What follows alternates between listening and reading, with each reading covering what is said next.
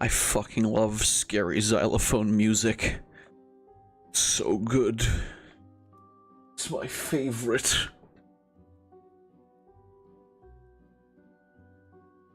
I can't stop. It keeps coming back to the scary xylophones, and I don't know what to do. I'm too scared. And I hope you guys are scared too. I know it's been a scary week for sure. We all know biggest horror release of the year has finally come out. Yes, I'm talking about Little Nightmares 3, obviously. You thought I was talking about Pokemon, but I don't think Pokemon's scary. It's fucking scary how little effort they put into some of the textures. That's scary for sure. Scary for sure. Is that am I gonna get on the front page of Reddit now? Am I gonna be on everybody's For You page now on TikTok? Now that I've said that. Awesome. Thanks. But anyway. Welcome back, everybody. Welcome back to another spooky streamy. It's been a minute since I was here. As we were kind of gone last week. I did stream on Sunday. And we did finish up Silent Hill, but it still feels like it's been a while. It still feels like it's been a hot minute. What the fuck is this bone xylophone shit? But yeah, we're continuing with some more scary stuff. I already announced that this is the other spooky game that I was going to be playing, which is Fatal Frame, the original on the PS2.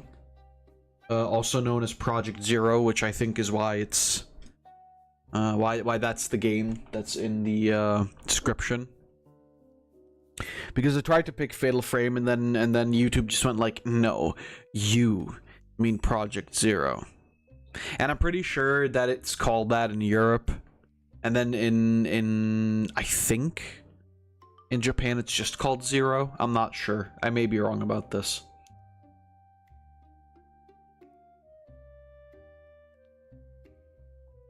Don't at me, Fatal Frame fans. All three of you.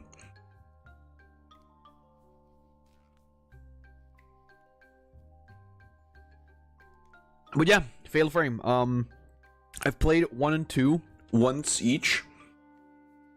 I don't know if I beat them, to be honest with you. I really don't remember.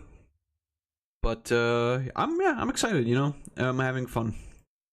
Silent Hill F was honestly such a fun experience, despite my misgivings with the ending. And I might like go into that a little bit later as well. Seeing as I kind of, you know, thought about it, and maybe I wasn't being 100% like fair necessarily to the game. You didn't see anything, by the way, just so you know. Just so you're aware. It just starts immediately. That's nice. This is what video games are supposed to be like. You press one button and it just starts.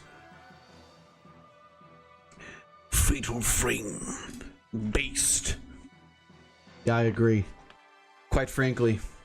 Based on a true story. I like that, you know, I like that.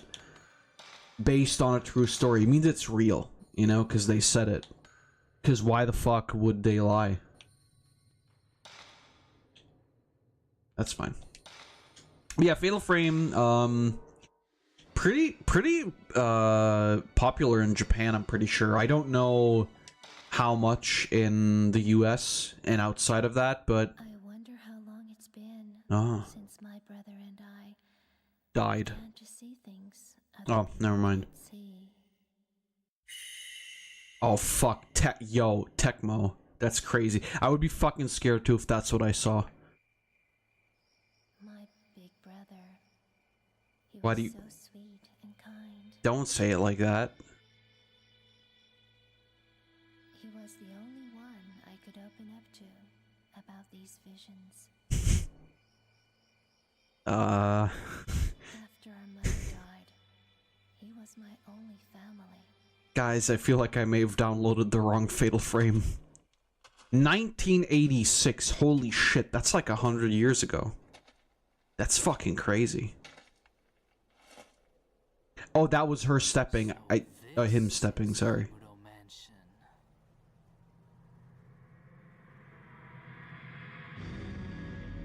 Fatal Frame.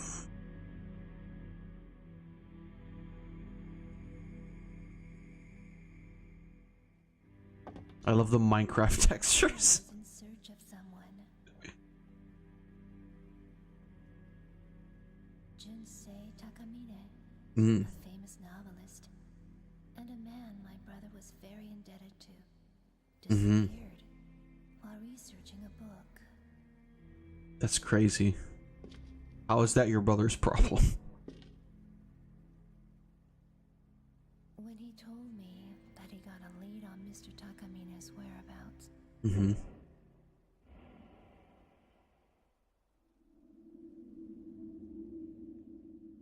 I felt uneasy, like he was going far away. Like, why are we enunciating it like that, though, for real? Like, why is it... Stop. Please. I'm taken.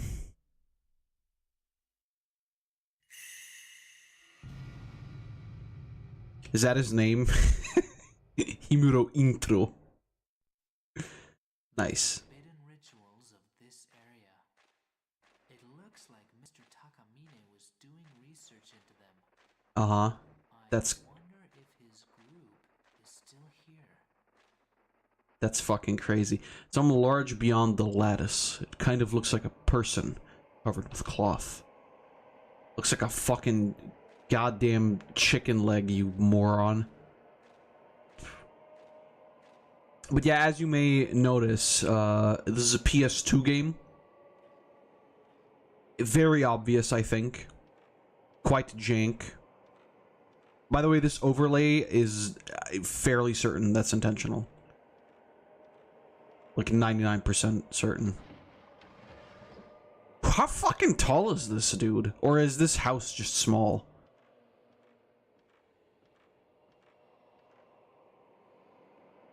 I think I can take a shot. Alright.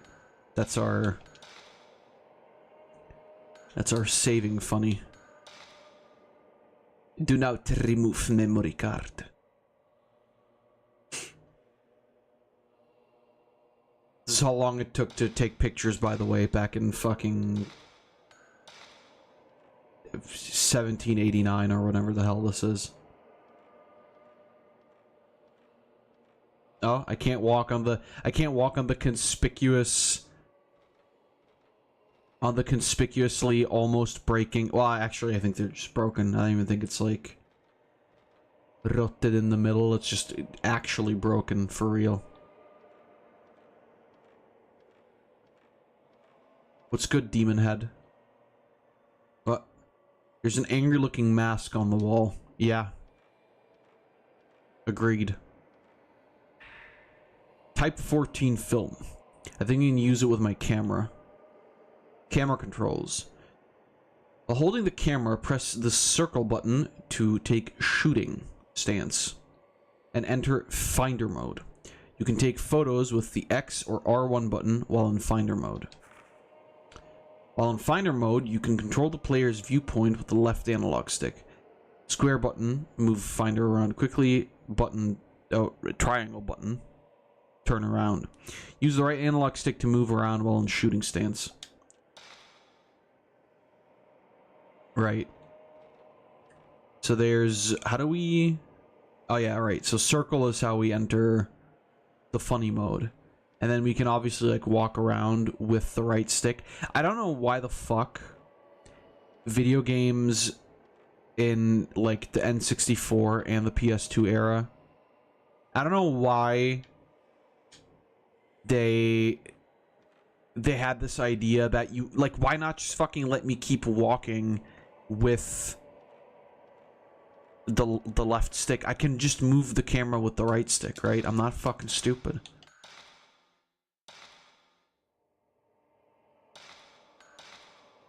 Not that I know, anyway. I like that pressing exit here doesn't actually do anything. You have to, like, press X again and then leave. It's fine. Alright, let's get in here. Pretty sure I opened that before. Was it a demon? Did a demon close it again? Sup? No demons.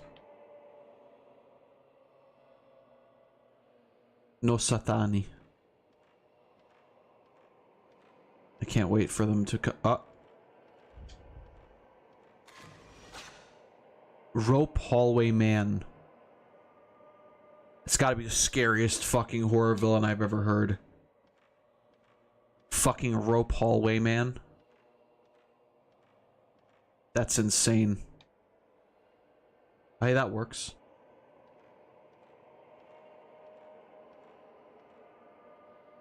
Selfie.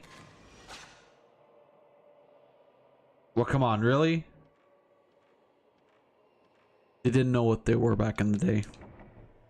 There's a board nailed to the door. Probably been there a while. I'll try another room. Sure. Whatever you say, buddy. Where did the man go? What?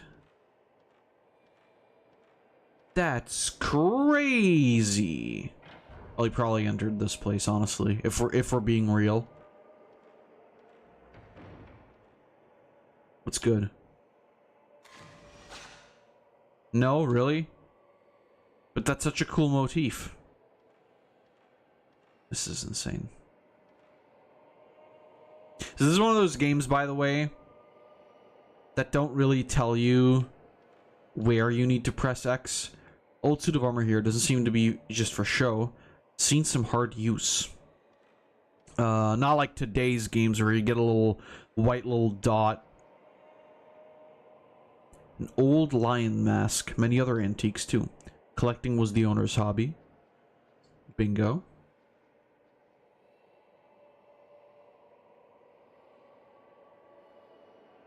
Nice. So one of the reasons I loved Fatal Frame, because it was always like, it was kind of jank, but it was funny jank, and it was like also back when I first played it, I was like, I think 12 or 13 or something like that, and it scared the fuck out of me. Not as much as Casper did. Casper, the ghostly something. It was some, I think Casper and the Ghastly Trio or some shit. That was scarier. An ink drawing scroll is hanging there. It looks like a woman crying, but it's faded. Does it look like a woman crying? Fucking doesn't look like anything, asshole. What are you talking about? Oh, it does actually look like a woman crying, you're right. I, like, this part, right? This part here is her hair, and she's like, she has her face down. Yeah, I got it. I figured it out. Nothing? Nothing.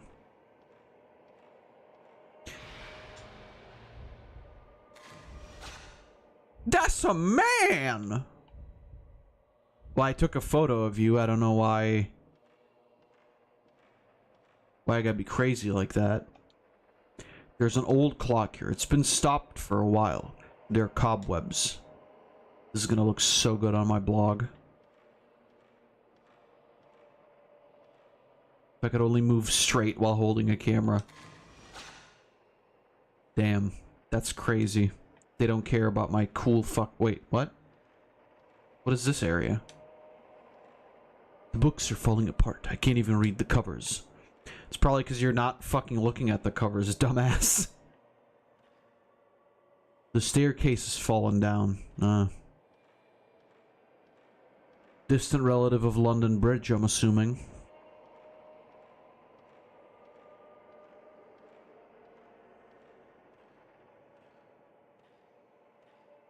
Just take your time, buddy. It's only your cool friend, the reporter or whatever, who's fucking dead.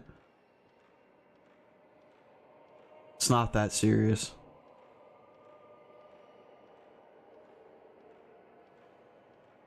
But yeah, you know, I don't know. I always like this, oh, never mind. Notebook.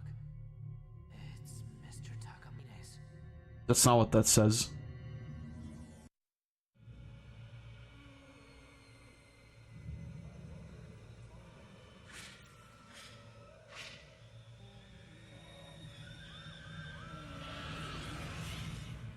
They got no, don't look back. It's the fucking hallway. It's the road in part 4 of JoJo. If you look back, it drags you to hell. And then you die and go to hell before you die. That was Mr. Takamine. So he did come here. Yeah, he fucking died here, dumbass. What do you think?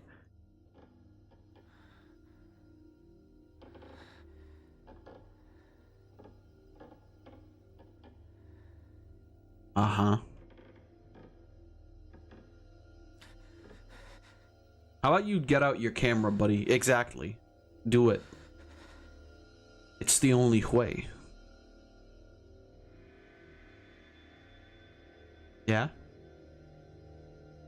I always love the big forehead. Oh! Scary! You bald ass bitch. Get the fuck out of here. Shooting ghosts. Yeah, thanks. I had a feeling that's how it was gonna work.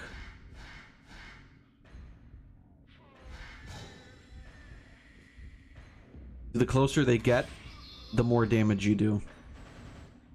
And that's what you wanna wait for. Ba-boom. Fuck you.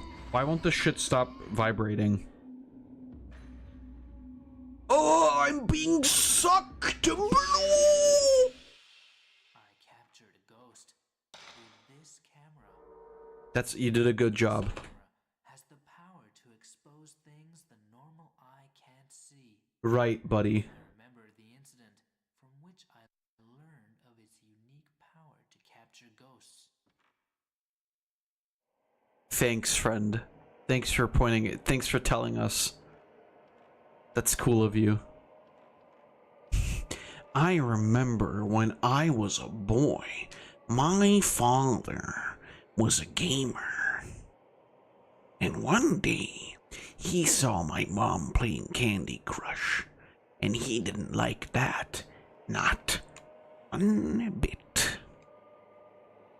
There isn't anybody behind the sliding screen.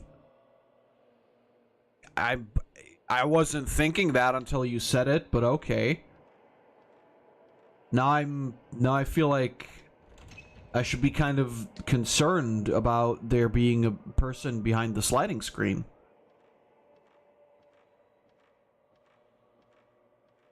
I don't know, and you made me think of it now, and now I can't stop thinking of it.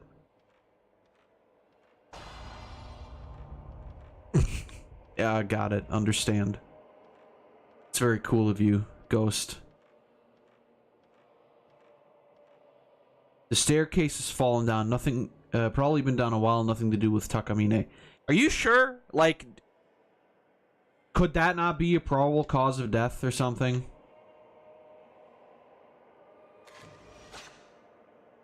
Like, are we just ruling out the possibility entirely? You know, like, staircases falling isn't really like a normal occurrence, I don't think. Like, sure, maybe in old, dusty-ass Japanese buildings, but... or really just old, dusty-ass buildings in general. I love the, like, PS2 era, weird, like, half and half, like, anime, but also real character models, right?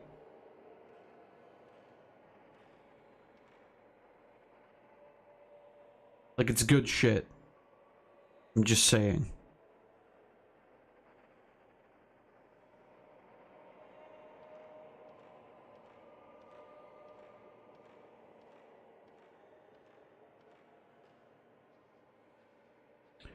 They hadn't figured out how to invent people yet. It's fine. Wait, that wasn't like that before.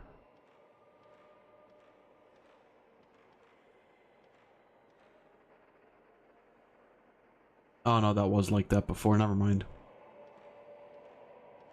I lied. Hello there?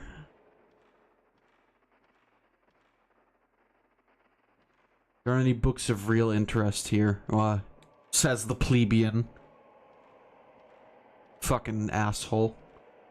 How dare you? I bet there's some real...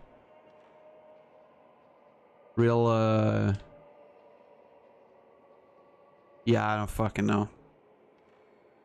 The door to the entrance is open, but I'm sure it was closed a while ago. Well, count yourself lucky, I guess. We can move further into this abandoned fucking mansion. But also, no, this door was not closed. This is what do you mean? This is where he came from, dumbass. What do you mean this door was closed? No, it wasn't. You fucking liar.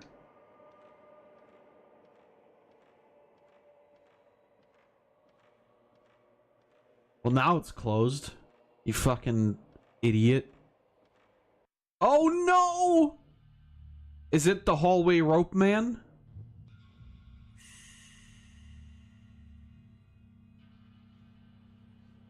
I told you not to fucking look back. That's how it gets you. That's how they killed Cheap Trick, you dumbass. Bye, I guess. It's been 2 weeks. It's been 2 weeks even.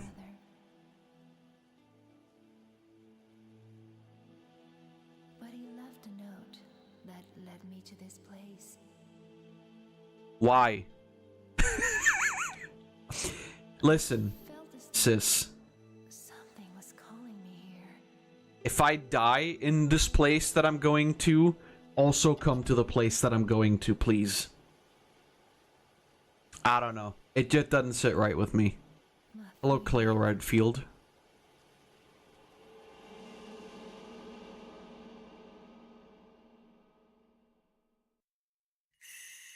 The strangling ritual. I don't... Is that really like a ritual? That's more like just murder. My brother was here. Oh my god. What? Wait, what do you mean? She fucking sees like the torn apart insides of the house. She goes like, my brother was here. That's... What the fuck? This is so good. Lady, can you stop talking into a fucking tin can? I can't hear you. But also, I love that, like, she walks into this house, the first thing she sees is fucking, like, devastation of interior design. And she goes like, yup, that fucker was here. There's an angry-looking mask on the wall. Yeah, no shit. Herbal medicine. Fuck yeah, dude. Looks like the fucking little tin cans that my goddamn holy comes in. By the way, still not sponsored. Because why would they?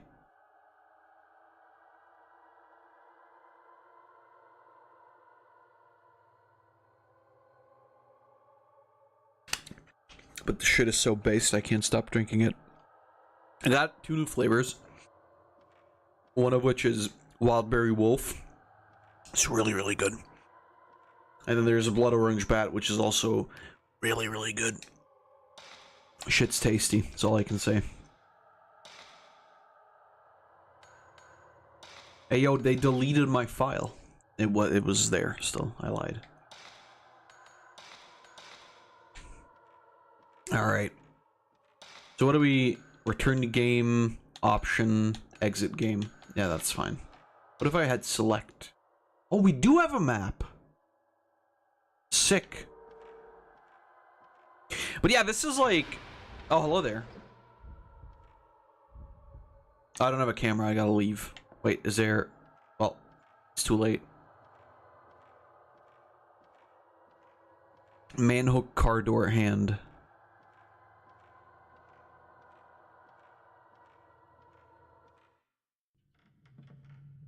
It's me. Ree. Oh, hell yeah. Fuck. What? That what? Ah! Oh no, my brother got molested. By the walls? Hold on. Yeah, I fucking told you not to do that. That was it? That was it? He didn't yell, he didn't... Something happened to my brother. Yeah. Holy shit, Japanese Michael Jackson? I thought they removed you from the Ayuwoki because of copyright. I picked up my brother's camera and notebook from the floor. Mom's old camera. My brother had this with him. Is your mom from the fucking 1600s? Like, damn, I know it's the 1980s, but like...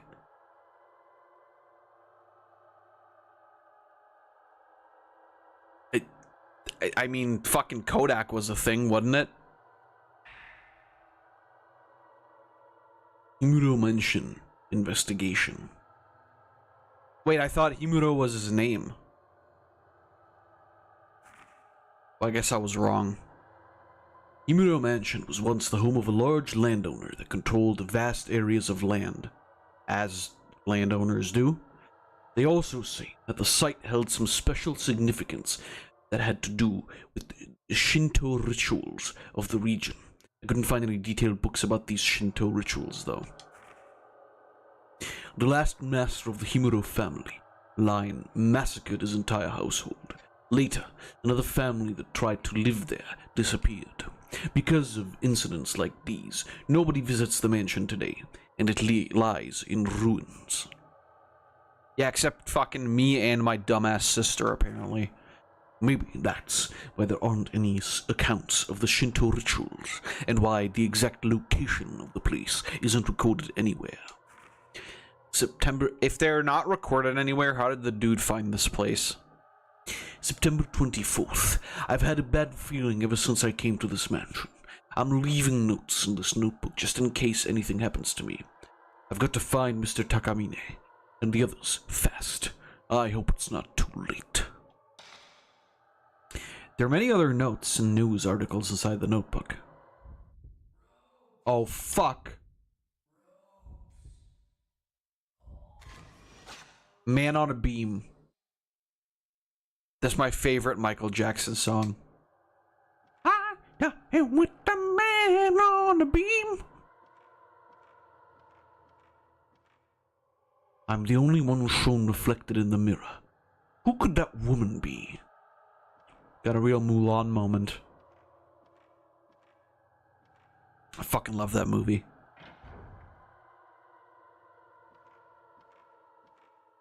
And then they made one in a concentration camp. It was also pretty good, I hear. Hey, what do you have to say about the armor? She doesn't care. She doesn't care for old Japanese culture. Understandable. Yeah, nice, more medicine. If I've learned anything, bro's shadow. That's my bro. Oh, it is. Right. It's literally her brother. Yeah. Type 14 film. Type shit.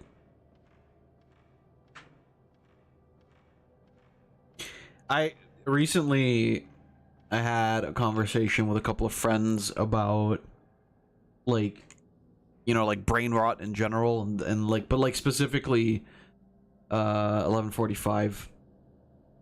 But like specifically the like Italian brain rot shit. And we came like to the conclusion that while, you know, growing up we also had our like weird like brain rot type shit, right? It said type shit again.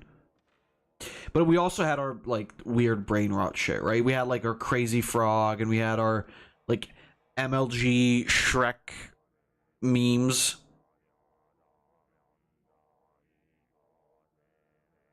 Be yeah, yum yum yum yum be yeah. I hear something on the other side of the door. Maybe there's someone in there. I don't feel anybody's presence behind the sliding screen. That's probably normal. I don't know if feeling presences is, well. But anyway, yeah, we were talking about like the whole like specifically the like the Italian brain rot shit, and how we just we didn't really get it, right?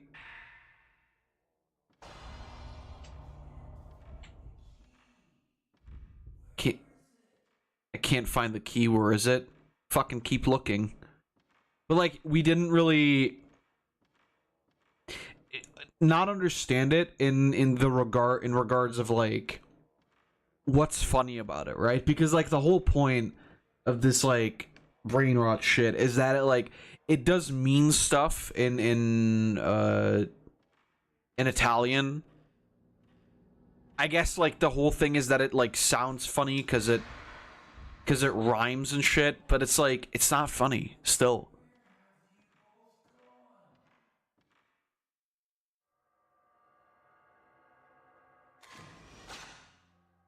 I'm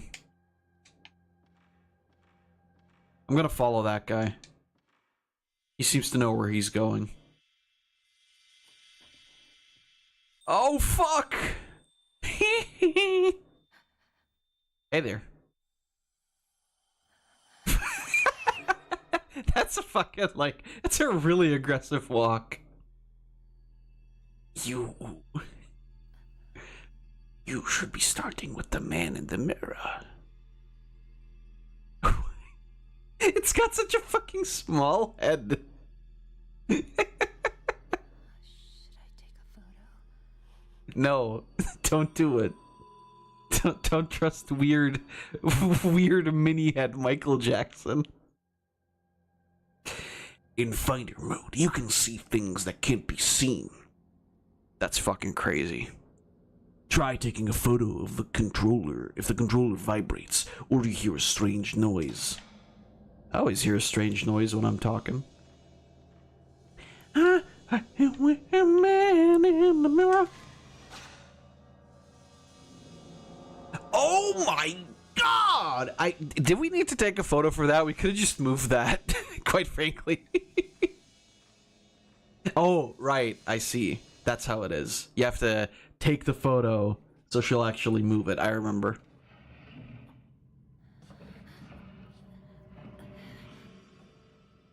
Just like in the photo.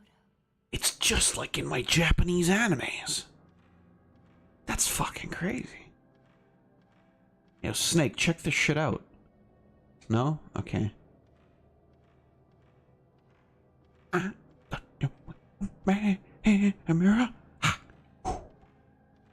yeah, it's just like, I don't know. I guess the whole thing is that we didn't really understand what the problem is. Or sorry, what the point is. When, excuse me, I just looked at something. Because it's like, it's just, oh, they're funny words in Italian that rhyme. The fuck is this?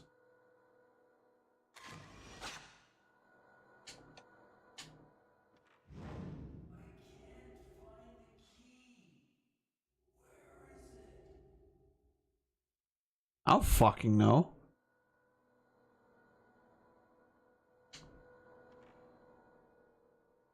The votive lamp is not lit. Yeah, I agree. It's very mid, I would argue. Not very dripping or tripping. What's here? Hello, motherfucker! Oh, no demons. Okay. Are we sure? No demons? It moves so smoothly when you go into like cool mode. But I don't know, like even through comparing it to like the shit that we had, right, when we were kids. It's just never like made sense. It's like the whole MLG and like Shrek shit. It was all like making fun of something, like exaggerating those like actual like MLG clips and whatever, right? Like it was kind of satirical, but then it like wrapped around to being, I guess, quote unquote funny. Not really, but it's like it might also just be nostalgia. But I don't know. It's like these things were our brain rot, and I feel like comparing it to the stuff that's like happening today, I don't know. It just seems so soulless. Late yesterday, a human body with no limbs was found in Himuro Mountain, located in the southern region of the prefecture. The body's hands, feet, and head, so no head, were all torn off. The police is investigating the case as both a murder and accident. Well, I don't really see how... Accident? What kind of fucking... what kind of fucking accident? Like, okay, accident if, like, he got his arm chopped off. Right? All of his limbs? Huh? The body has not been identified, but it is believed to be a man around the age of 30. The police is also taking into consideration the fact that the body, mutilated in the same manner, was found in the same location 15 years ago. Entirely inconsequential. Obviously, a fucking coincidence. Very, very obviously. I don't know what you're talking... Wandering Man. That's my favorite Marvel superhero. Oh. Satani. I'd have to turn the game up a bit, actually, now that I think about it. Give me a second here. Oh yeah, this is turned down to like fucking nothing. 230, I think. 330.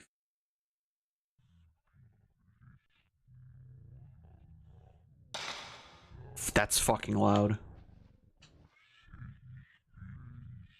Satani, dailed discubali dubali tralalero tralala. Cappuccina ballerina. Spirit. Oh, it's just a fucking... Okay. Dude, I fucking love Walkman. Ah! That's not a Walkman! That's a Deadman!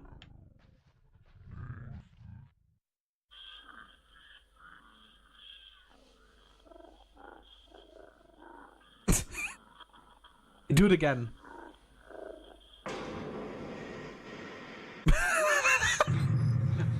Is that Shigeru Miyamoto? Holy fuck. That's scary. This is what happens when you, like, pirate Nintendo games. What a dog shit fight. That wasn't funny. Don't fucking laugh at that, please.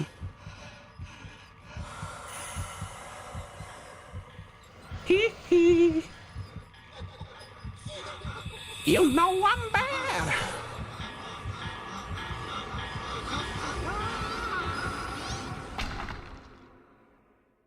Shit. He got fucking scrunched.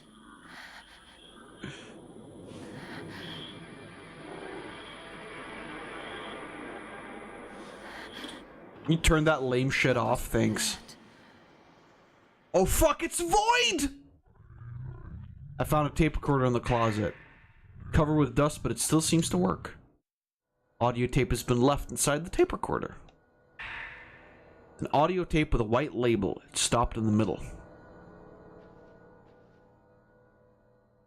Yeah. Sure fucking did. Alright, what's in here? Hello? Ghost of Shigeru Miyamoto? Who's still alive? There is a box of film underneath the window. Oh, fuck yeah. It looks like a new roll of film. I wonder if Mafuyu left it here. Is that our brother? I'm assuming. Somebody's doing that, like... You know how in movies when characters are in prison and they run a cup along the prison bars? That's what somebody's doing for the music right now.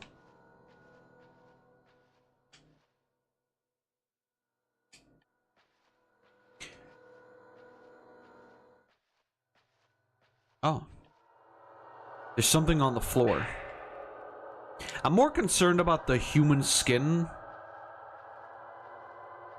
That's just dirty clothes, never mind. Bye. Where are you? Looks like a small mirror stand, but the mirror is missing. The drawer is locked.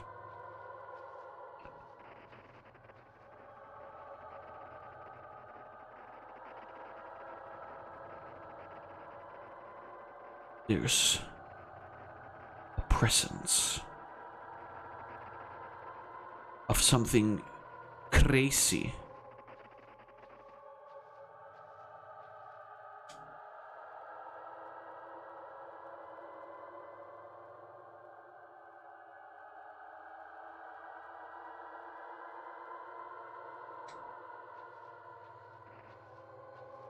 The presence of spooky.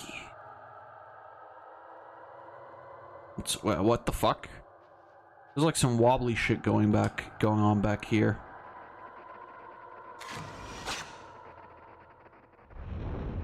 Woman in kimono.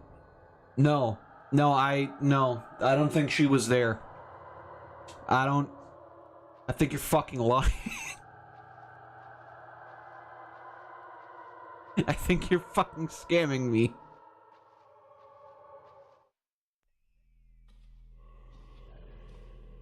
What's up?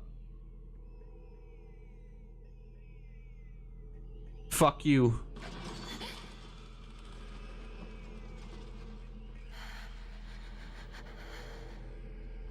That must be one fat fucking ghost for him to creak the floorboards like that.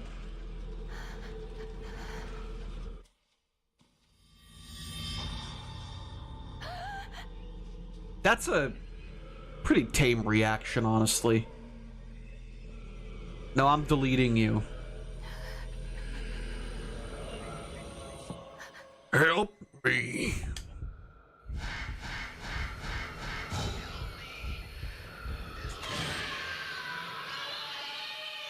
Fucking explode, dumbass. Ah, I'm going to the swirl zone! Bye. The camera seal. You can acquire mystical power by damaging ghosts. Select camera from the menu screen. To access the power-up screen. You can unlock the seal on the camera with the accumulated mystical power and power up. When you unlock auxiliary function seal, you enable many special attacks. To use the enabled auxiliary function, press the L1 button while in a shooting stance. The number of auxiliary functions you can use is limited to the number of spirit stones in your inventory, so be frugal. That's what they call me in high school, Freddy Frugal. There's something underneath the window. Fuck yeah. I wanna play that shit. Come on. Ooh. Got a nice ring to it. How do I... Ah, there's my menu. Okay, item.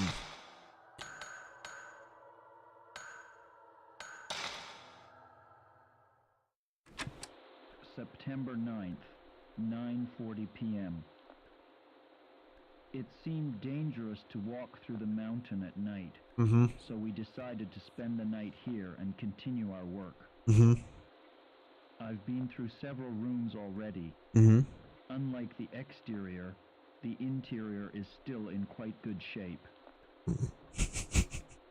A little earlier, I thought I saw a white, shadowy figure of a woman in the hallway near the entrance.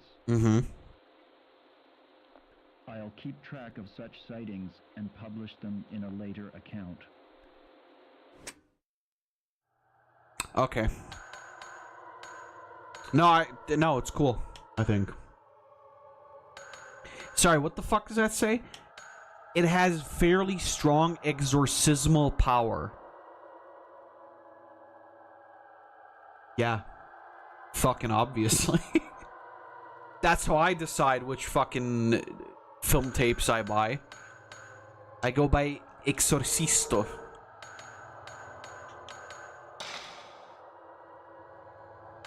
Enlarge. Rope hallway. Protect. No thanks.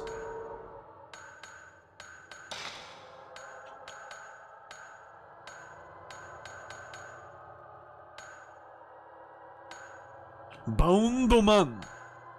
I like that one. That's pretty good. He's like soy facing.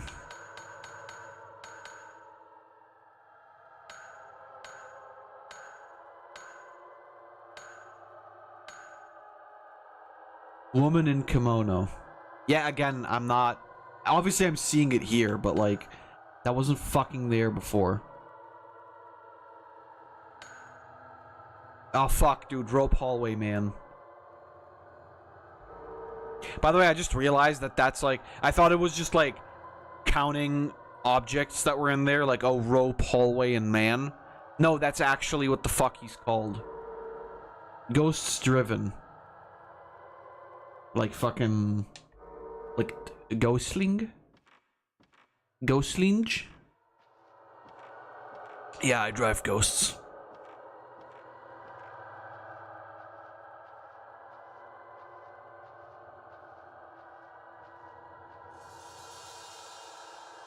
What am I... Oh, wrong button. What am I...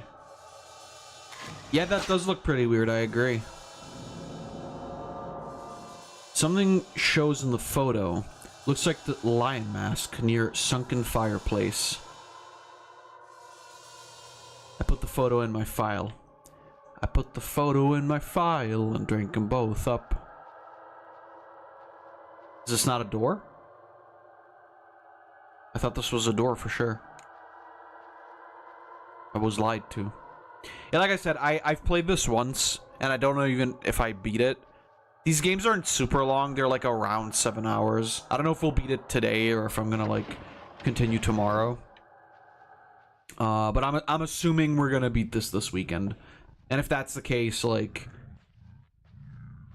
I'll also play something else. I don't know what yet.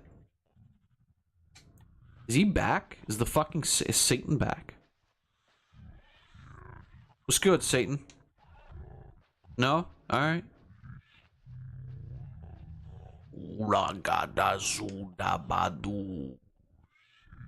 Scroll's picture of flowers on it is hanging here. It's faded and sad now. I'm fucking faded. I'll tell you that much. I bet Japanese kids that played this shit in like 1990 whatever were fucking pissing their pants over this. It like I don't want to diminish because I do like these games, right? And I did think they were scary at a point, but the truth is that like with how far horror games have come today, oh no.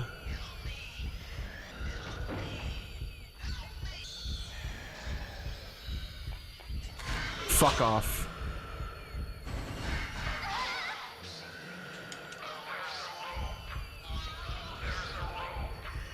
There's a rope.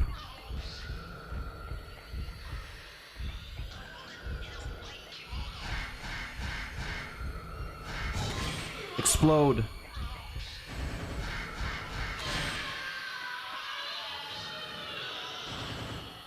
Bye, dumbass. By the way, I forgot to upgrade my camera. Nice. Okay. So yeah, we can change the type of film. Basic performance bonus function. Pressure push ghosts back. What the fuck? Okay, so well, I have 8,000 or almost 9,000. I thought like fucking 16,000. That's not that much.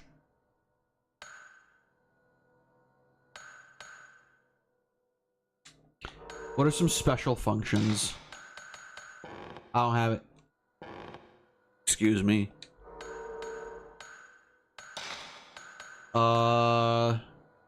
Yeah, I'm gonna go with speed. For now, I think. I want that shit to be faster, so I can kill things faster. But yeah, that's, you also saw what it looks like when you fuck up a little bit.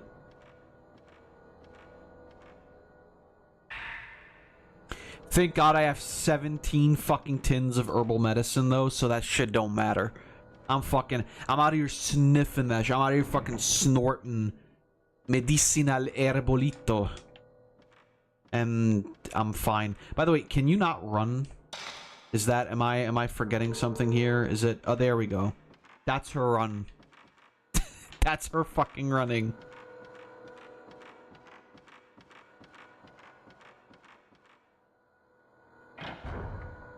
By the way, when she stops like that, that's the game loading. That's a room being loaded.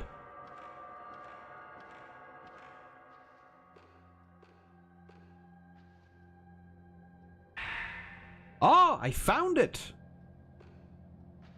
I'm so goated. The door is locked. Well, that's not normal.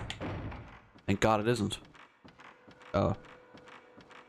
But yeah, like I said, like, these games are... Oh. Man in closet. Well, there's nothing wrong with that. But it was a different time, obviously, you know, like... It wasn't quite as open as it is today. Oh, okay. Okay, buddy.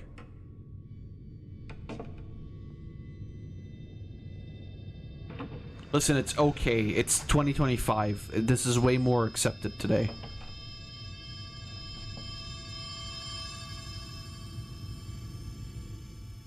To be fair, I would have been pissed if it was the same exact fucking ghost jump scare as earlier. 80% of this game's ghost jump scares are just you look in a closet and a dude jumps in from the left or right. That's what people thought was scary in fucking 1990, whatever.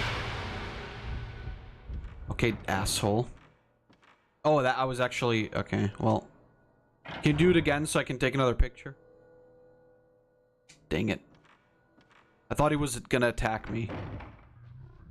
But this is basically where the real scary factor is in this game. It just, like, jump scares you. And by the way, no, we're not doing this 100%. I would kill myself if I had to do that. Because of things like that, like... There's a certain amount of pictures you need to... A certain amount of points you need to have in total, I believe. And I ain't fucking... I ain't scrunching with that.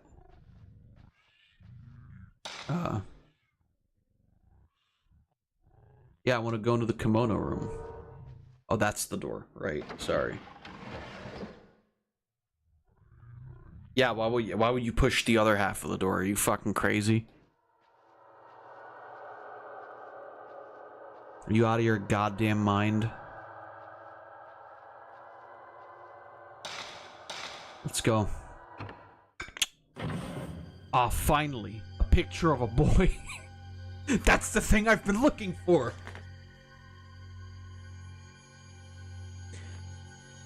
Well, that person I just saw. we can leave now, I guess. Oh, he's like doing some weird kinky shit. I can see the faint shadow of ropes on this man's neck, arms, and legs. Oh, I get it. Oh, is he attacking me? Hold on.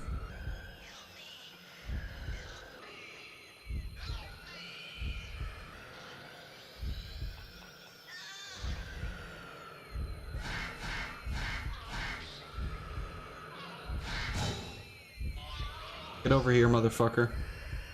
Stop fucking hiding.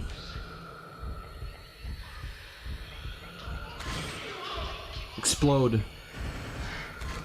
Explode again.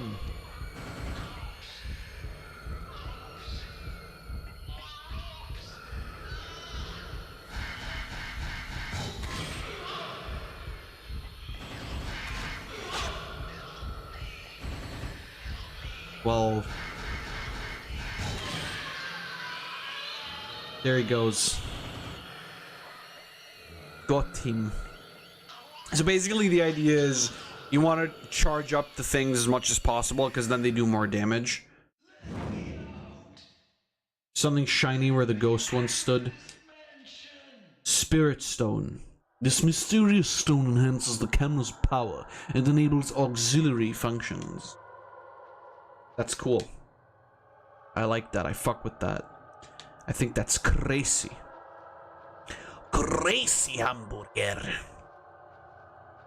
By the way, I don't know if I realized this when I watched the crazy hamburger video, but apparently that's like a fucking Bosnian dude. It's like, what the fuck? I thought Slavs were cool. I can't identify with that. I can't identify with the crazy hamburger, man. That's impossible.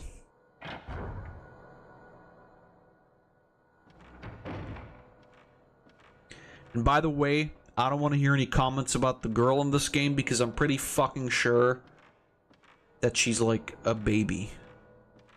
Because Japanese games always do this. They're like, hey, check it out. This is our main character girl. She's hot, isn't she? Yeah, fuck you. She's 14. I love anime. Was that Miles Edgeworth? I just saw like a faint hint of fucking... of like a red suit.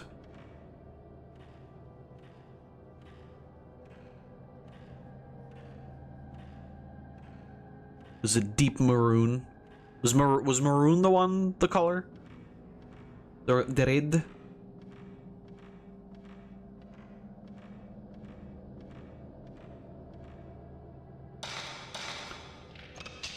I believe Miles Edgeworth is in this manner. Dude, we're fucking saved then. That guy's crazy. Okay. Old book written in charcoal ink on the shelf underneath the urn. Research scrap. Secret rituals of the Himuro family. Oh, well, there you go. We found the fucking rituals. Many rituals and customs have been passed down through generations of the Himuro family. Most of them are lost. Cool. The only things we have left now are some documents that record these rituals as a legend. Hardly any of the oral history remains. This is because all Himuro family members are dead, and those who were close to the family have kept quiet about the ritual. One ritual in particular, performed on December 13th, is shrouded in mystery. I feel like you could say that about all rituals, though, right? It's like there's always at least a little bit of shroud of mystery. People who lived near the mansion stayed inside on that particular day, and even now, it is considered bad luck to leave the windows open on that date. I can only assume that this is due to the cruel nature of the ritual, but the truth remains unknown. What are these dog-ass fucking notes?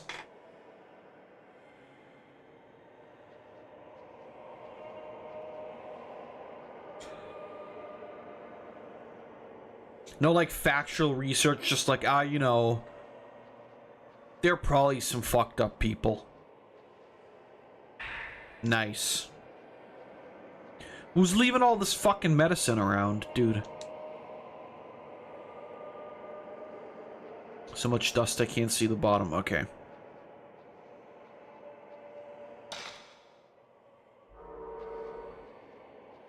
Okay, that's locked. A library, okay.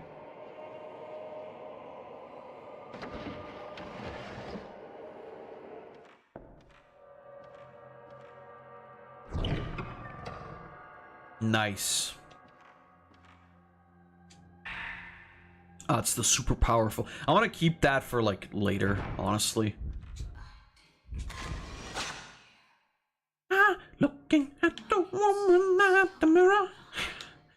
There are marks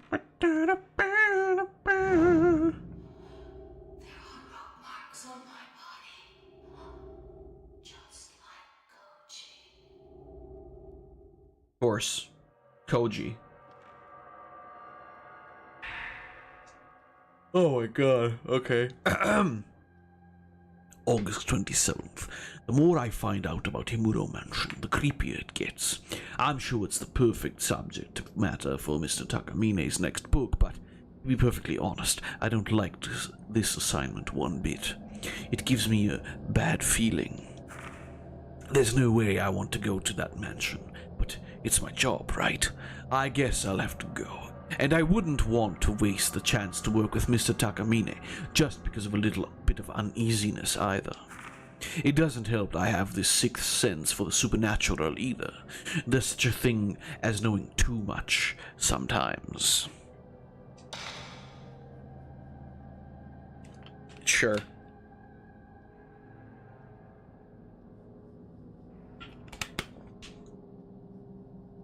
Whatever you say, lady. Actually,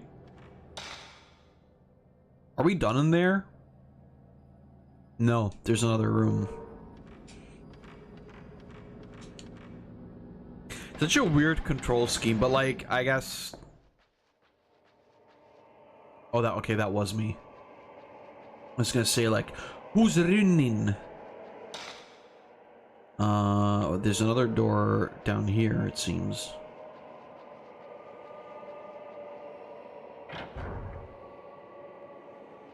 Oh, nice, a save room. Okay.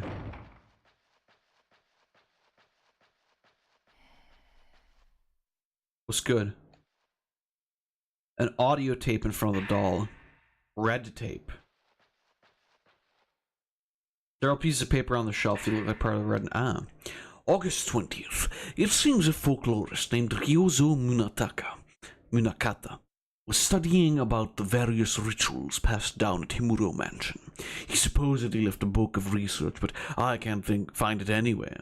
I wonder if there's a copy in a library somewhere. August 30th. That's a big fucking jump.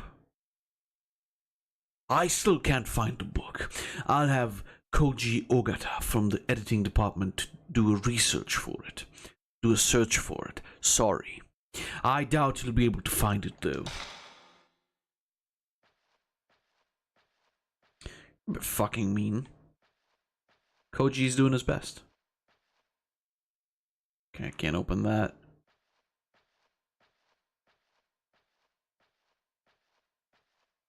I think this era of horror games was honestly like really fucking crazy. Because there were like so many people trying so much different stuff, but it always just revolved back to, oh, Resident Evil. Or like Silent Hill, basically. Which isn't a bad thing, like honestly. Those games, I mean, they're fucking good, right? You don't fuck up perfection, basically, is the thing. Like, genuinely. There's you know, if you're gonna copy from the best, I suppose. But it is funny that, like, this whole entire thing of, like, oh, fixed camera angles, and I guess tank controls doesn't really apply to this because there aren't any. But, like, I don't know. It's funny how that turned into the default for such a long time.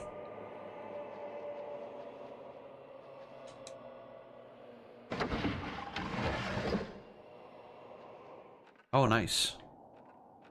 I love it out here. something in the dark. Is that a... Oh, yeah, there was a person there. Okay. Well, I mean, it was like a PNG of a person.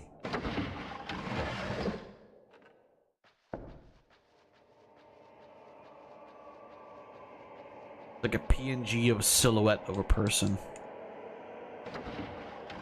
But I don't know, like, I really do wish we got, you know, this era of horror games back, because I think it was good.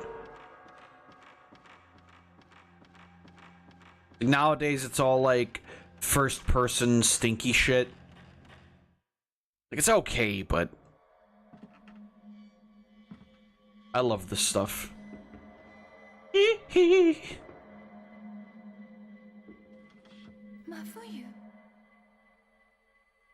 I think that's a fucking demon, actually.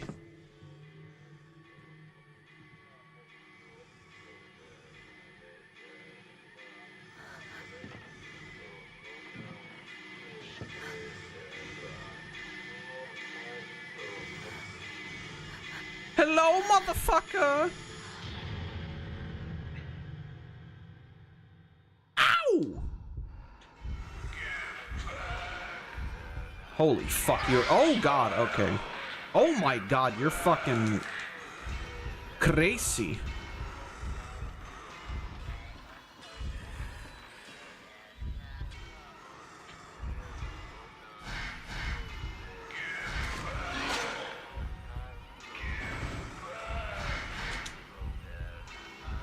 What? Huh? What the fuck?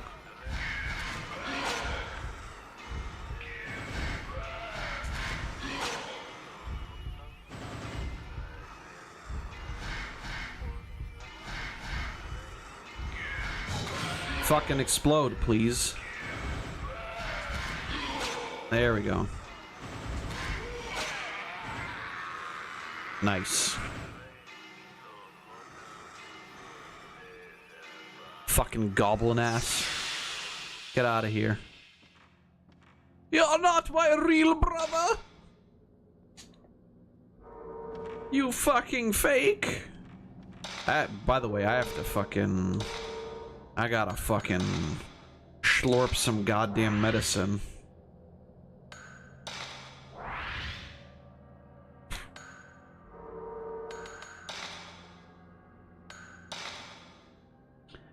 Only 4,000. Well, I got, you know what? Increases the maximum charge value of mystical power. What does that mean? Yeah, we're gonna do range, I think. I think range, speed is, like, pretty good right now, and then we'll do whatever the fuck happens next. Okay. Okay. Oh, by the way, I forgot. We have, like, another tape. Let's go. September 10th. 10:20 a.m. We discovered some disturbing photos in a chest of drawers. Could these be the folklorist's children mentioned in Koji's notes? Oh, fucking... The photo is quite old and shows some kids playing tag. In the corner of the photo, there's a faint image of a young girl in a white kimono. Her finger is pointed this way, and her eyes look as if she's making some silent accusation. I think that bitch is calling me a hoe.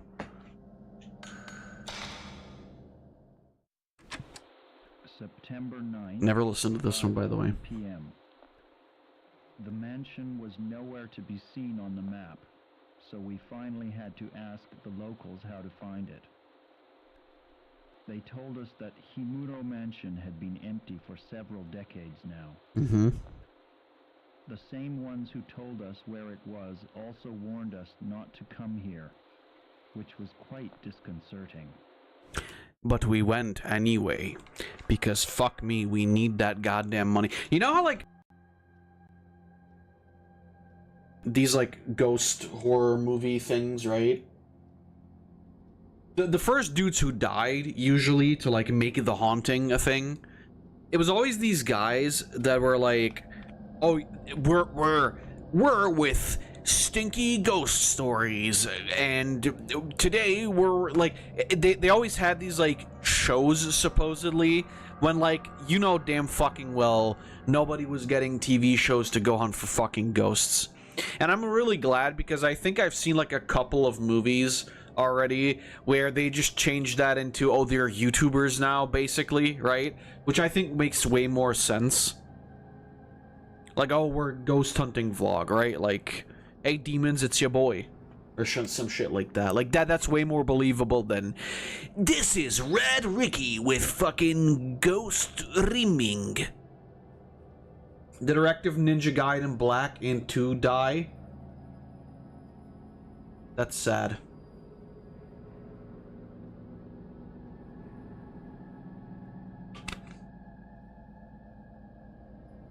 That's a shame.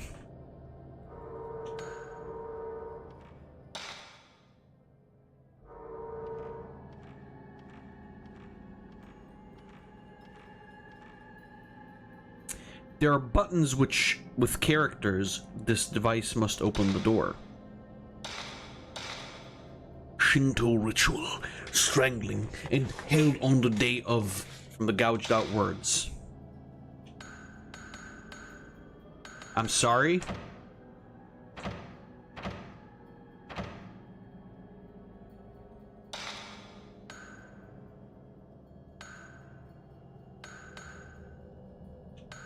Pre-order Ninja Gaiden 4 as a thank you? No.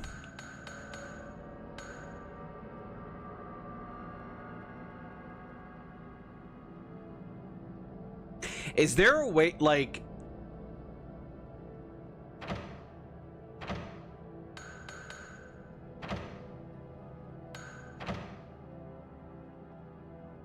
Entered the wrong number. These are numbers, by the way, I guess.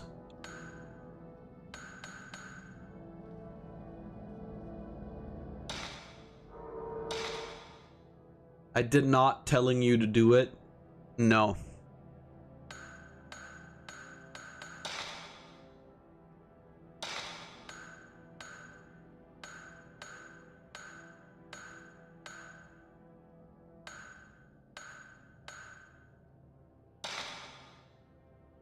September 10th, 1:10 p.m. Wait, what? Oh, what the fuck? There seem to be a few devices within this mansion that are engraved with old characters. When I asked Mr. Takamine about them, he said they corresponded to numbers. I understand the first few. They're the old characters for the numbers 0 through 3. But I don't get the rest. They're characters that have the same readings as 4 through 9, but mean something different. Aha! I guess each one has a special meaning. I'll figure out the rest later. So, okay, so we need 1, 1, and then 4 and 5.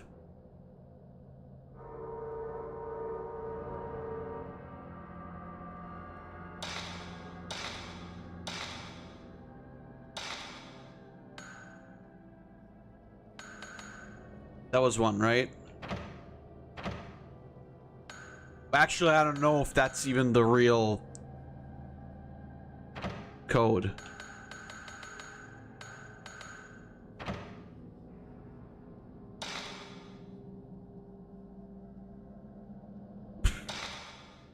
Fucking awesome puzzle, by the way.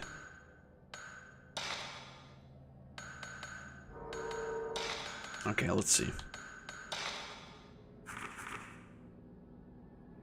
So 1 is like the funny thing with like a little leg, and then 4 is like, I mean, I'm sorry. 5 has like a lightning bolt at the front, and then 4 I can probably decipher somehow.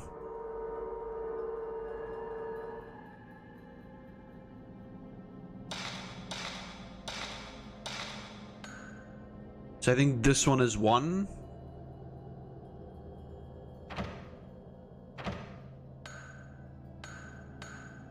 Four. Fuck, okay, that wasn't it. I did it wrong. Wait, what was the clue again?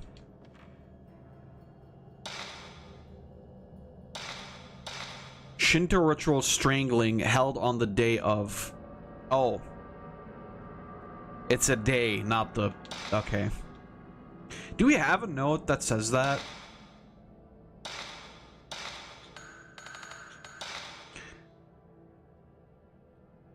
I haven't been feeling well when the world is at rope and the photo mean. I haven't been feeling well since 2 nights ago. Actually, it's more like ever since Tomoe took my picture. What in the world does the rope in this photo mean, I wonder? September 10th, 11 a.m. It looks like the earthquakes last month and the murders in that village have something to do with Himuro Mansion. This stuff is probably going into Mr. Takamine's next book. He really seems to be into the subject matter. His output rate should be good. The entrance door is broken. When in the world did that happen? It won't open. I'll have to find another way out.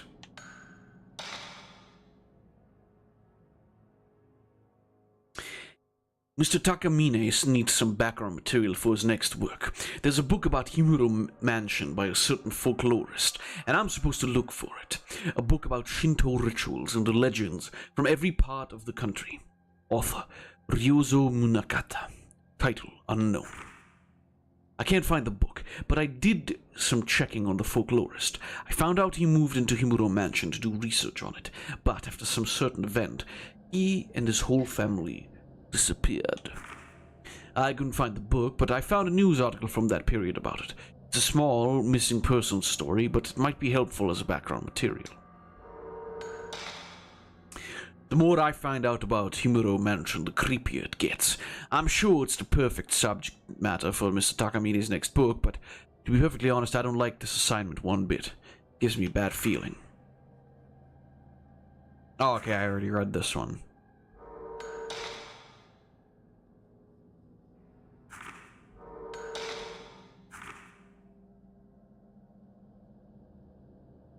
Yeah, okay. Alright, so we read all of these, actually. So we can't enter there yet, until we figure out a date. Oh, but yeah, welcome, Payne. Welcome to the streamy.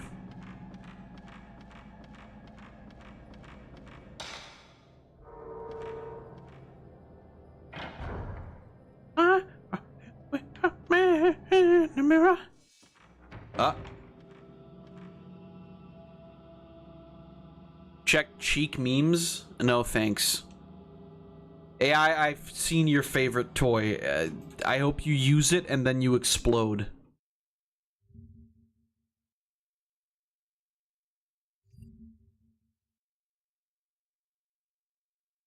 Helpful info?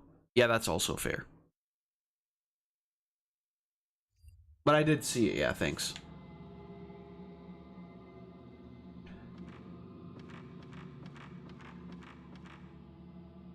There's an old scroll among the fallen candles.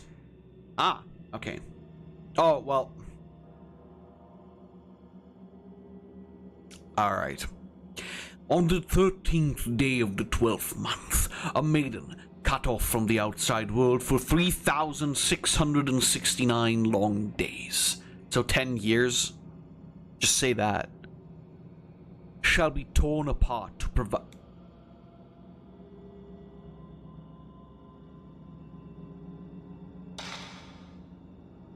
Right. Normal.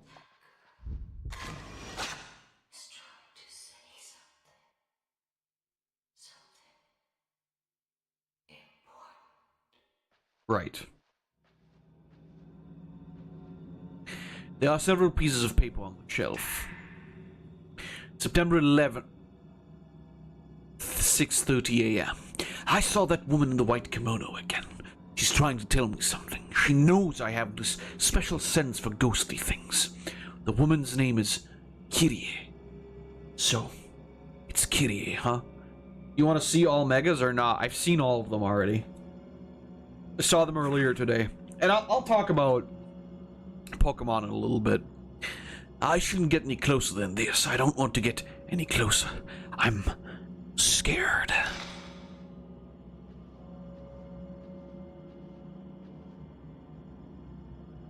Box for mortuary tablet and a bone remains among the candle. The owners? Possibly.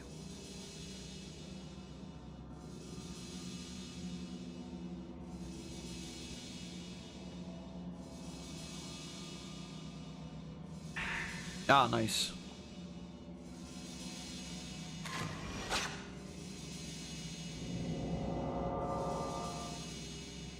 Some other place shows... I wonder if there's something there. Okay.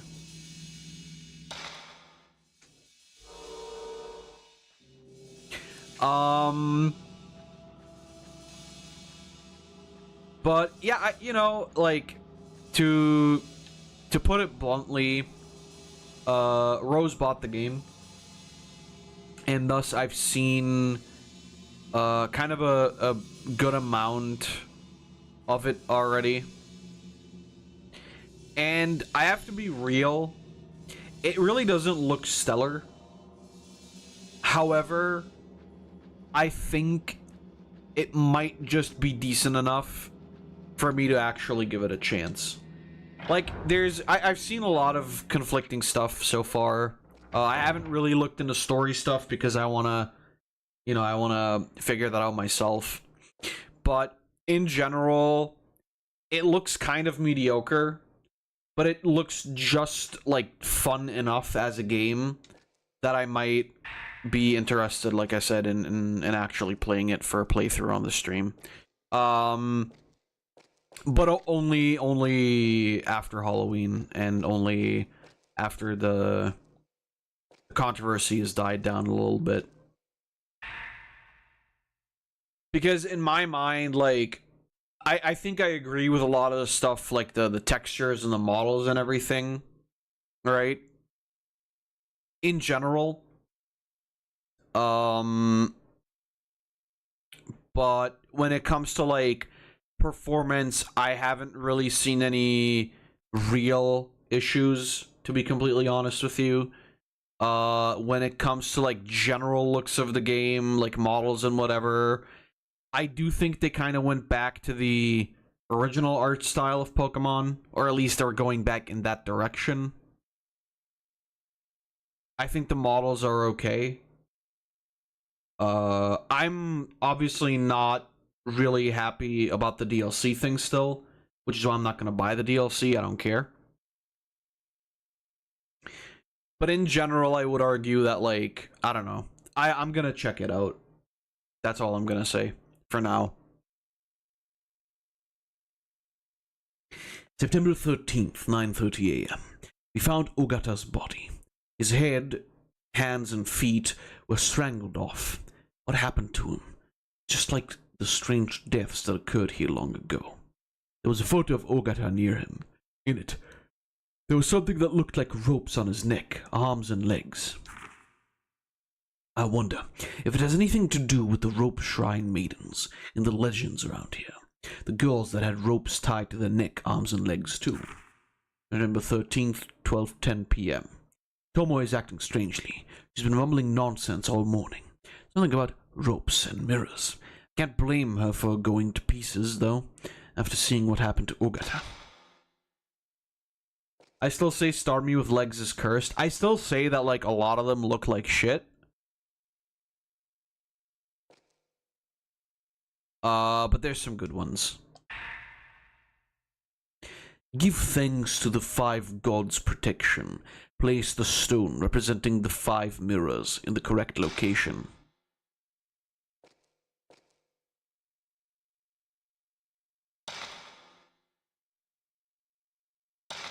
Okay, I gotta fix the crest first. They did my board for alligator dirty. They did a lot of designs dirty, and it's like, the thing is, I think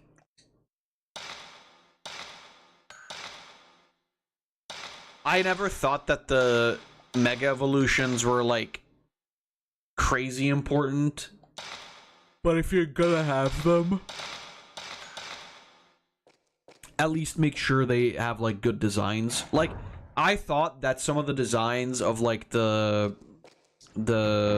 future and past versions of the Pokemon looked pretty decent, actually.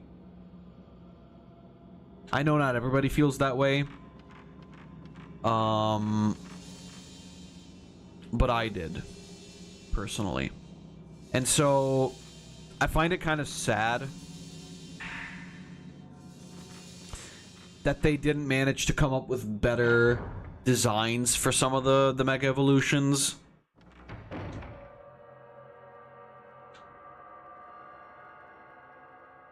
Like, it's genuinely surprising. And I don't even mean that as like a meme. I genuinely think that it's surprising because usually like either a character or some like Pokemon designs, usually they're not completely horrible. I love the idea that past and future Pokemon, my only complaint is that future shinies are just chrome color and that's it. Yeah.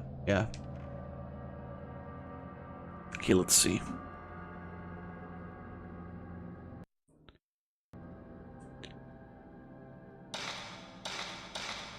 So, one is this one? Yeah. One.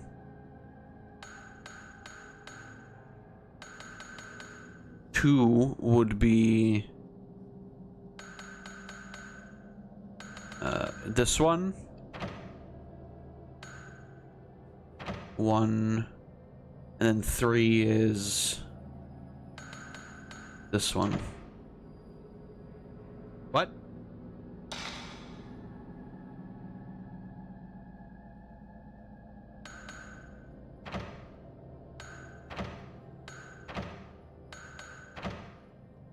Oh, I'm a fucking moron.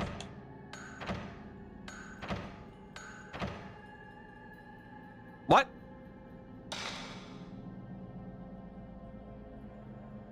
Is it 3,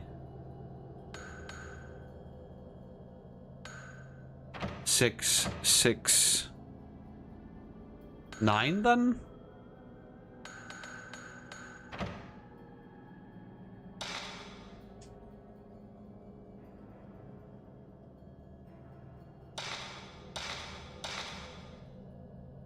Held on the day of, yeah.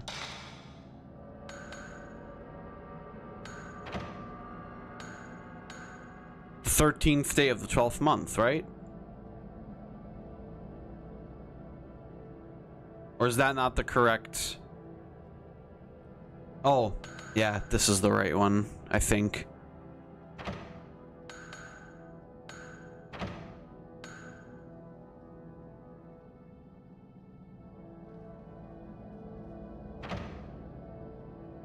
What?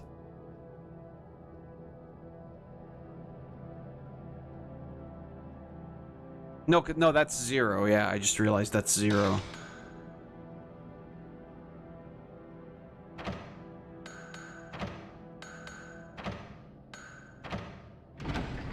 What? That's what I did earlier.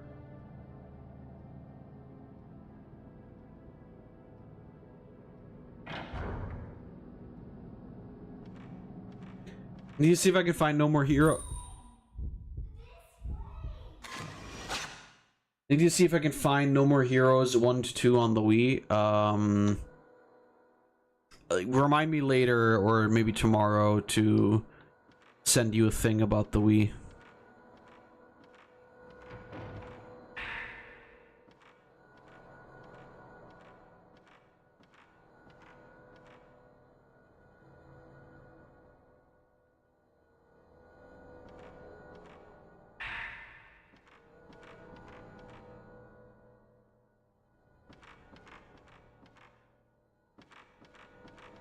Sorry, what did that say? Nothing useful.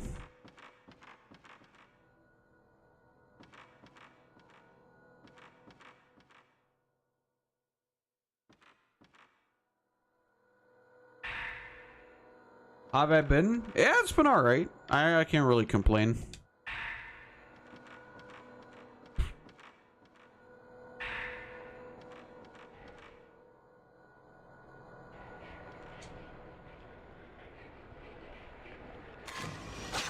Seductress. this? Oh. Wow! Deleted that bitch. Yeah, like I said, I don't really have like a whole lot to complain about. This week's been okay. Next week, Tuesday, I'm gonna be going on a business trip to the Czech Republic. We have like our big IT meeting with all the other like country branches. And yeah. It's gonna be neat, I think.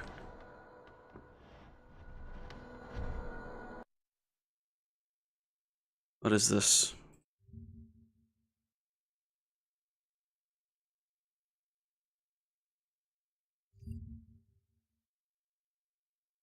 Shadow the Hedgehog controller for PlayStation 2. Pretty fucking cool. Disaster called the Calamity. Long ago, a great tragedy struck this region. One legend calls this event the Calamity, but reveals no detail regarding the disaster which unfolded. A brief description of the event as follows. The mirrors kept in the 5 shrines broke, and the dead returned from hell. I wonder what sort of disaster it must have been, because the passage can't be literal.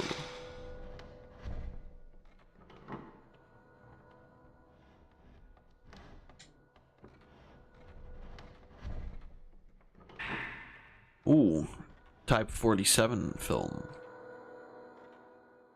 Hello, I would like Spirit Stone.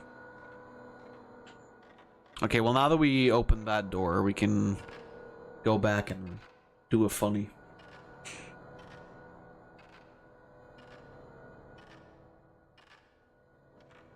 But yeah, overall, like I said, like to comment once more on Birkimen. I'll give Legend ZA a chance. But I honestly I'm still not sure if I will be interested in the next gen of Pokemon games. As it stands currently, I just want to see what Legend ZA is like for myself. Just to know like what crazy shit they're doing, or what they neglected to do, or whatever.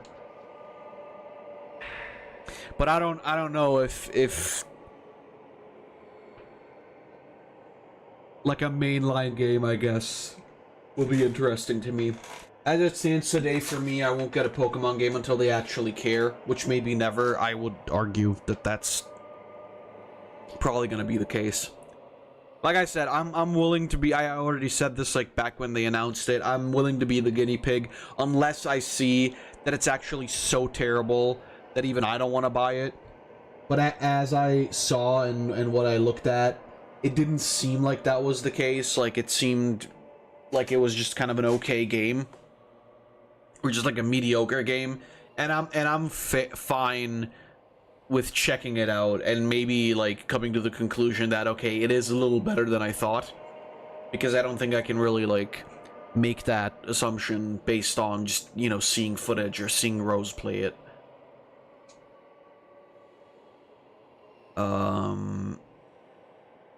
So I'm, like I said, I'm most likely going to get it, unless there's some like big info right now that, I don't know, in order to make this game they have to like shoot dogs every day. But it like, that sounds obviously not real, but it would have to be something that big to make me like not want to at least give it a shot. I clearly saw the image of a woman in front of the mirror near the entrance. She had long hair and a white kimono. There were ropes tied to her arms and legs, and she dragged them along when she walked. I think I heard Koji talk about something like that too. There's something very wrong about this mansion. You don't say.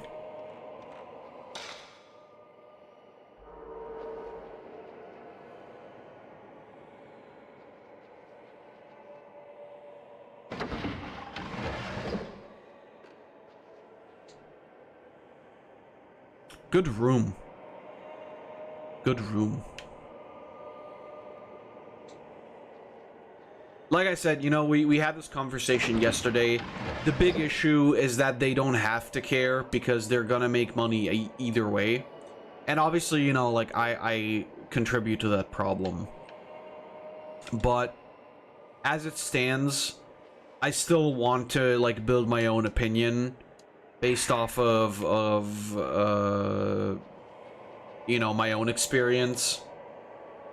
And like I said, I did say that this would kind of be like, unless the trailers already show me that it is like complete dog shit, this would be like the very big like make or break point on whether or not I'm going to continue with like Pokemon on this channel at all.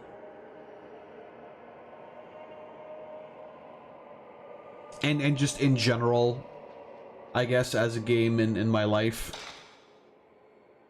Excuse me.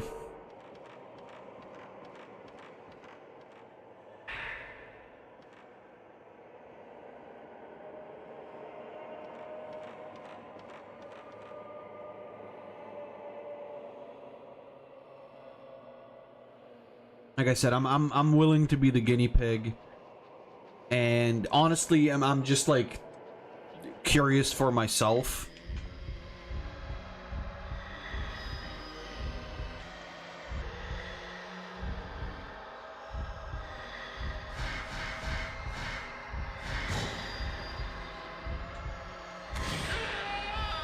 Gotcha. Zero sotto.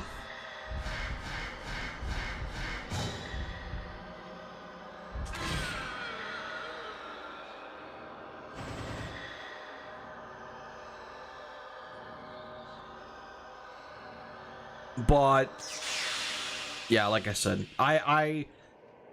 my assumption, and I don't think that this is going to change very much.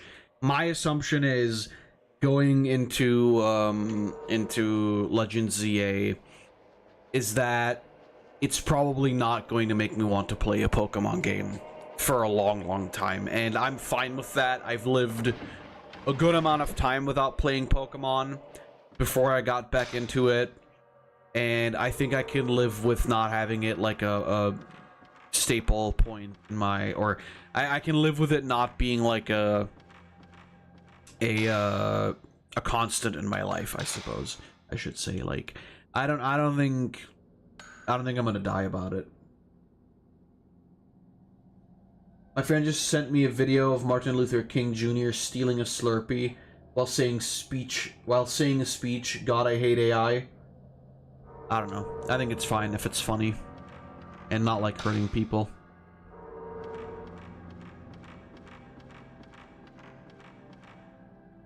We've had this topic like a billion times. I don't really need to go into it again. Like I said, if it's just some like meme shit, I don't care.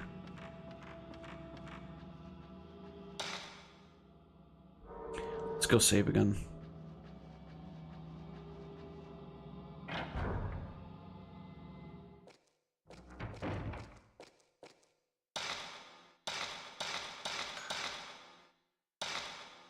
The thing is, like, I also, you know, the problem is, as much as people may be correct on their, like, opinions on the game, I still find that a lot of people will just give a game, like, no benefit of the doubt. And I understand that, like, for a billion-dollar company, that's kind of not a crazy thing to say. Like, obviously you're gonna expect a lot, and you're gonna wanna, like, not be as lenient to somebody who could make a good game. But from what I hear also, the game's budget wasn't actually that big in terms of, like, what games generally get as a budget. Which is to me weird for how they were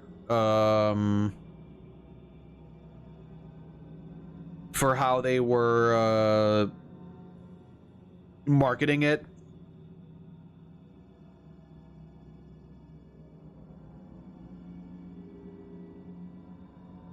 My parents are on a vacation again, by the way. And also somebody else texted me.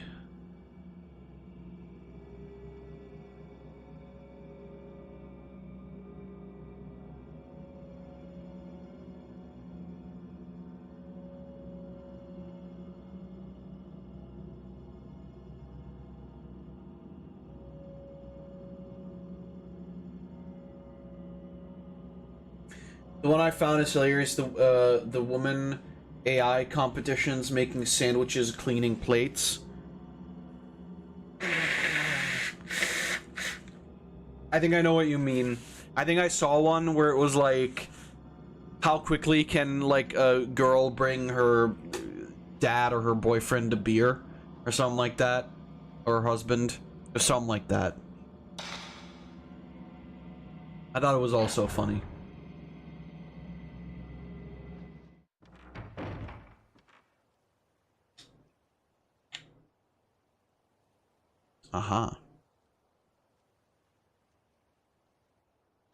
But yeah, like I said, that's my overall like opinion currently. That is like most likely going to change as we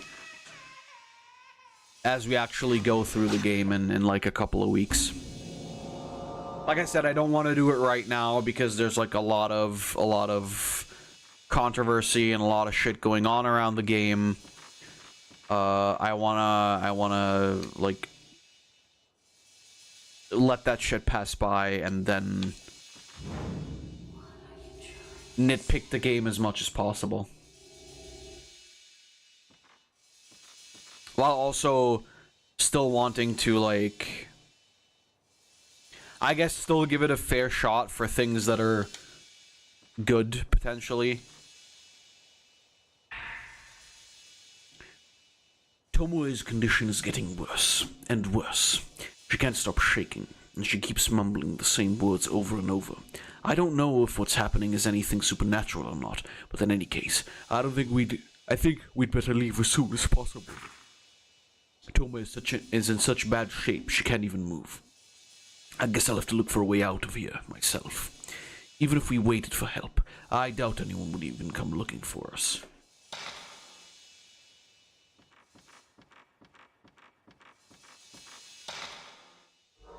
My big problem is that nowadays when people are like very angry at something, they will give it no amount of like even consideration of giving it like possibly a positive thought, and they will very much like overanalyze things to a certain degree, which I again also think is fine when it comes to like in terms of a $1 billion corporations game.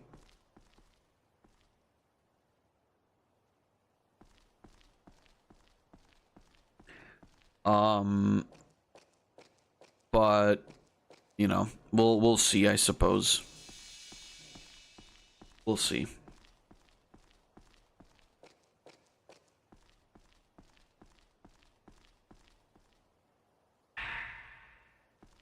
I'm just curious to see in general, I guess. Like that's my main point.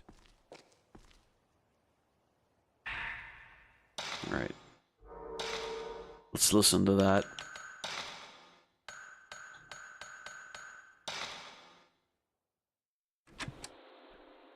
September 11th, 8:16 p.m.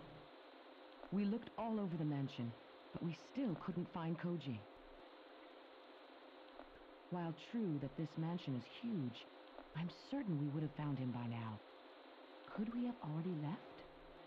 He's been saying something about more ropes since we took some photos yesterday. All right, let's see what this is.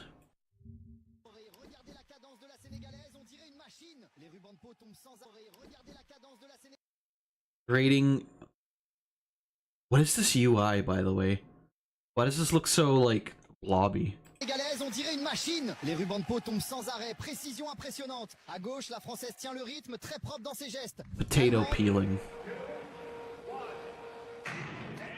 The Danish athlete quick out of the gate, a smooth S pattern with the canister. Wait, she ran over to the other fucking... Every plate matters here. New Zealand's Mackenzie Hayes still showing that quick turn, perfect edges. One plate to go, she's ahead. Finish, New Zealand. Colombia's Diana Rios moving with precision, scoop in, level and pack. Der Mensch spürt die Anspannung.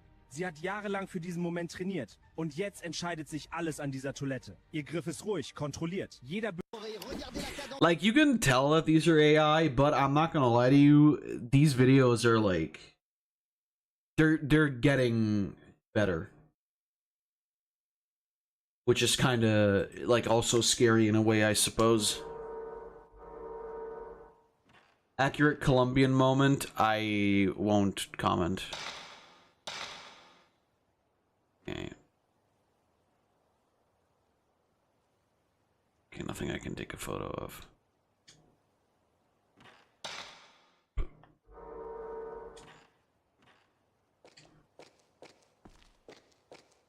All that is to say, though, like,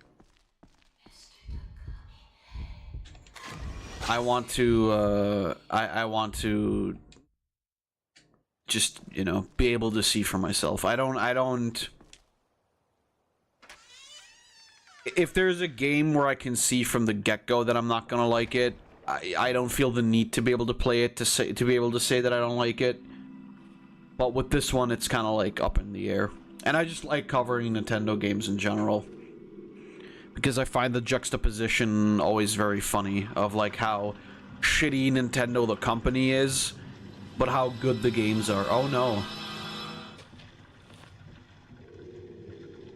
Oh, thanks for the tape, baby.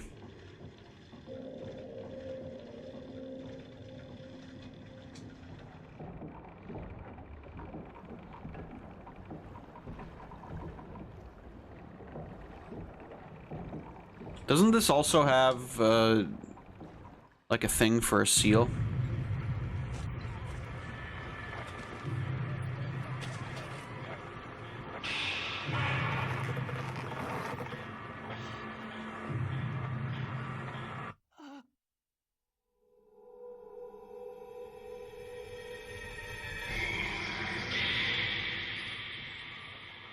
What?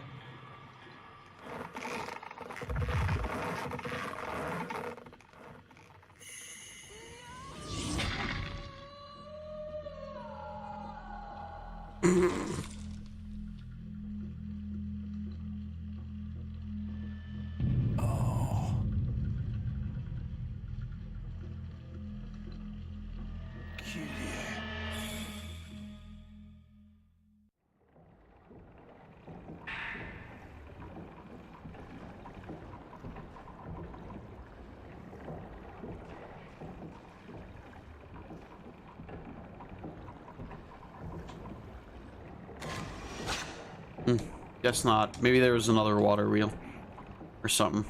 I don't know if I showed I got the outfit again. I don't think you did, but here's the outfit again, I suppose. Det blir pretty cool. I gotta play again this weekend. Maybe after the stream or maybe tomorrow. I don't know yet.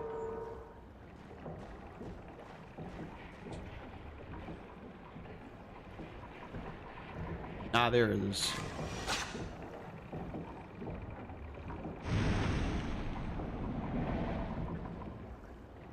Nice.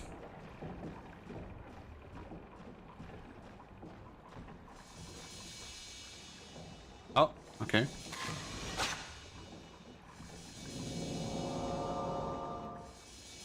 Garden lantern of the photo is lit. I put the photo in my file. Okay, so I have to light this one, I'm assuming. Somehow. Oh. Stone mirror.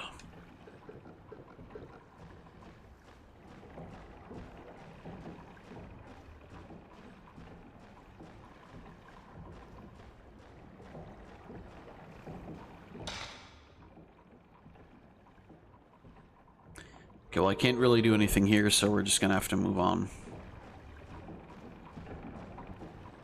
Oops.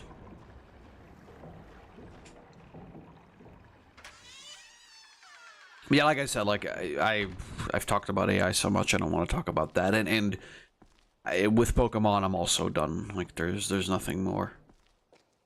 And that's the thing is, like, that's kind of all that really like happened that I find to be relevant this week. Like, I don't know, there's probably some bullshit happening in politics again, but I don't really give a fuck right now.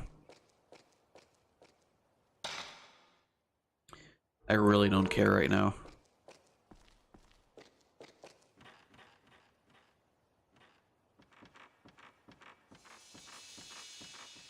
Okay, what was this one?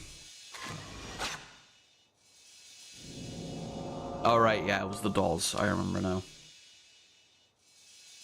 So this isn't the door.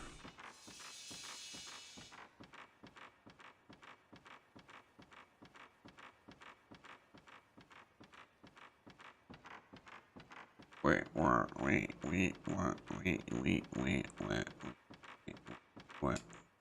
Let's go, baby.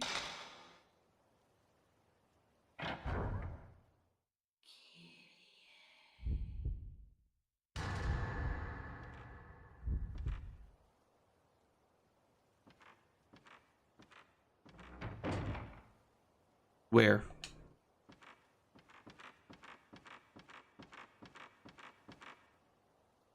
I thought oh, the ghost is just in there. Thought it was gonna come out.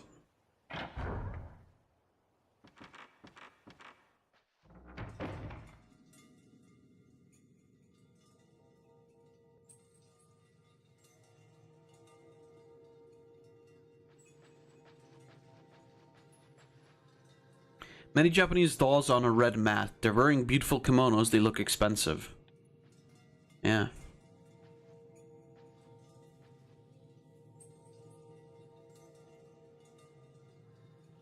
Are these the Hina dolls or whatever?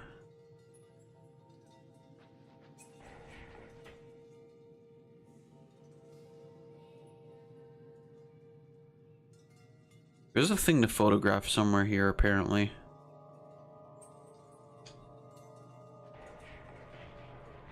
Tommy matting has been removed. There's a big hole in the floor. You don't fucking say.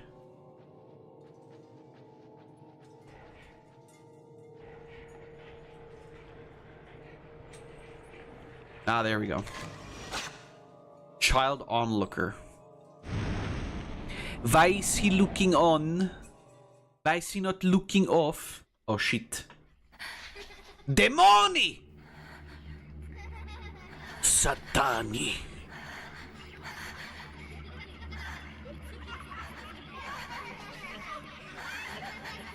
Hey yo, shut the fuck up.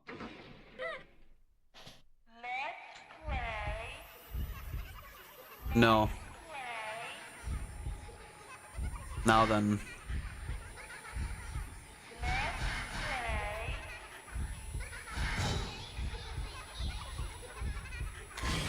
You shall explode, fuck ass.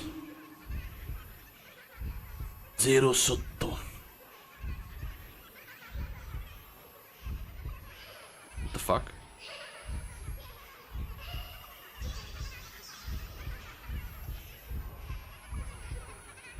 Oh.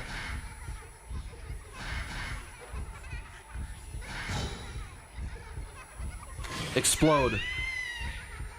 You fucking Moroni.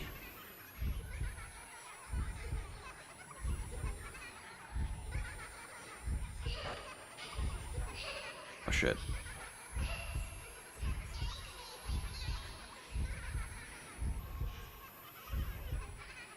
There we go. Show yourself! And now explode! You fucking fool! Pretty nice. This game's a little bit easier than I remember, but I'm sure that's gonna change later. But like, I remember this being way harder.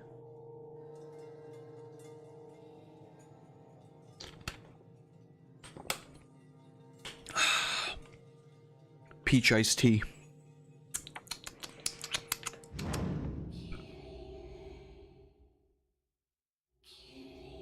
period, listen to the road that I must travel.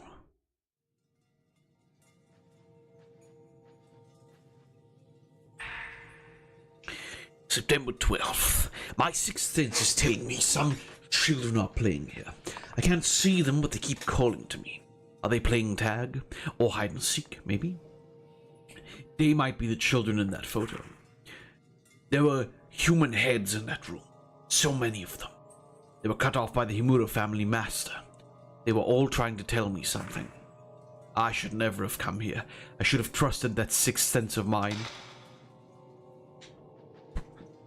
Correct. You moron. You got to the ghost zone. You have gotten sucked by the ghost. Anyway, we can go in that other door now. Oh, shit. What the fuck?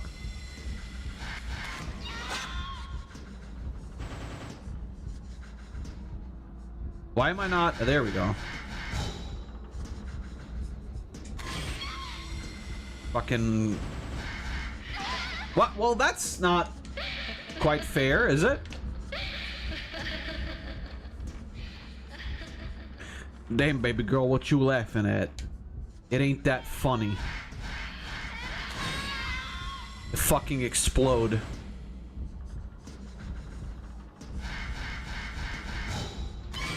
Nah.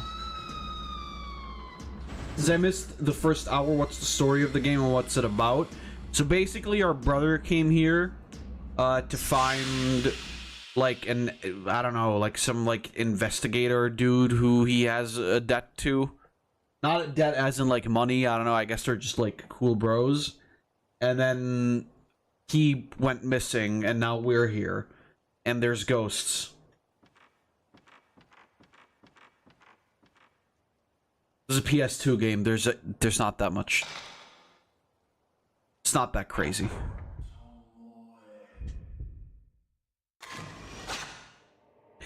Oh fuck, man turning? That's my favorite man.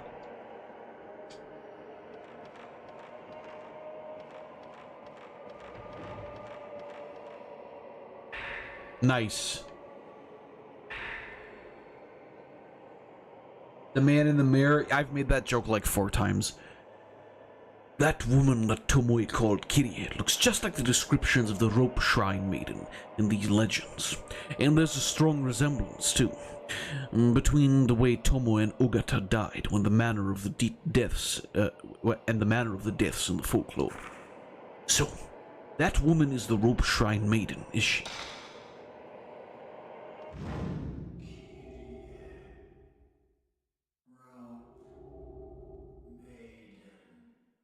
The rope maiden. That sounds cool as shit. Rope maiden. It's tough. Woman at the corner. That's me in the corner. That's me and the woman.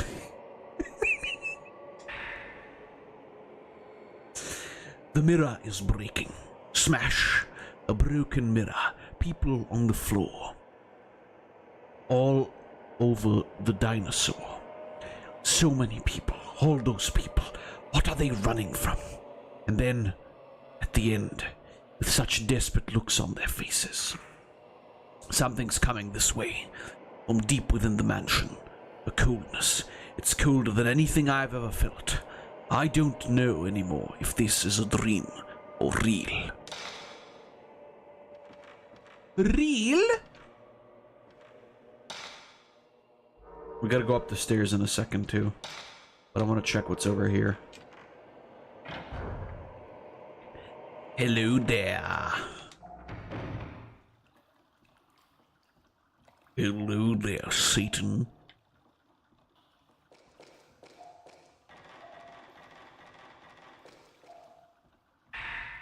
I had Chinese food today again. Or I guess we had Chinese food today again. And I'm honestly, like, kind of fucking tired after eating it. But it's fine. I had my energy drink and I should be okay. I had like a really good ham and cheese croissant today. It was really, really tasty. Why? Oh shit. Hey yo, stranger danger.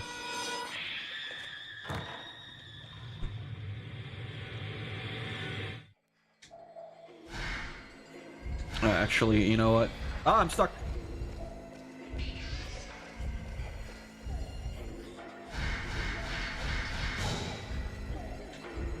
Get exploded, lady! What?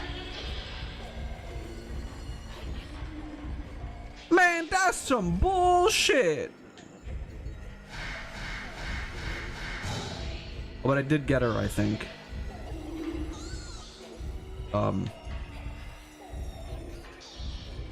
Oh, I've got to run!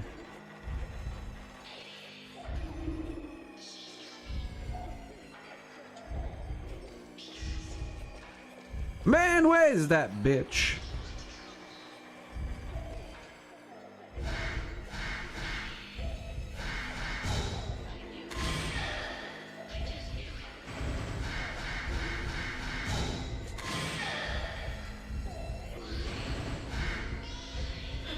What?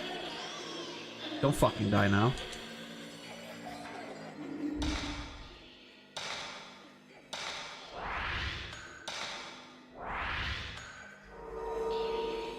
That would have been embarrassing.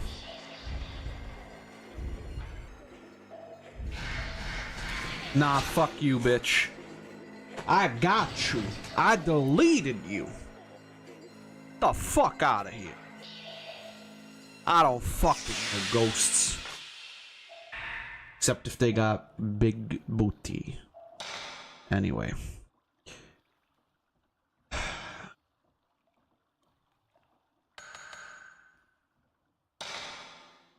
I should, like, upgrade it, right?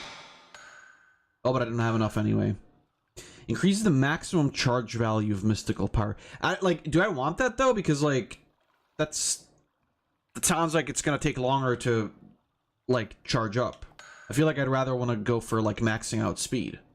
And then maybe range. For now, anyway. Is there anything else in this room? No, because I don't think I can go through that door. I'm stuck with the man in the mirror. A little girl in a white kimono keeps pleading to me. I can't keep my mind focused, but her voice rings in my head and won't leave. But what does she want me to do for her? I can't even get out of this mansion anymore. Broken. 5 pieces. The mirror. Tell Mr. Takamine the way to break the curse.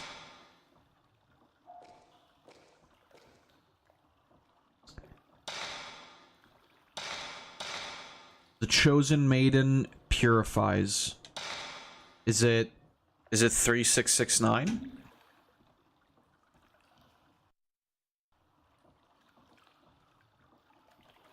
That's 3, right?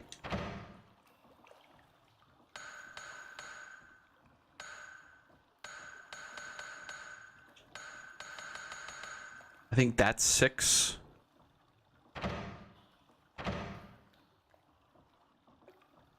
And then... Okay, no. Or was it 3665? It might have been 3665.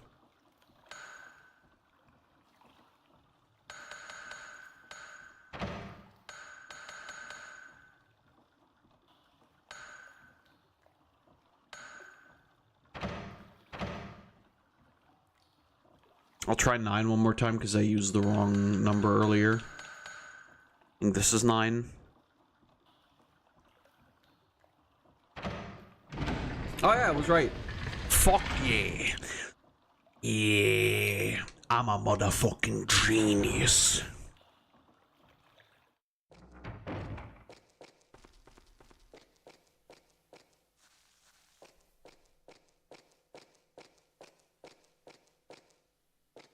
Who's got the ghost, the ghost, the ghost, ghost zone? I've got the ghost, the ghost, the ghost zone. Huh? Talking with the man in the backyard, yeah. Huh? Asking him to leave this place. And now my...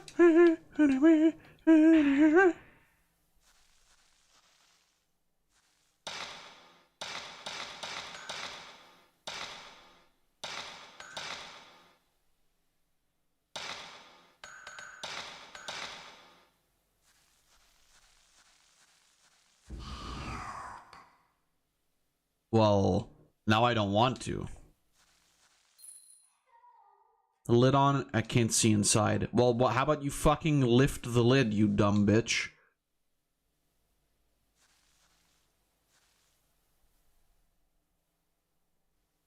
I can't see shit!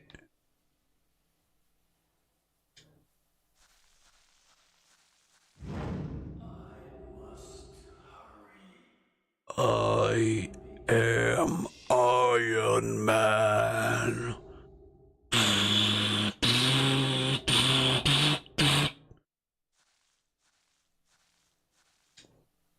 My name is Optimus Prime, and I'm about to bust on this beat.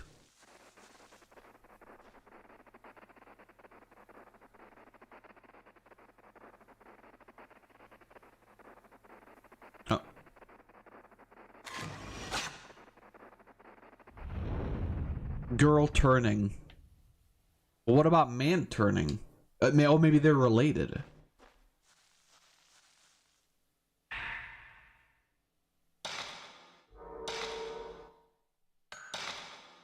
Nope.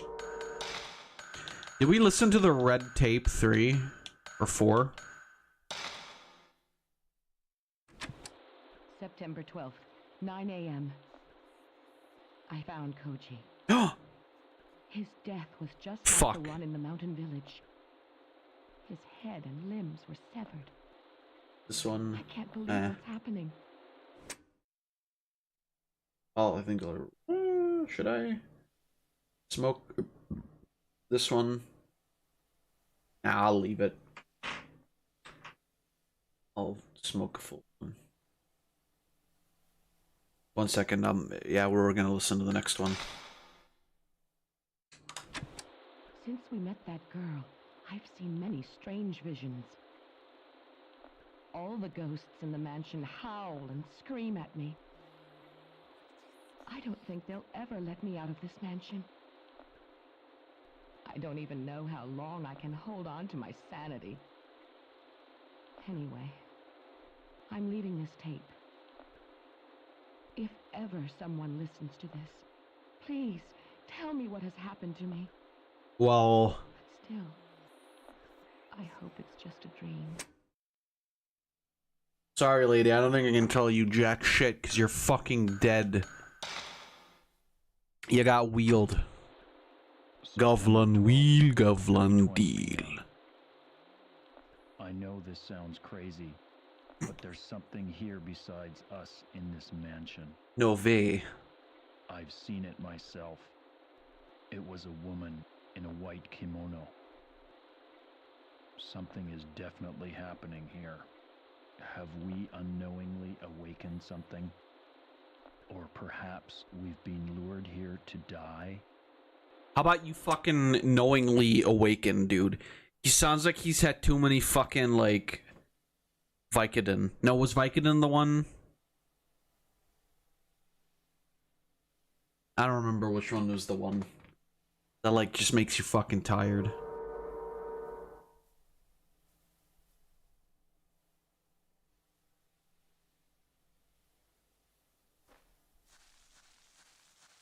One too many melatonin pill. Oh, shit. Oh, not fucking fall.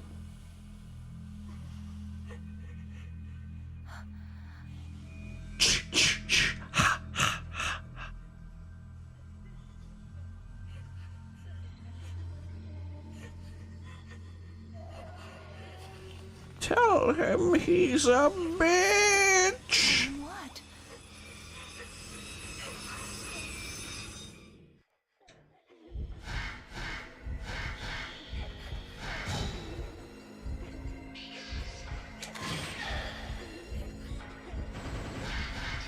What the fuck?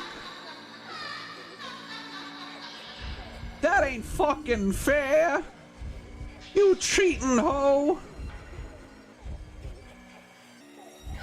What? Don't fucking teleport. That ain't fucking fair.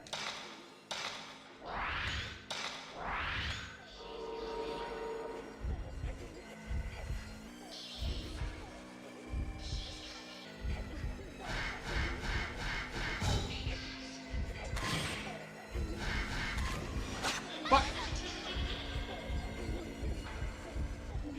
Oh shit.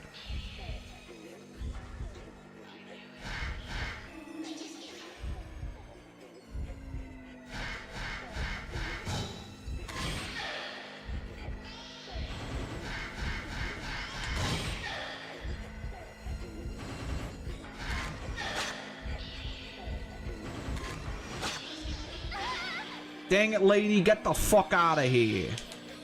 Get the fuck out of here.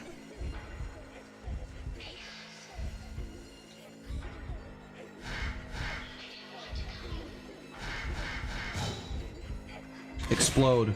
Oh, fuck. Well, but they hit you! Great, now I gotta eat more fucking grass.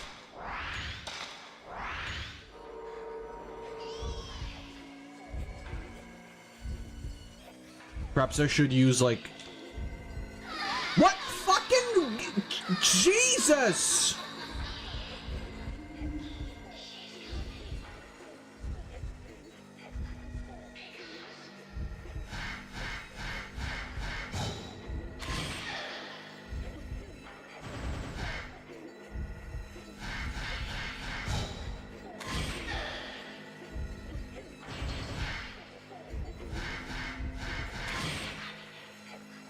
There we go, finally.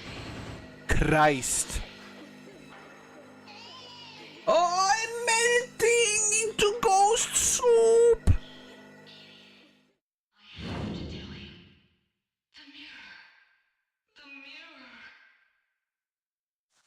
The mirror. The mirror. Anyway.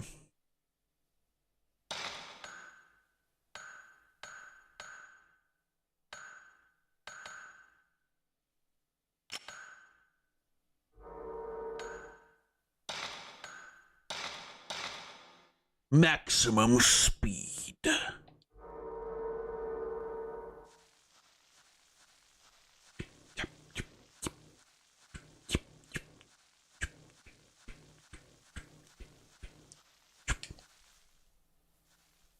I want that. September 14th, 8 p.m. In the materials Tomoe gathered for me, there's a paragraph about 5 pieces of mirror passed down through the Himura family for generations. These pieces were said to seal off the Hell Gate and protect the region from a great disaster. They might have something to do with the current hellish situation. 5 holy mirrors in shrines around the area all broke in a small earthquake the other day. When I heard about it, it gave me the idea for this next work of mine. I think I brought a news article about it with me when I came here. It says there were only 5 holy mirrors in existence. But according to some legends, there is another. The true holy mirror. The folklorist also mentions this in his research documents. The one I found here in the mansion, I think I dropped the research documents somewhere when I was trying to escape that cursed woman. Here are my theories. I think that the 5 mirrors were destroyed in the earthquake the other day and had the role of watching over the true holy mirror. I don't think it was the earthquake that broke the 5 holy mirrors in the shrines. I think it was a signal that the seal on the Hell Gate that the Himuro true holy mirror provides had broken for some reason. The 5 mirrors were trying to warn us. Fucking okay, sure. I'm sure the mirrors know what the fuck to do. I believe that. So basically, it's just the Chaos Emeralds. The servers are the 7 Chaos. Oh, I can't carry more of these? What do those do anyway? Hold on a second. Protective Spirit. You cannot use this item here.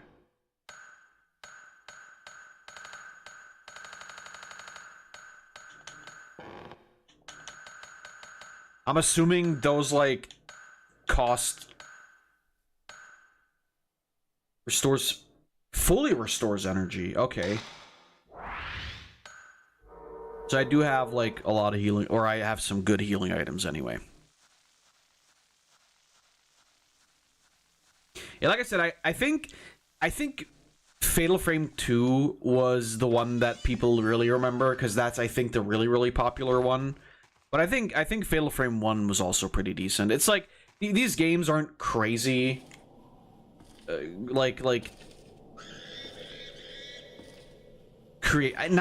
that they're not creative, but it's like, they're not, like, super out there, right? But I think they're very cool either way.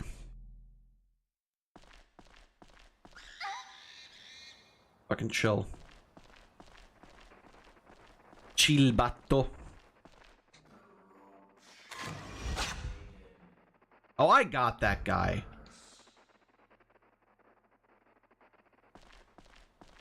I totally fucking got that dude. Just one more. Just one more Buddha statue. Uh-huh. And the holy mirror will be... Fucking fell asleep. What an asshole.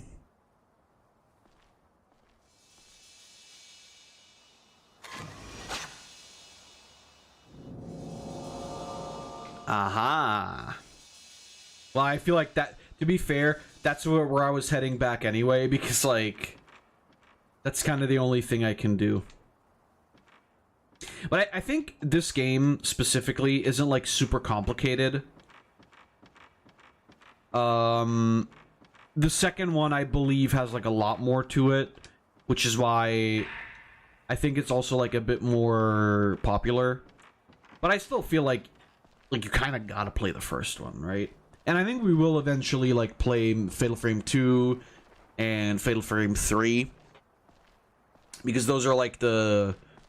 I know there's more games, but I'm pretty sure there's more games. But I think those are, like, the main ones that people remember. And there's, like, from what I know, there is, like, a little bit of connection between all the games.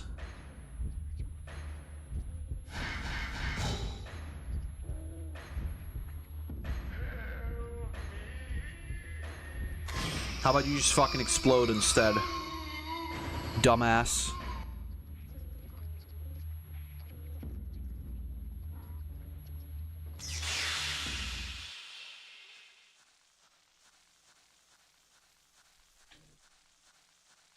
There are like some parts of the story that connect. I don't believe they're like fully sequels. Like every oh, I should go save. Like every game has its own self-contained story, but there's like some stuff in there that carries over into other games.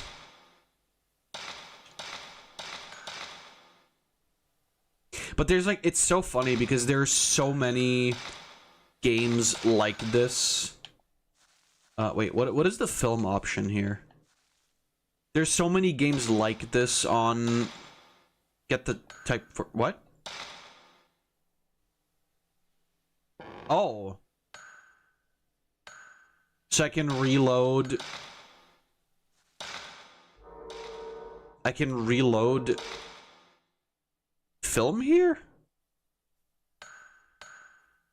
I mean, I guess I'll use the good one that I have right now, because that was pretty powerful, but...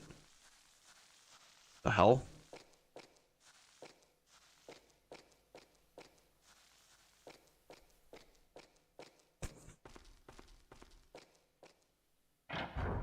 I think the one thing that was really annoying about this game is, like, trying to 100% it. because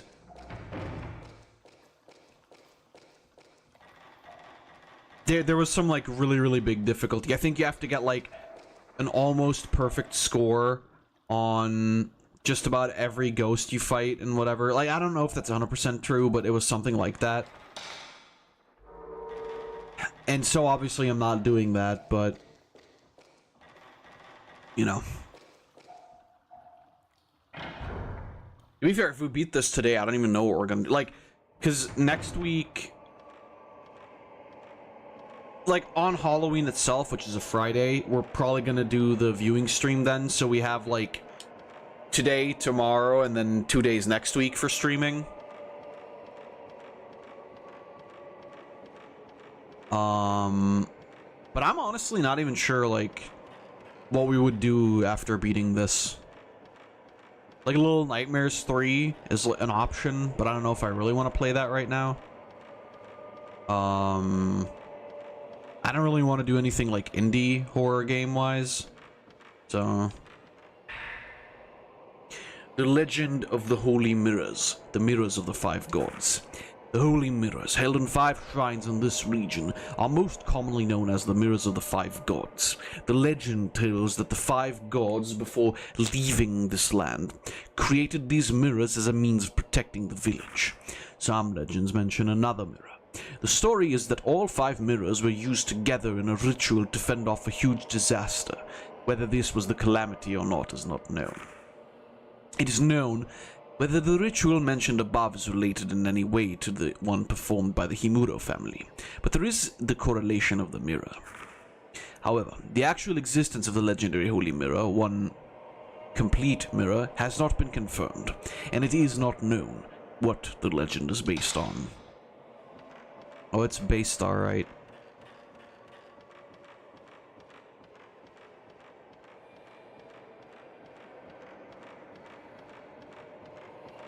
One thing I have to say, I love the sound design. The girl who has been found after 3 days of mysterious disappearance has been adopted. Mr. Hinasaki, a close friend of Mr. Ryozo Munakata, also missing, will adopt the girl. The girl's parents were missing even after she returned, so the police was looking for a foster home or adopt a family. I assure you, Your Honor, it is quite based. The girl does not remember anything from her disappearance, and the 3 other children are still missing.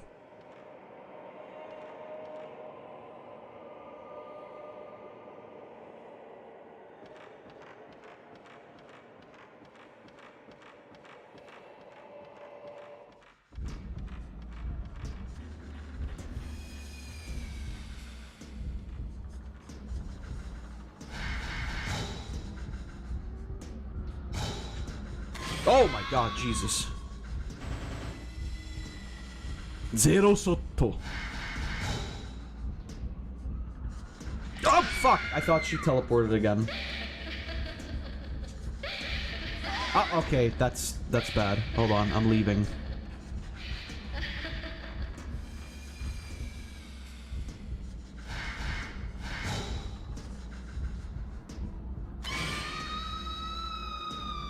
Get deleted, bitch. Zero sotto.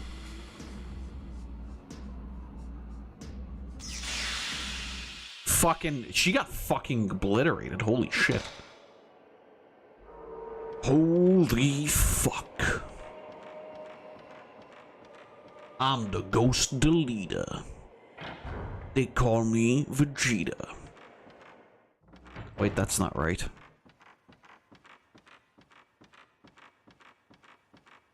Wait. I'm gonna go light some lanterns for the demons here, and then they're all gonna disappear. Ski-doo, ski-ba-boo-ba-ba, doo-doo, baby, I love you.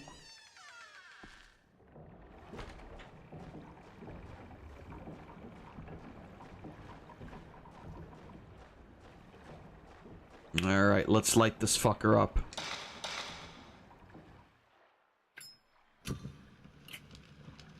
Well, thank God that was still full.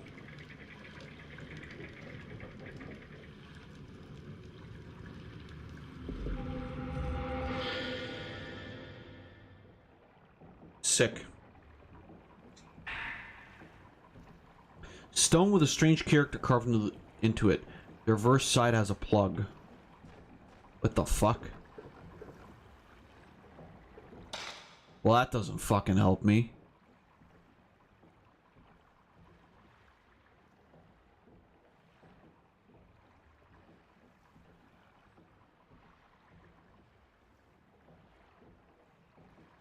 What's the yellow door?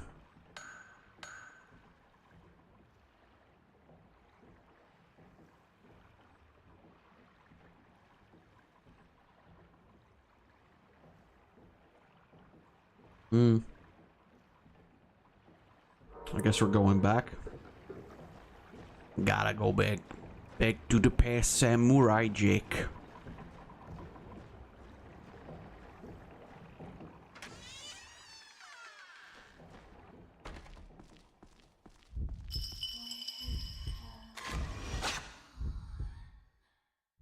Dang it.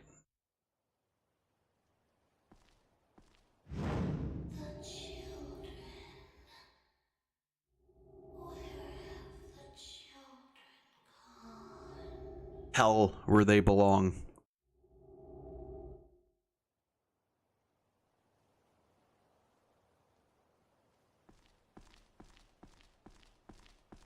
Shit, is that gonna get me fucking banned again?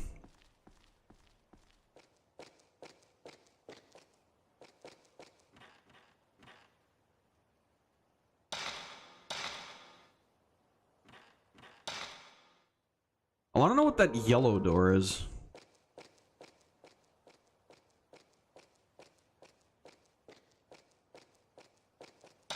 Maybe I'll just look at the fucking item.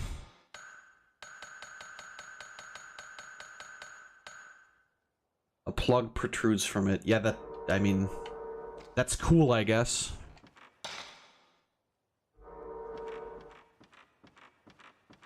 Can't really...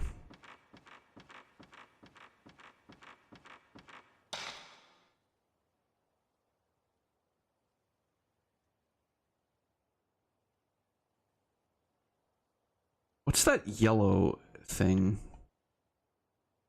Fireplace.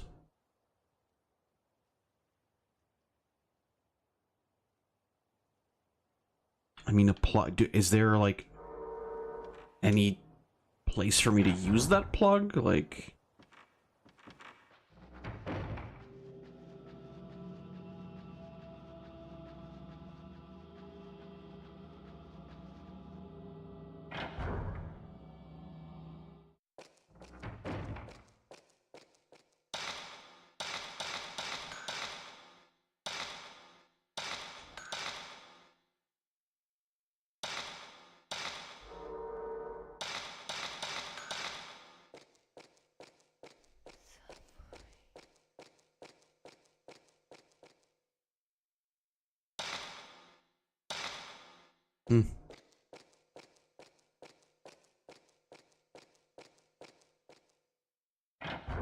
Return the slab.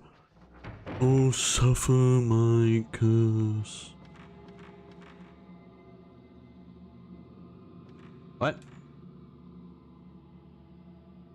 Okay. I want to know what that yellow door is, so we're gonna go back real quick. And I'm just gonna check.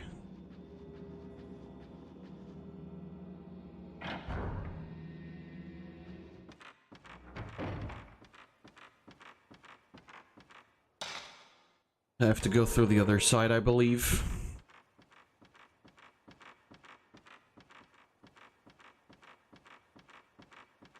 Maybe I didn't check that door yet.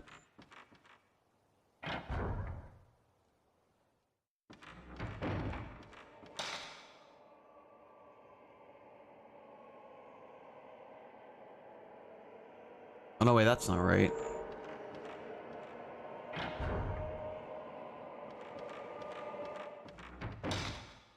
I have to go through here.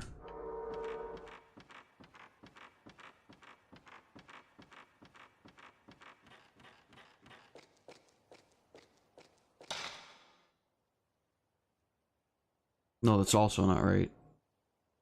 How the fuck do you get there? I guess through here?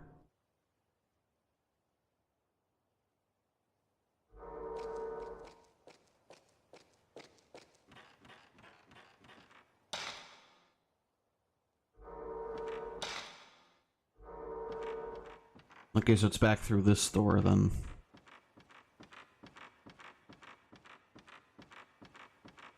What a confusing game. I mean, I guess that's the point, right? Oh, wait, what's over here?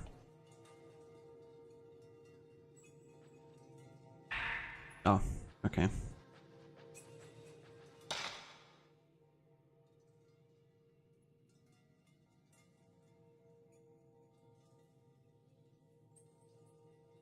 How the fuck do you get there?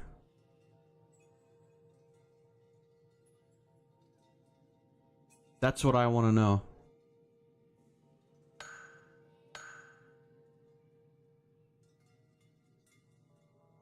Like, there's no way to get into this. But, like, there's gotta be, right? I mean, we've been there, apparently.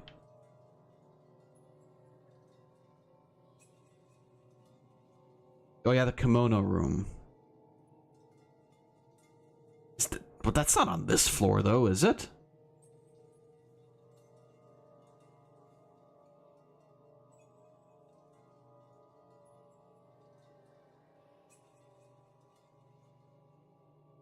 Like, if I go through here, that doesn't really help me. Going in here will maybe lead me there. No, even though I don't think so.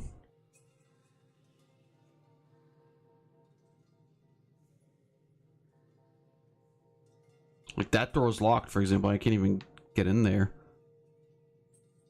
Fireplace. But were we missing anything in the fireplace?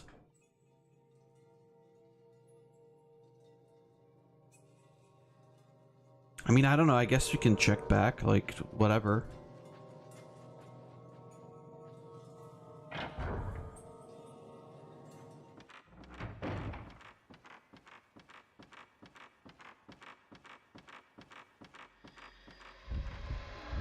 Hello?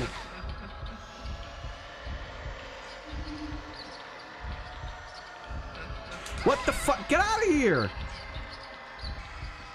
I'm fucking leaving. Oh, that's bad.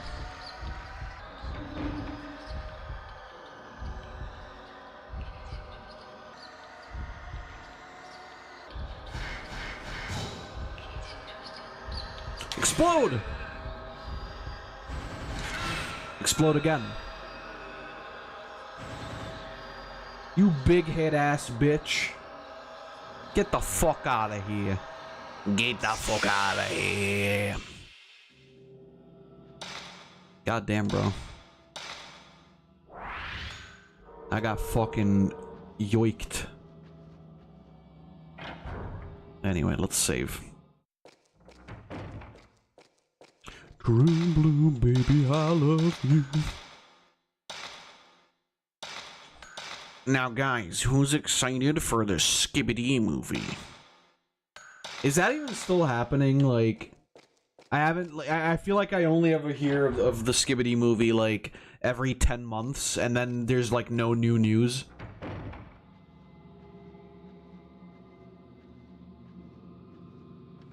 I just want to see some good fucking cinema, that's what I want. Quite frankly.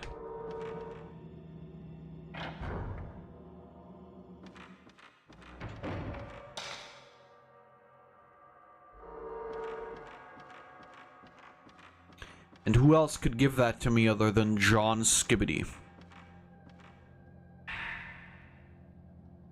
On the night of the 3rd, the police received a report that 4 children failed to return home after 9 p.m. There is an old superstition in the surrounding villages about children being snatched away by ghosts, and some villagers indeed suspect that this is what happened to the kids. I mean, I fucking guess. Like, what other explanation do you have for this shit, right? Yes, fucking ghosts. Like, obviously. I think I've been up here, by the way.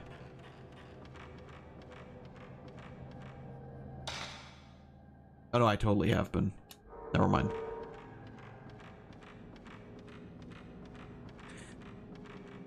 I think that's actually the way we get to the yellow door, but I will... Just real quick... check down here.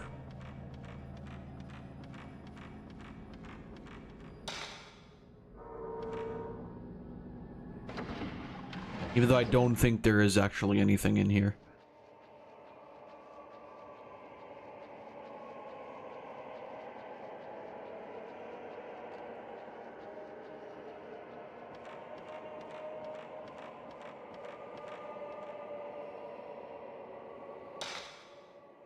Right.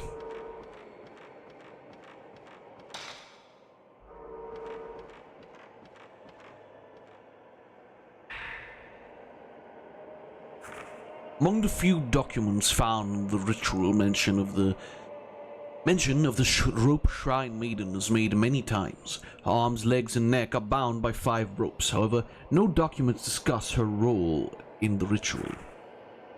One theory is that she is a sacrificial lamb, but I find it hard to believe that such a cruel ritual was practiced. Fucking get out of here. You bitch. What the fuck? Just let me go.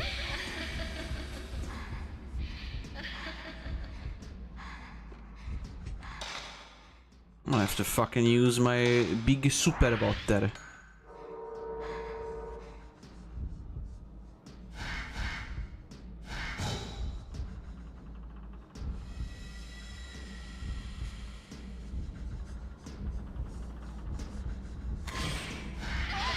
I fucking swear to— No! Help! I'm being wombo combo! Well, that's gonna suck, but whatever.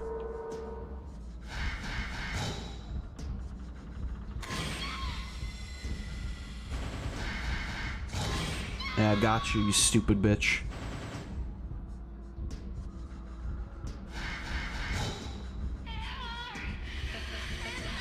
Are you fucked? Are you fucked? There we go. Piss off, stupid. You fucking moron.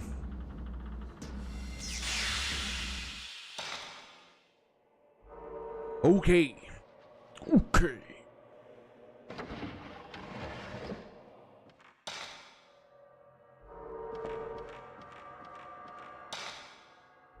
Let's go this way around.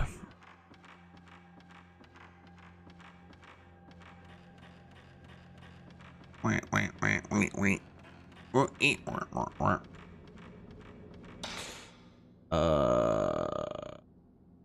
Right.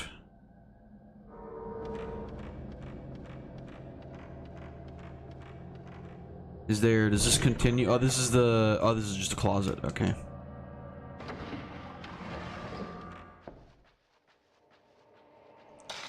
Okay.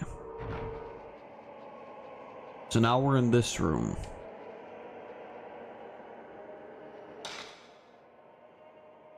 What that does for us, I don't know.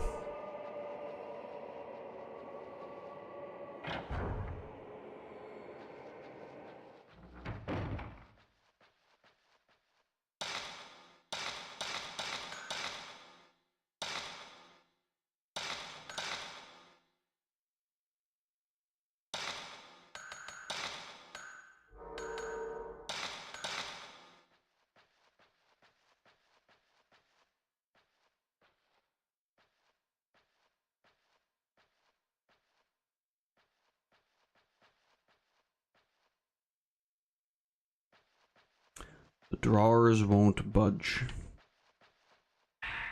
Oh, nice, more film.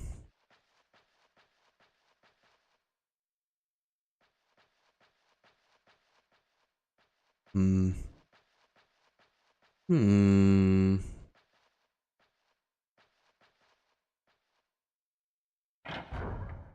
We'll have to find something. Okay. Let's go this way then.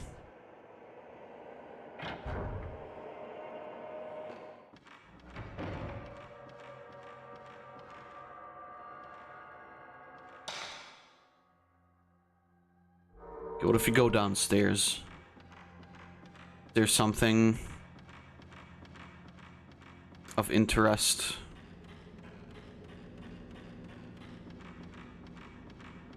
Oh, the plug for the clock. Right? No?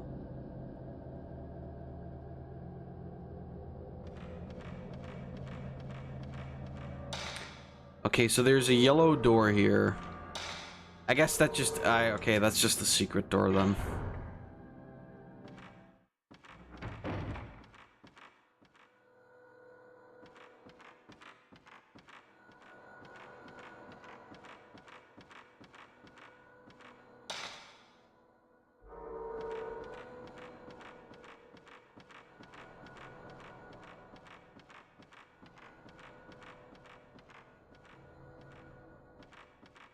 Is that really it? Like, is there nothing else?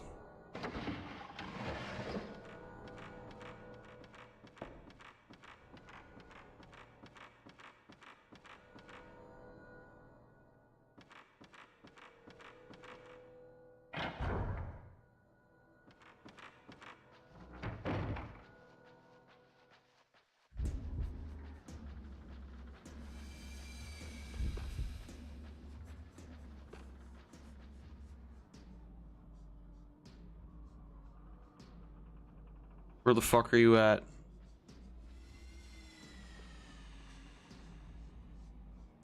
Well, where's the spirit?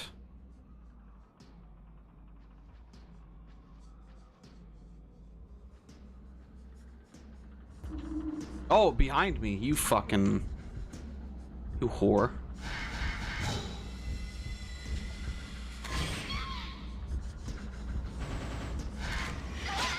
No, I fucking took a picture! Oh, fuck, that was... Well, I'm fine.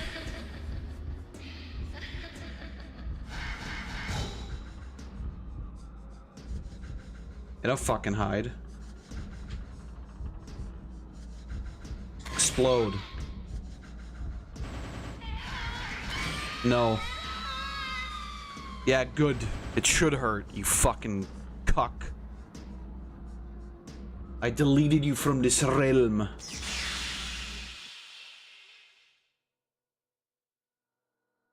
Nice.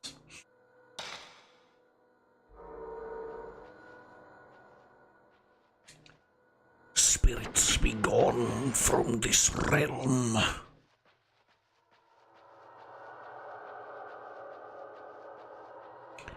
Thy kind is not welcome here.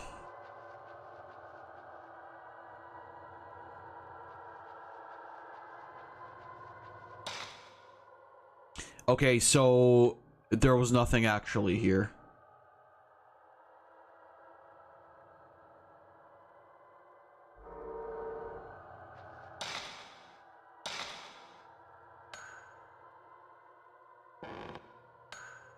Black stone with a strange character. A plug protrudes. Where would that go?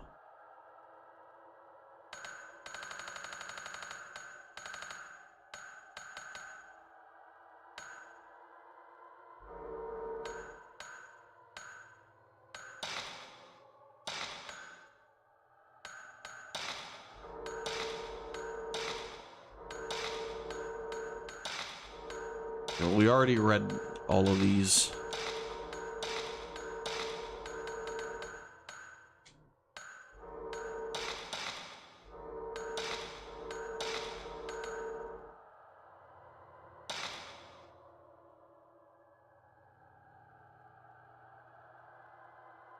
Place the stone representing the 5 mirrors in the correct location.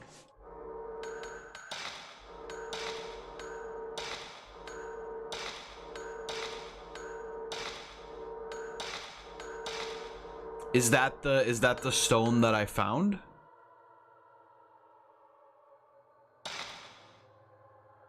Oh, okay.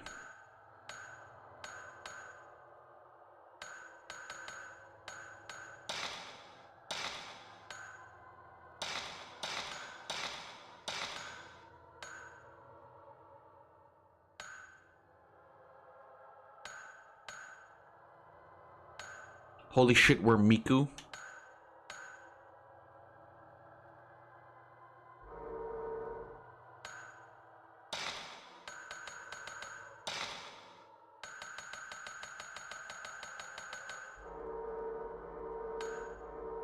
Okay, so that doesn't really help me whatsoever. So I'm gonna, like, look it up, I guess.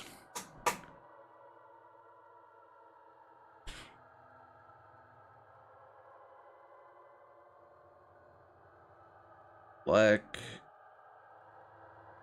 carving fatal frame. Used to open the double doors in the Narukami shrine. For real?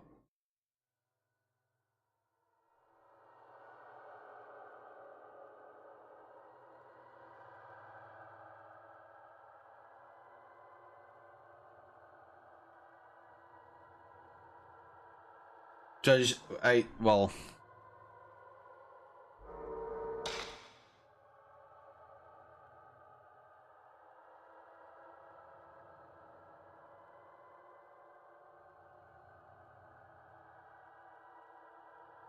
Oh, so should I have just gone to the... I guess I should have just gone to the shrine, huh? Okay,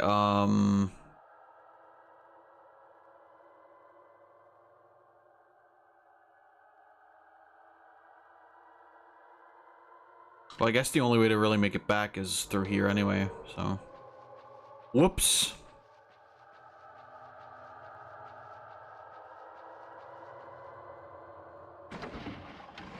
How would I have known? Did it say something about a plug there? Oh, I'm a fucking moron. Yeah, obviously. I took the picture and it showed me the... God damn it. Alright, whatever.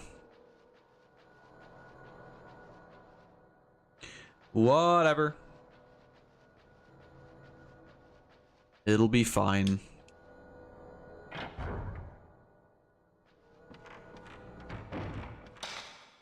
Literal, like, fucking mini brain. That's my goddamn problem. No, I want to go the other way. Small brain, small eyes too, but mostly small brain.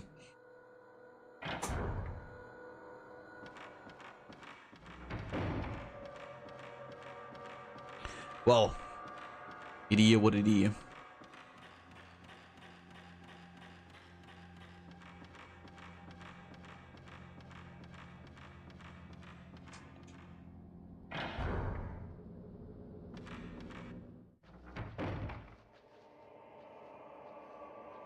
Is there an item under the table?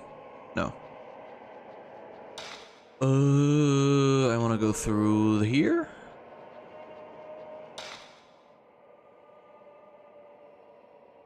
Stairway. Yeah, then that leads up there. So I do want to... No, actually, I can't go through there. I have to go down here.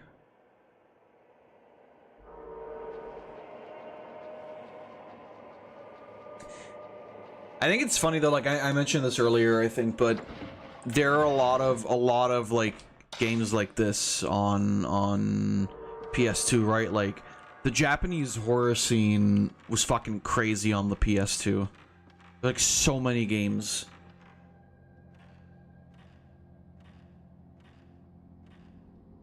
Not all of them are great, but like most of them are kind of, you know, basically like Silent Hill or something like this. And speaking of Silent Hill, I kind of like, I went back a little bit and like reevaluated, if you want to say it like that, some of my opinions on the game. Like, I kind of did the thing that most people do and only take like Silent Hill 2 into account, or really just like mostly Silent Hill 2 without going for like Silent Hill 1 and the rest. But like, the thing is, right, is that the reason why Silent Hill works the way it does is because of all like the cult shit, right? And my assumption is that the cult moved to Japan, right, at some point, or had like a brand. I don't know if this is like confirmed or anything, or if this is just like speculation on my end.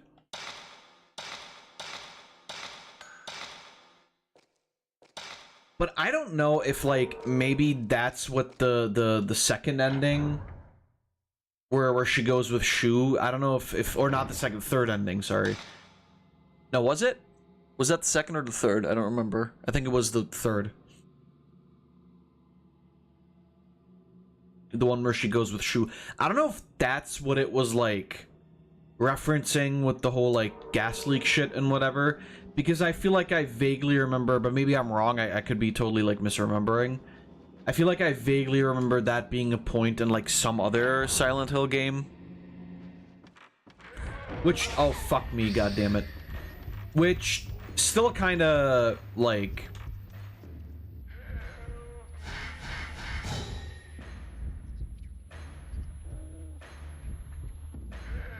leaves me a little bit unsatisfied.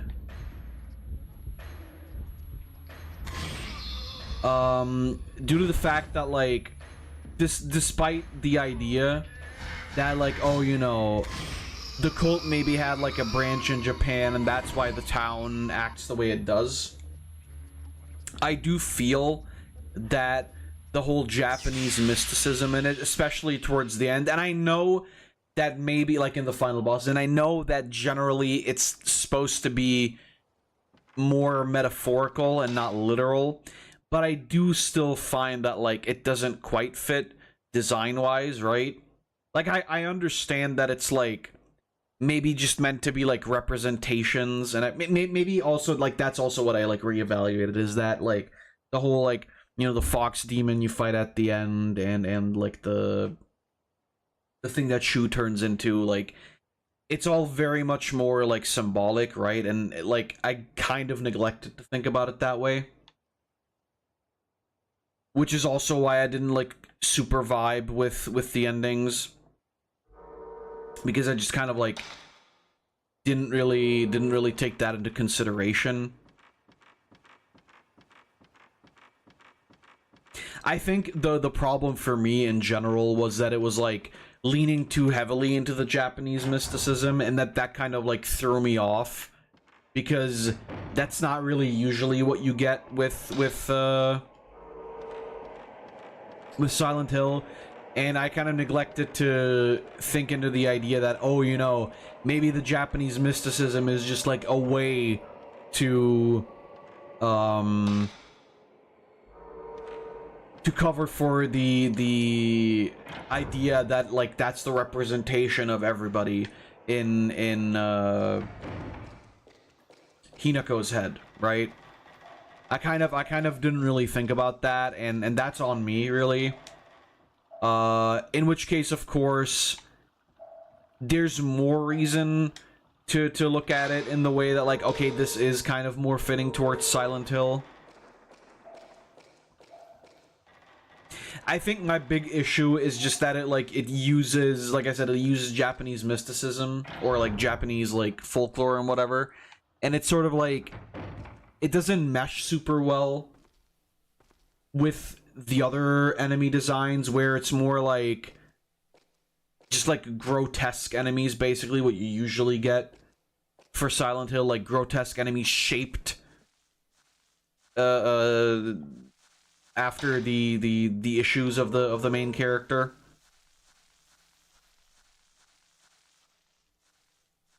But taking that all into account, you know, there's like I think there's still a pretty good reason to say something like, oh, the Fox final boss is like where the red fox, right, is like definitely more supposed to be the guy she marries.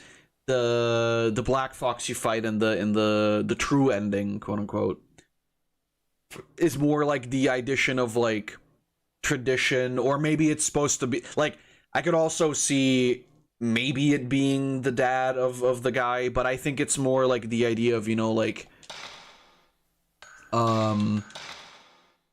tradition and falling into these like gender norms and whatever, or like the tradition of the other family weighing Hinako down in that way, whereas the doll is obviously like more of a representation of her like childish nature, right?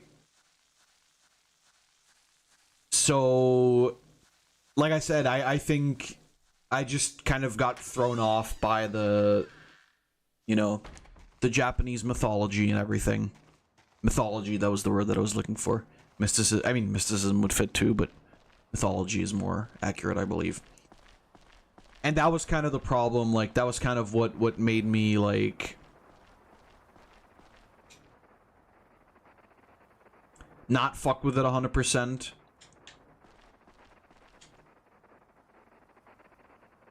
I still don't know if I would argue that it's, like, exactly what I want.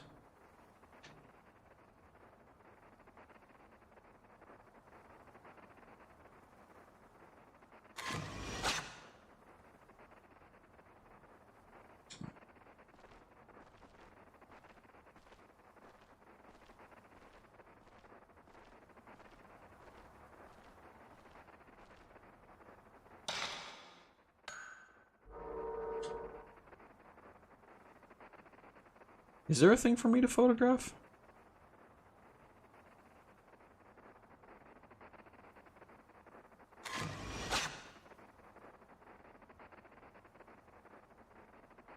Doesn't really point anything out, so...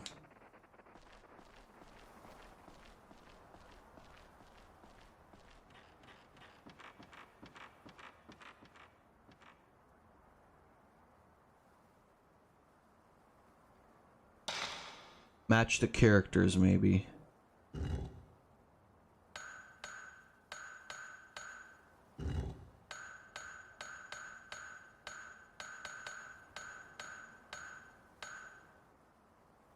Wait, what?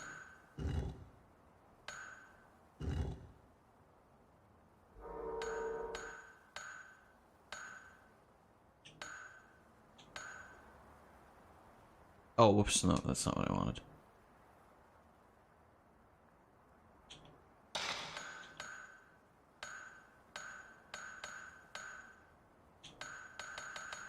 It's only these two that I can move?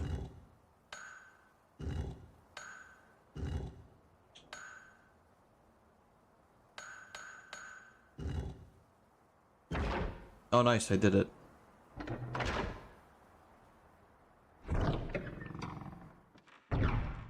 Why could I only move those specific ones? That was weird. 4 Buddha statues and some kind of pedestal in front of a small shrine. Okay.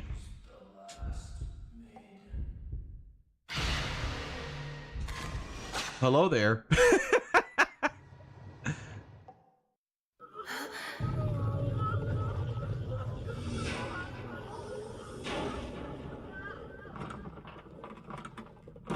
That man might be dead.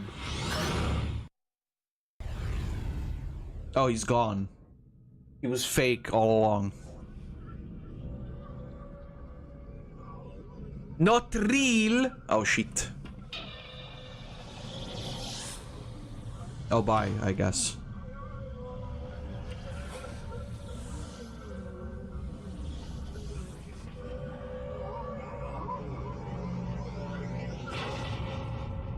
You're making me fight this guy? Well, I'm fucking fine. What? How am I fine exactly?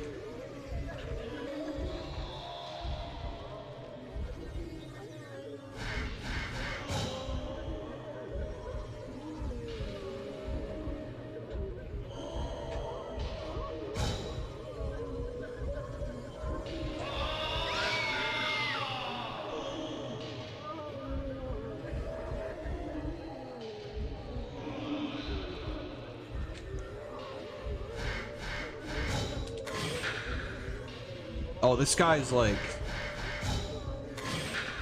Oh, there we go.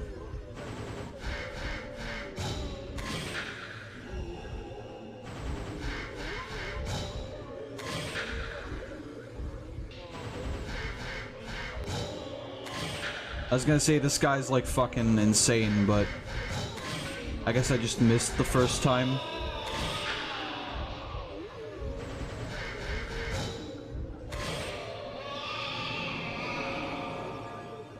Some Shinto gate somewhere shows in the photo. What could be at the Shinto gate? I don't know. What could be at the Shinto gate? You tell me, buddy. The last Buddha statue is at the Shinto gate. Well, I mean, I'm at a Shinto gate right now.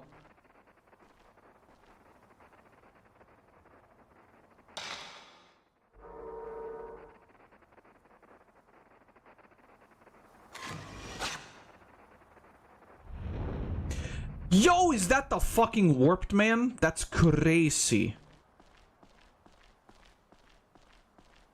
The warped man is like insane. I'm about to go to the shrine deep within Himuro Mansion, where they say a piece of the true holy mirror is kept. The curse has already left its mark on my 4 limbs. There's no escaping it. About the only thing left now that I can do is try to reseal the Hellgate. It's my last hope. I've already found 4 of the Buddha statues I need to get a piece of the mirror, and I've managed to find an old document that tells of the location of the 5th statue. Make an observance to the Buddha at the base of the large gate, so that the souls of the piteous maidens can reach up to the heavens. If all goes well, no one will ever have to read these notes, and I can use them toward the content of my next book. In closing, I would like to thank my assistant and my partner, Tomoe Hirasaka. If it weren't for the words she left with me, I wouldn't have been able to complete this, my final work. If I don't return, please give her a decent burial. Signed, Junsei Takamine, September 15th.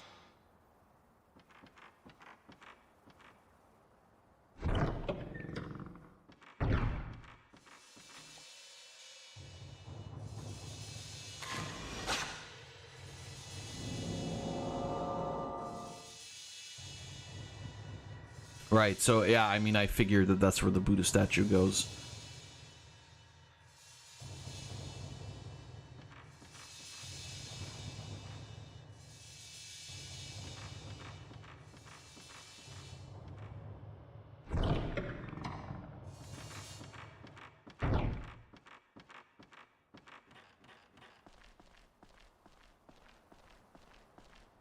I mean, obviously it wasn't talking about this one, right?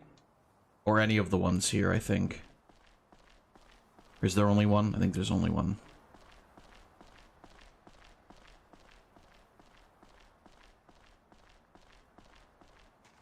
Is it maybe the one out here that we saw?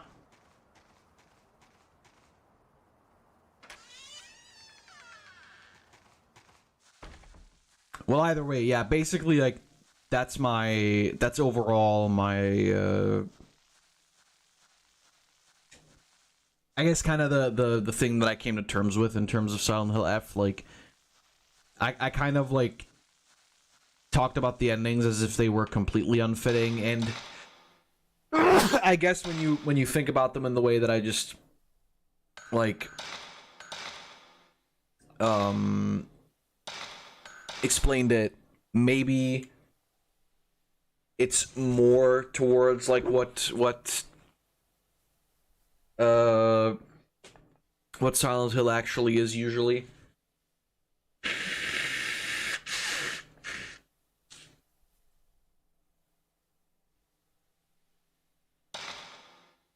It just, in the moment, it felt very much like it was just kind of like very random endings, but when you think of it that way, which I quite frankly should have just done in the first place. I see the bitch.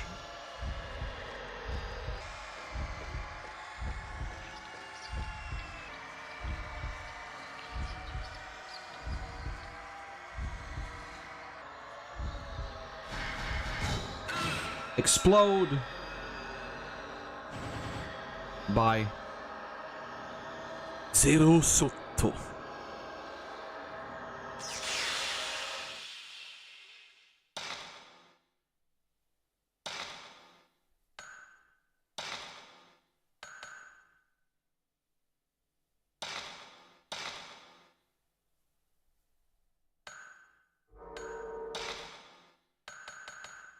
All the fucking bonus functions are like so expensive.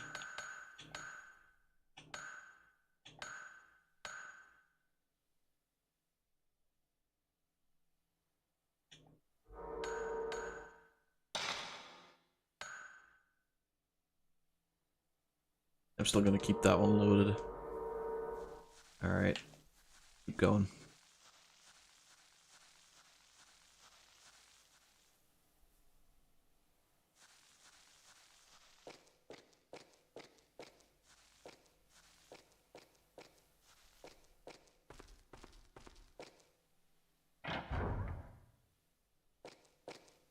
Either way, I'm still like... I still like the game, and I liked it anyway, despite like not really vibing with the endings originally.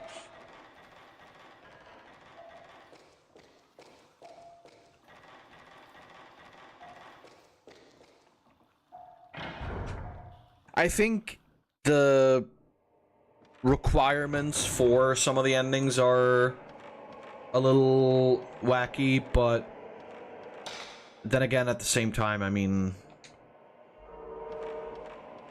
obviously you're meant to play it like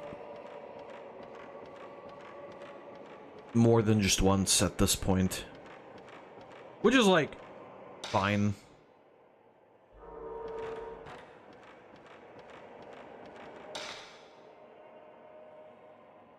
Wait, what? That door's closed. Oh no, that door isn't closed. I'm a fucking idiot.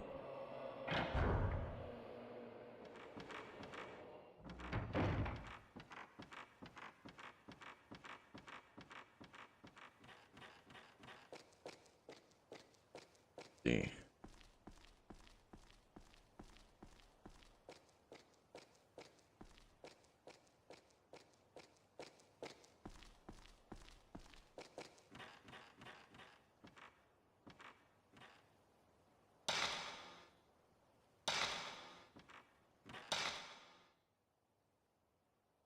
So, but we've only seen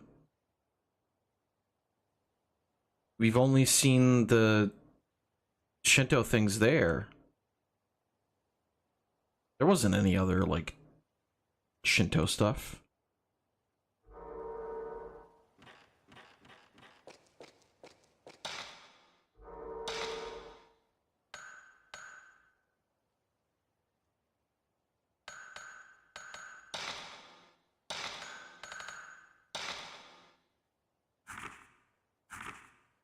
Make an observance to the Buddha at the base of the large gate, so that the souls of the make observance to the Buddha at the base of the large gate, so that the souls of the piteous maidens can reach up to the heavens.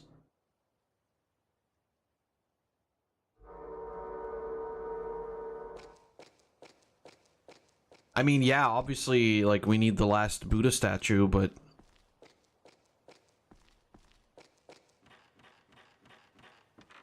where the fuck would I get that?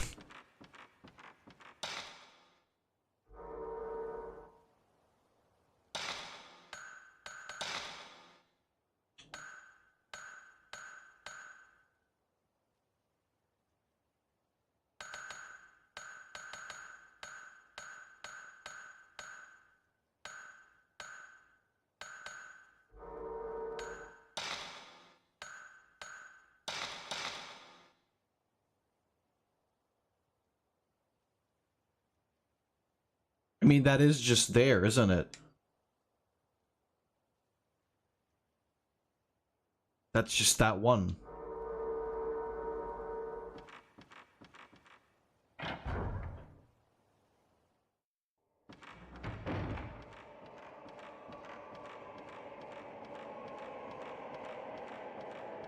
It's fucking weird.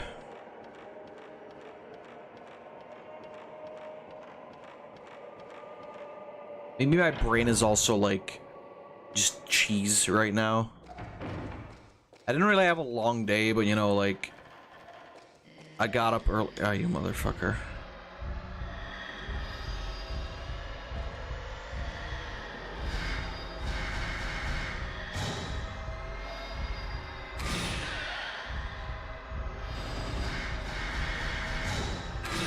But I got up early. And so, you know, I've been like up ever since like 5 a.m. or something. Now my legs all jittery because I drank energy drink earlier. That's fine.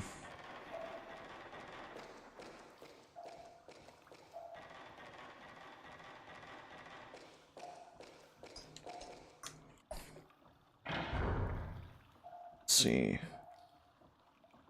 Yeah, that's alright. I don't care.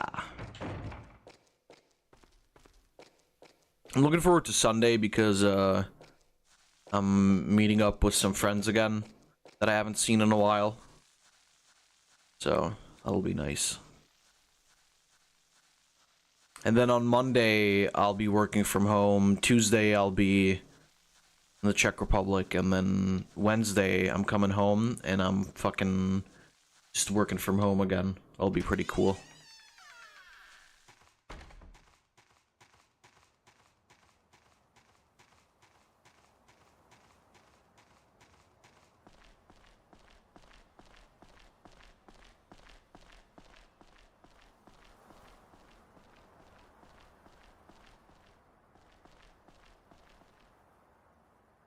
So I'm at the base of the Shinto gate. Could it be somewhere else?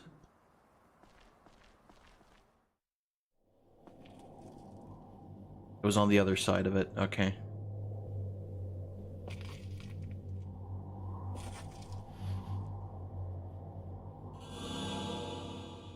Well, I mean, okay, you could have just fucking... Really?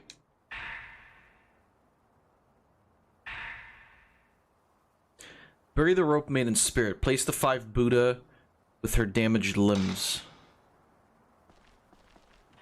Well, where the fuck am I gonna find her goddamn limbs?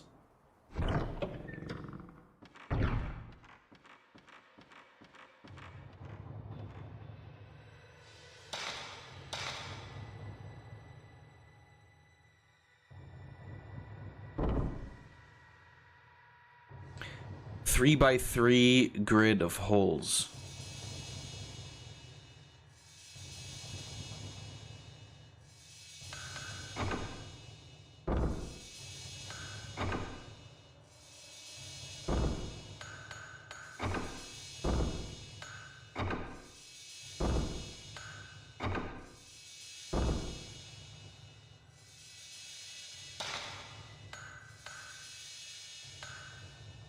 Left foot.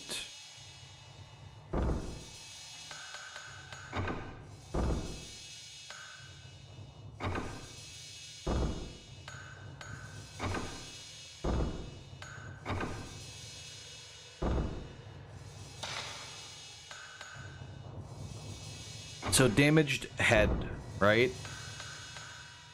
Left foot. Right foot. Right hand. And left hand. I must have mixed it up earlier. Okay.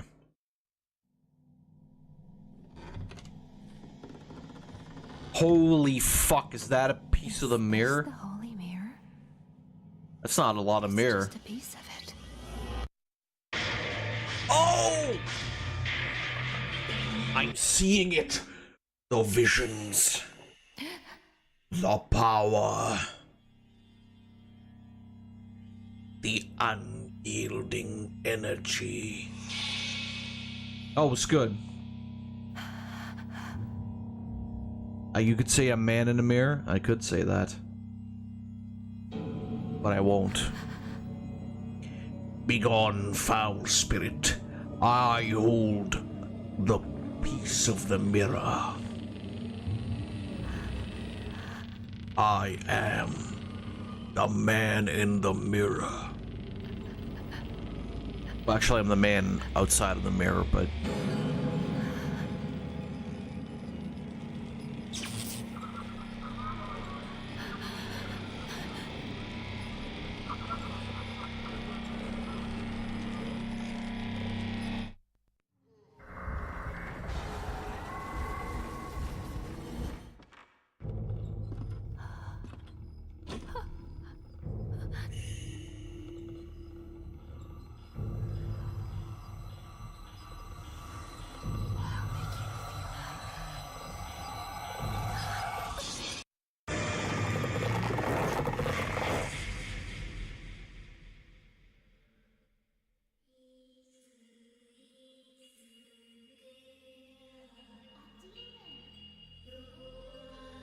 Demon.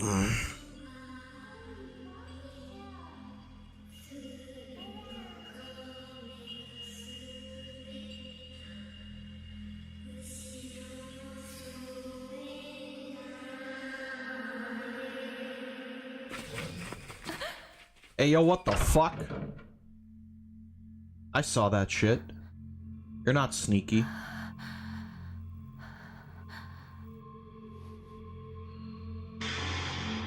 Oh, that's bad.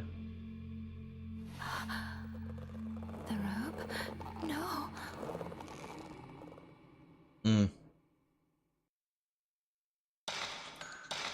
That's no bueno.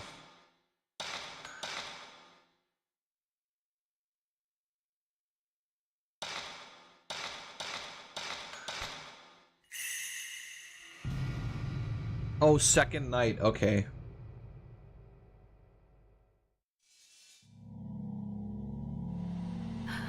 Hello, motherfucker! That mirror. Give it back. For real? Bruh. That little piece of shit stole my goddamn mirror.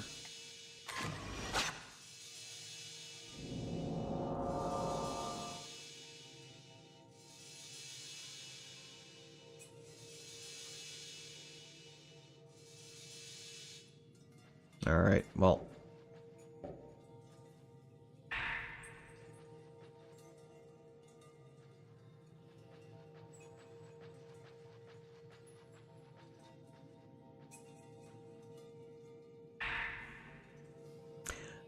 I must have been passed out. I'm afraid it's too late to help Mr. Takamine. If only I had come too sooner. The spirits in this mansion are very powerful. The force behind this curse must be here somewhere, and I'm going to start looking for it right now. Now I know you're here somewhere. I like that. I like that she came here and she wasn't even sure if he's here.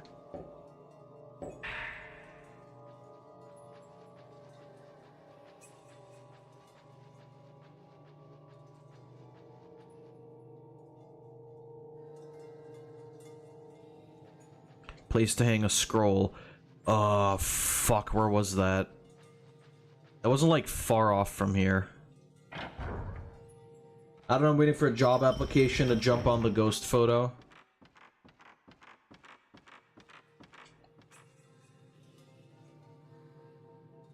Jobs aren't scary.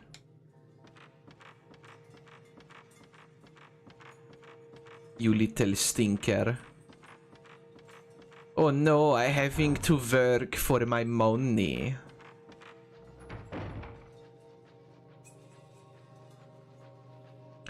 It's a meme, you dip. Who made this game? Me. I did.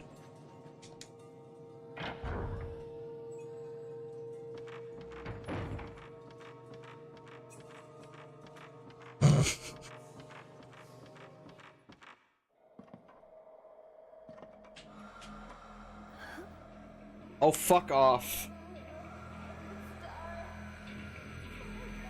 Yeah, it's probably because you don't have fucking eyes! There's no one here.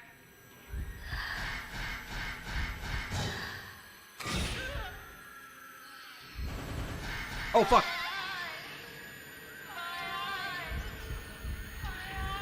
Eye leg! fuck? Are you a bitch? Tecmo, I believe.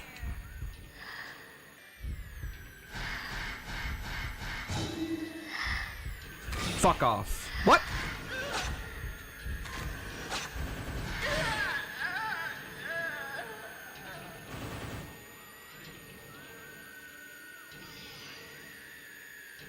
Get deleted. Hollow purple.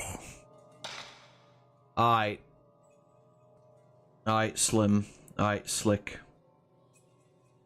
Oh, God, where the fuck was that now? Fish tank room. No, it wasn't there.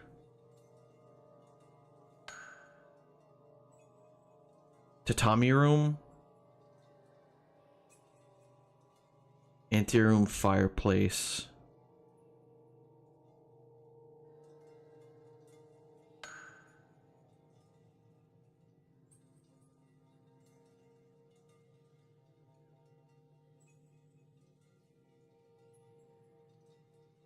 Library, lamp hallway. Oh, we're gonna have to go looking. I don't fucking remember where any of that shit was. I do remember there was a room with the rats. More importantly, I remember there was a room with those posters, but I don't fucking remember where that was. Well, I know it wasn't upstairs. But I believe it's Koei Tecmo.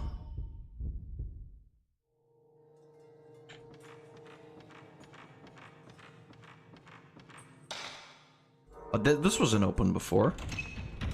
Well, it's locked, okay.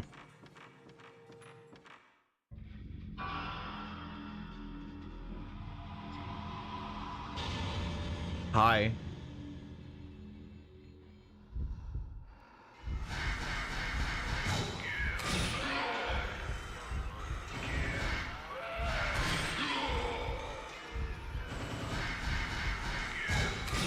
Fuck off. God damn it. Fuck off. Get the fuck out of here. I don't have your stupid baby. I fucking hate you. Explode. Yeah, that's what I thought, bitch. Get fucking sucked into the void.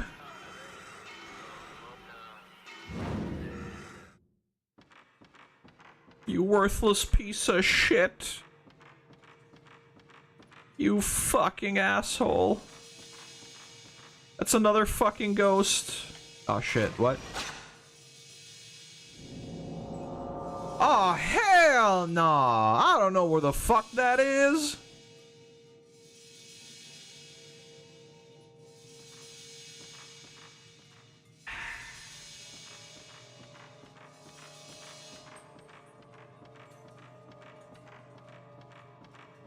Is that like literally right here? Because I know there's a stairwell right here.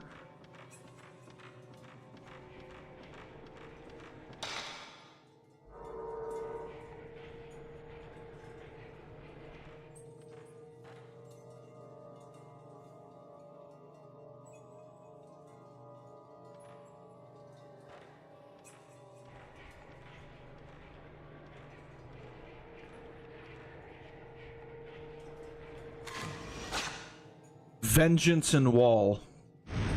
It literally was right here. What the fuck?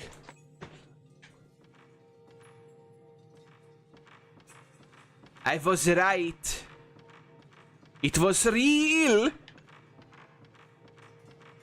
The found piece was real.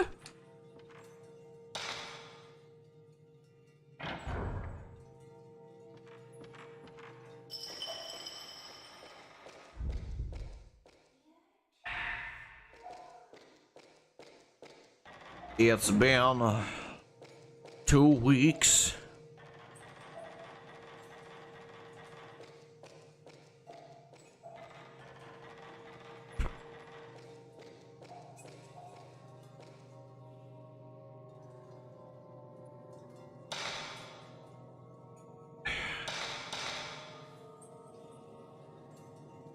blind and held on the day.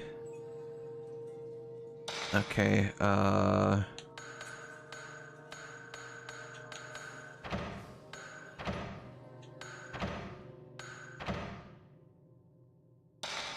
what?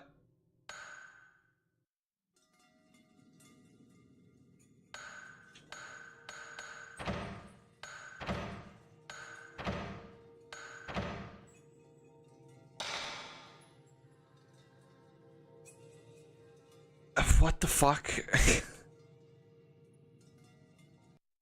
Okay. Oh, they changed it. Okay. No, they didn't change it. I'm a fucking moron. That's my problem. Sorry.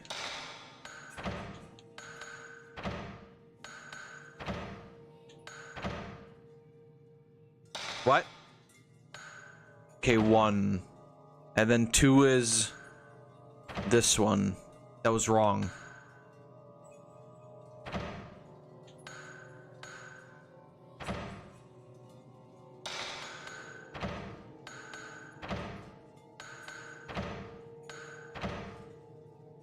How's that not right? What?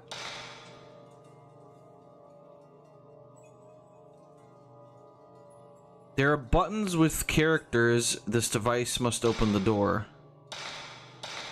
Shinto ritual. Oh, blind. Okay, this is different. This is like a fucking...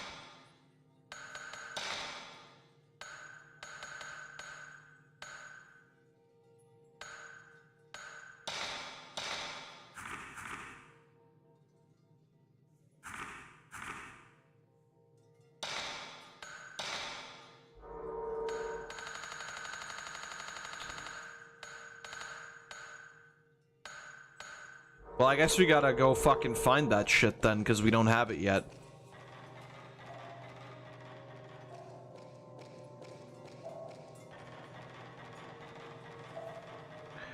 Who made this game? Who made this fucking video game? It was me. The green guy. I made the funny game where you run around and find photos of ghosts. And then you die. Tornado Rex, get ready for the ride. Tornado Rex, you've got nowhere to hide.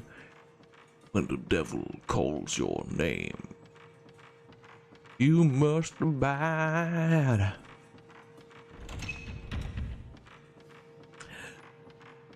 Tornado Rex, get ready for the ride. Tornado Rex, you've got nowhere to hide. When the devil smells your face.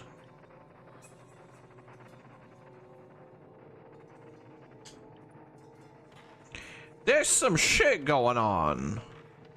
I can feel it. I'm a feeling it. Hey. Well, that ain't it. No, that's totally it. What the fuck? Don't lie to me.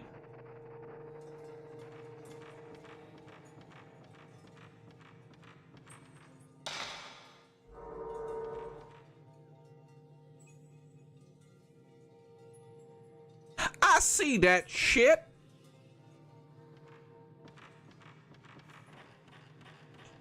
Don't think I'm fucking stupid.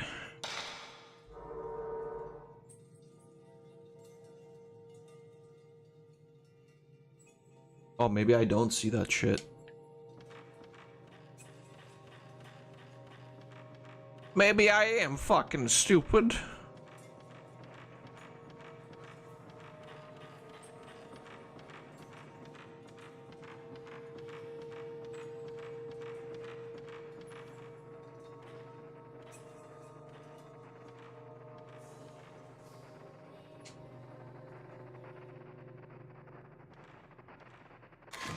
What? Hello there. fuck?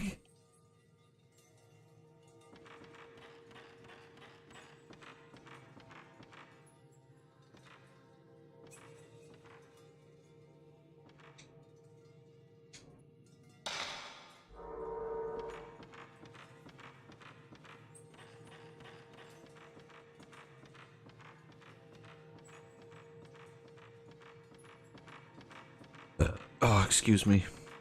I've already been here. Shit. This is truly spooky for people who have no brain. By the way, I literally have no fucking brain right now. My head is like so fucking cloudy.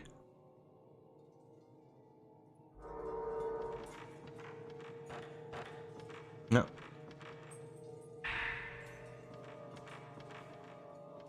I'm gonna have to like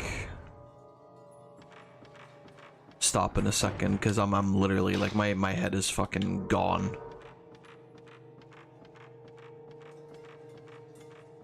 I need a nap. I mean, I need some sleep in general. What if I hold on? I kind of want to go down the road here because I feel like there might be something. Return the mirror, you foul brats. Oh.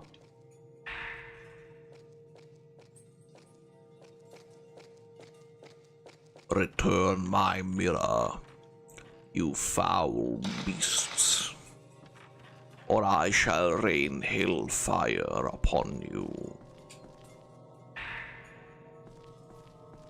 Your days are numbered. Oh, fuck me, goddamn. Oh, it's just... okay.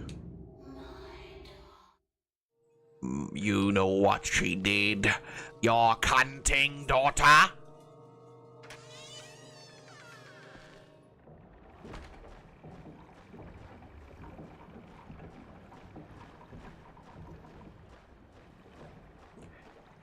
Can I go? Oh, somebody fixed a bridge. Nice. Nice. Fuck is this, a beehive? The purple carving. Whatever the fuck.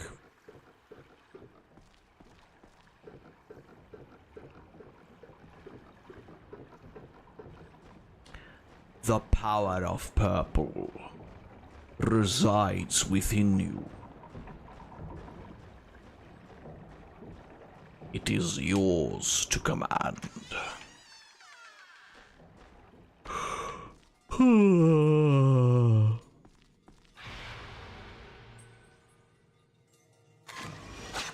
Observatory man. That's him, alright.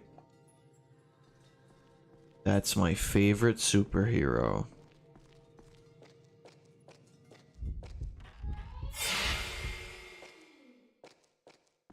What, did she leave? Well, bye, I guess.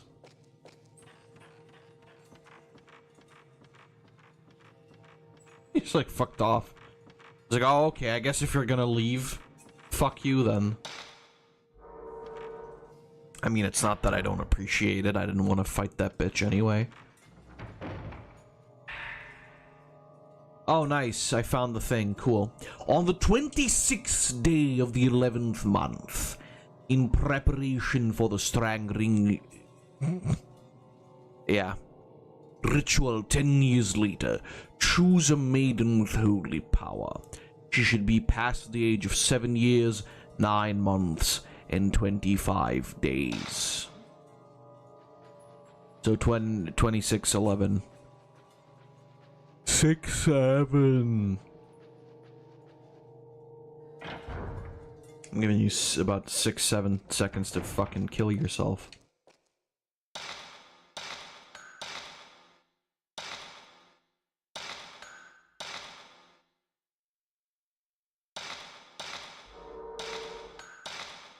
I'm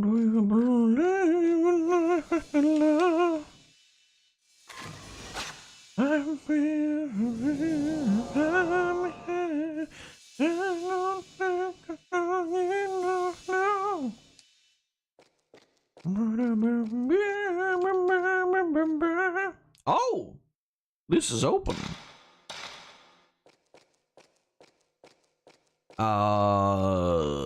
I'm pretty sure we're going back there anyway. Now that I have the Noomba.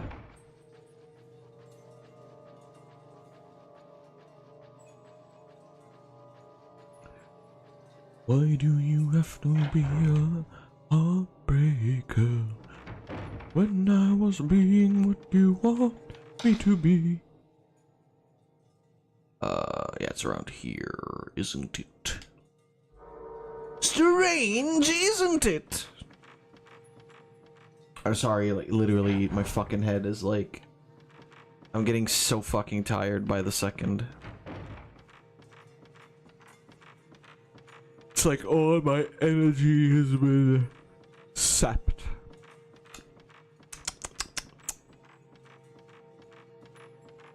Should drink something. Made myself some iced tea, and then I've barely touched it.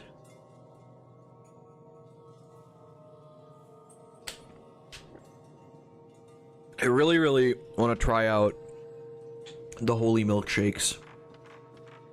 Because they also look very good.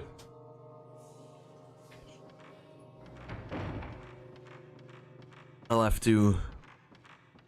I don't know if they have, like... taste test packages for those.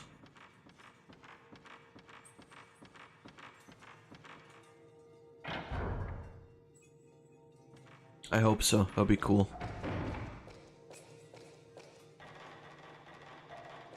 I know they have like a vanilla milk, or was it vanilla or banana? I don't remember. One of the two. And then they have a strawberry one, and they have a caramel one, and I believe a hazelnut one. Okay. So 2.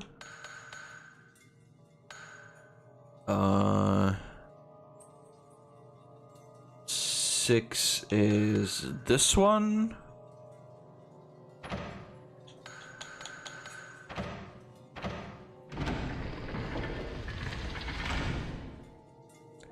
I'm a motherfucking genius. Alright.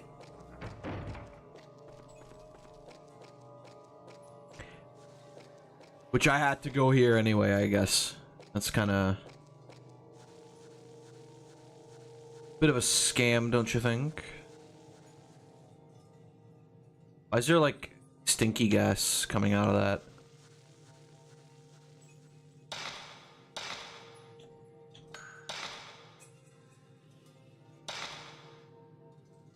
So, am I to, like... if I'm understanding this correctly, was I supposed to have been just using, like, the shitty film up until this point? That can't be right. Oh, now she can fucking move it. Are you insane? Don't go in there.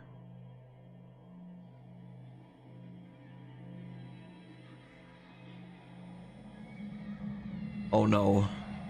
Oh dear Lord, no! Oh, hey there.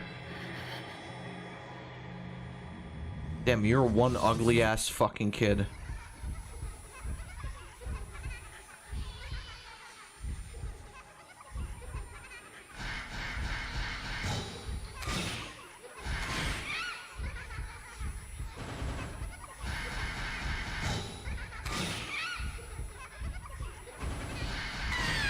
Fuck off. Yeah, thanks. I already knew that part.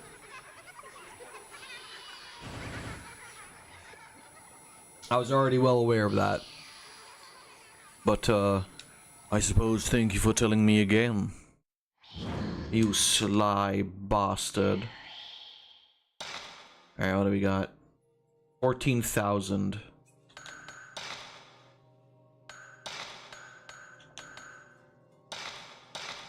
Fuck it, I guess.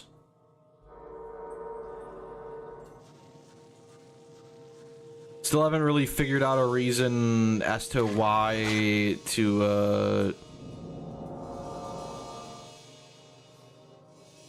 Damn. Something shows in the photo. Yeah, I don't give a fuck. Give me the blue carving. That's all I came here for. I'm gonna save again.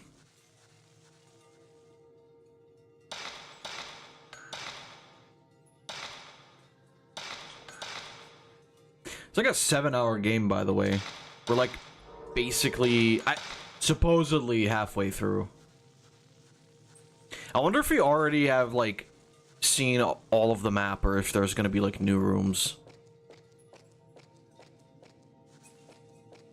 A lot of PS2 games, like, they didn't have like super lot of different levels, like horror games, obviously. I mean, but like, I mean, I guess you don't need them if you're just gonna run around and between like the same 2 rooms anyway. Which one are you? Oh, you're the backwards lady.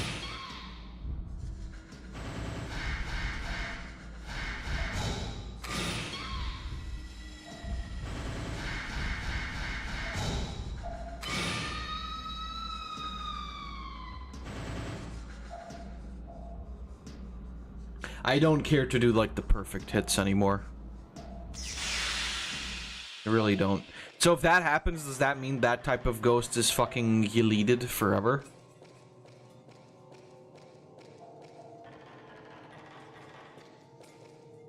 Or is that bitch just extra dramatic and just keeps doing that?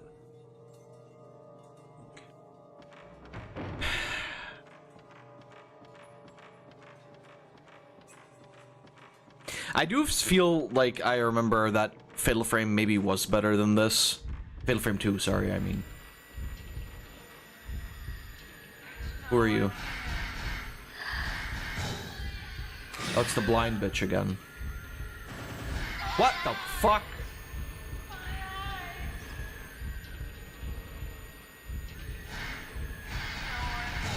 Smile for the camera.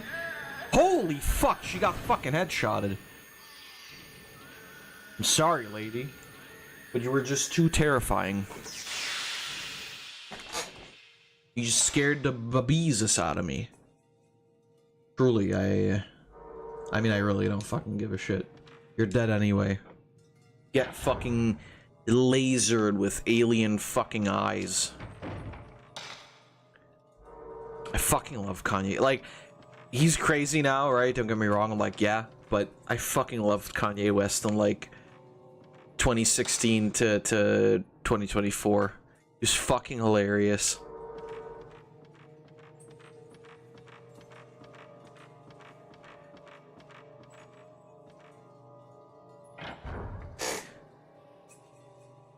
If you can communicate this product, you can make money off the product. Because look at Gaga.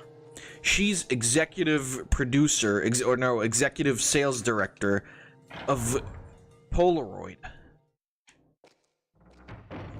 I like some of the Gaga songs. What the fuck does she know about cameras?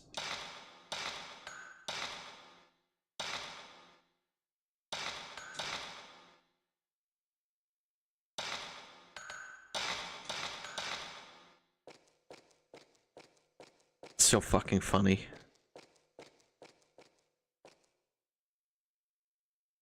Suck my asshole.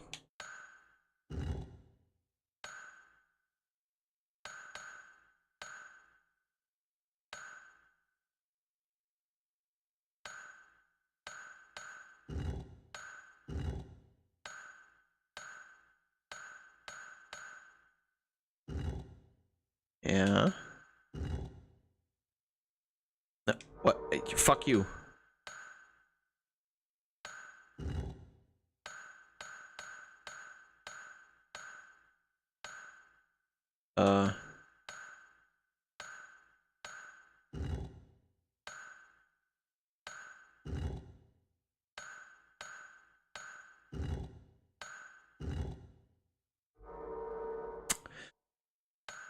I'm feeling scammed over here.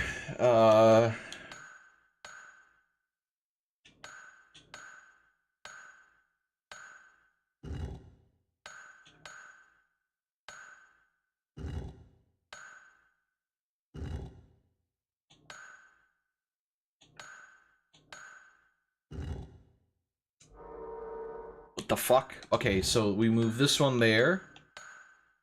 That one here. Move that one over there. Well, that's still not right.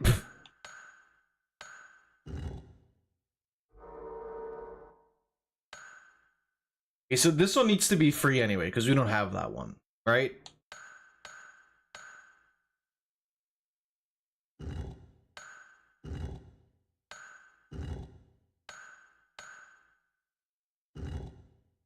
There we go. Alright. Got it.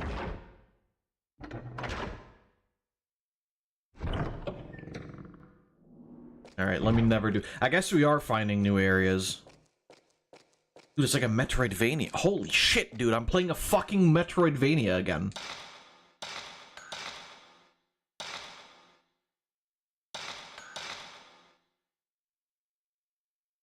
It's funny that that's like... Like, I understand why. But the thing is, it really is just a puzzle game, though, isn't it? Like... Because that way, then, you could also say that fucking, like... The Legend of Zelda is a Metroidvania. Because it works the same way, right? Like, you have to get different items to go to different places. Okay, somehow that didn't fucking capture, even though it was blue. I understand. You're a fucking whore. Is this the purple one? This is the purple one, isn't it? The mansion has started to change. As far as I can figure out, the ghosts are trying to pull me back into the past. The spirits are using their power to make parts of the mansion revert to the way they were in the past. The ghosts of that era are still beginning to stir. Just what exactly happened in this mansion, anyway? And what do the ghosts want me to do about it?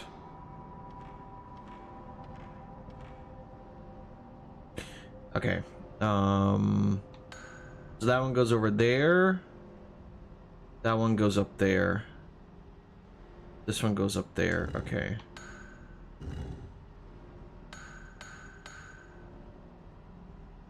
That ain't right.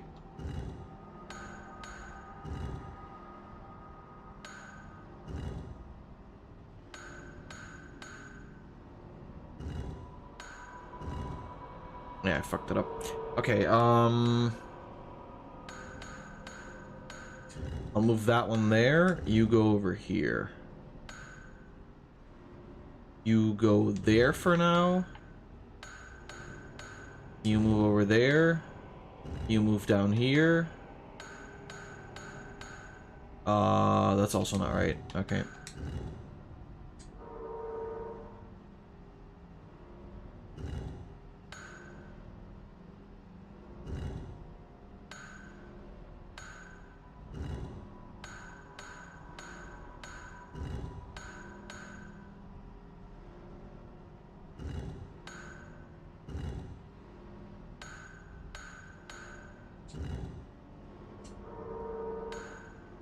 I think that was the correct start, though.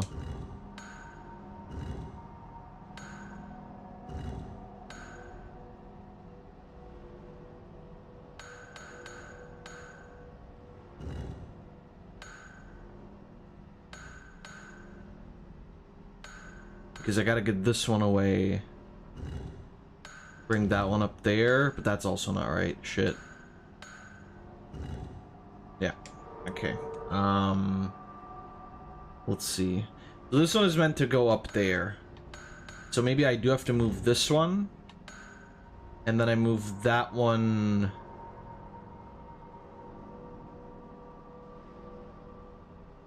there. Oh, that's not right. Okay, let me think. So this one needs to go down there, which can only go... It can only go up right now. And this one can also go... yeah, because it can't, like, move diagonally. So I have to move this one up there. That one has to go up there, which means it could go right, which means I have to move that one over there. Even though that one also has to go there. It's fucking crazy. If I move this one here, move that one there. Yeah, that doesn't work.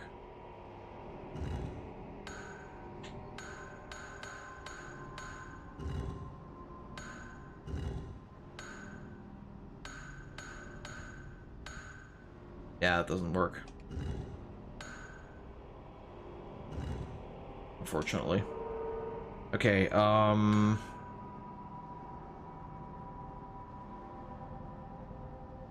I do have to, like, move this one around, though, at the very least. That's for sure. The problem is if I move the Z, I can't move it anywhere else, which means I do have to make this one free, basically. Because the Z has to go up there.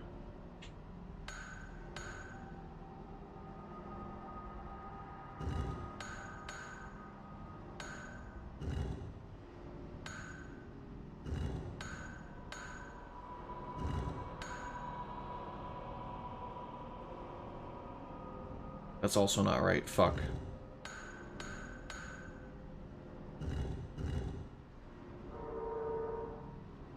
Okay, so if I start moving this one...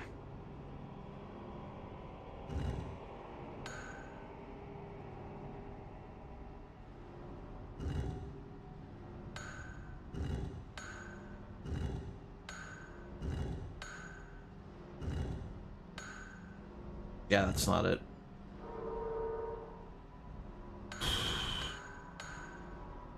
Start by moving this one. And I can only move this one. I can move this one over here. I just did the same thing again, by the way.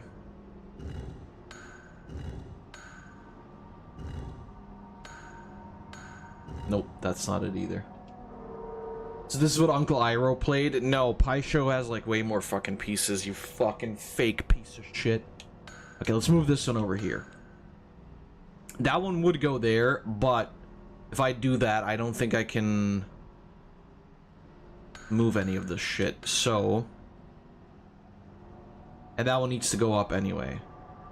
If I move it like this, then I move that, then I can move this, and this one can go up there, that one can go over here, and this one can go here. Got it.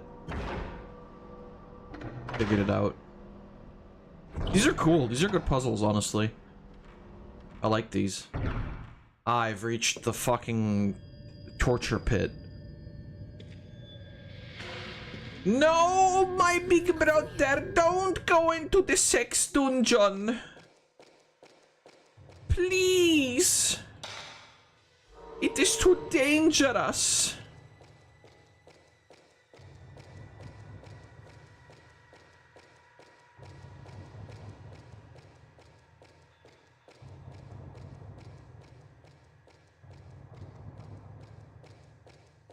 When is the new Avatar series releasing? If you're still here, Payne? Do we have a release date?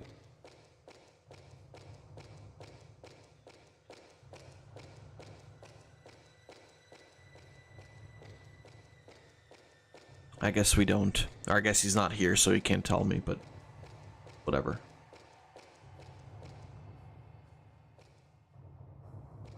What a thrill. With darkness and silence through the night.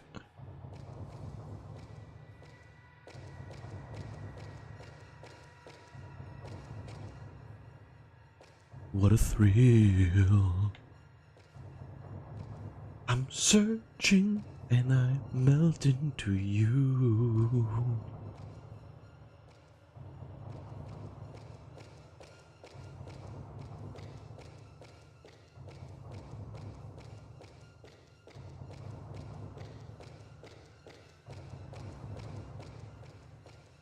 Here's an item. The ritual masks and their meaning. In the Himurot rituals, masks play a very important role. One of them is called the blinding mask, which is used in the demon tag ritual. 2 stakes pierce through the eyes of the binding mask. It is used in the demon tag ritual as a blindfold. The legend goes, while the demon is blindfolded, enter the rope altar and perform the ritual. This might mean the blinding mask is a key to the rope altar.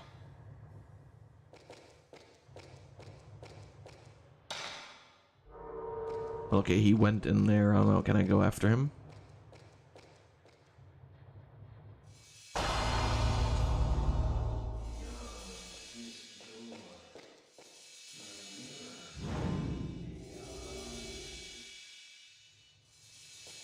is the mirror, I'm assuming.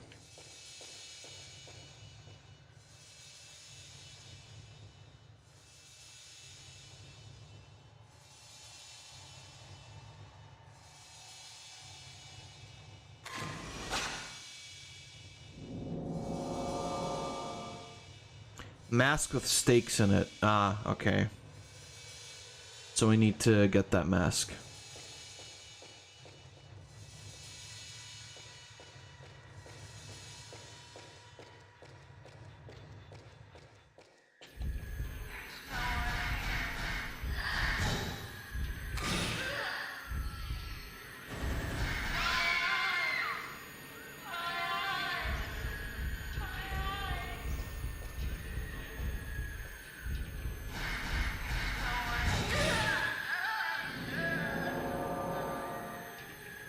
Only the red candles in the photo are lit. Okay.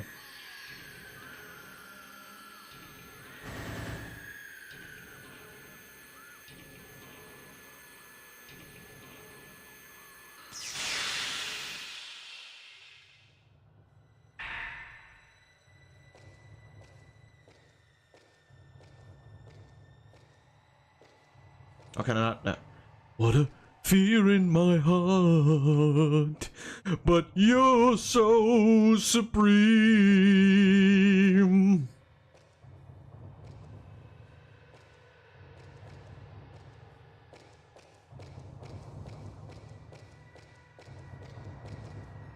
I give my life, not for honor, but for you.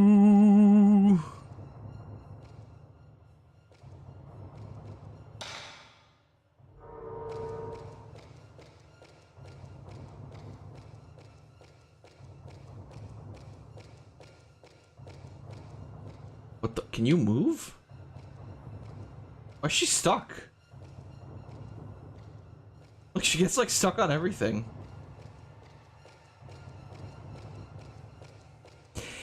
I have to say, despite all the bullshittery, right? The fucking back and forth is kind of annoying, I'm not gonna lie to you. Especially when the puzzles are literally right there, right? It's like, oh, walk back into like 2 rooms before. I mean, it would be more annoying if it was like across the map, but then at least I would get to explore more. This is just like, okay, well, fuck off then.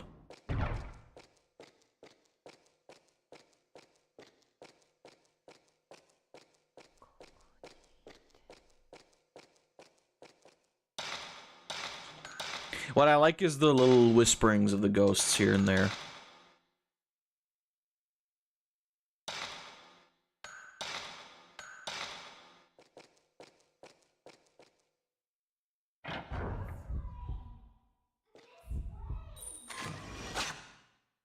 She's not even fucking pointing. You fucking lying bitch.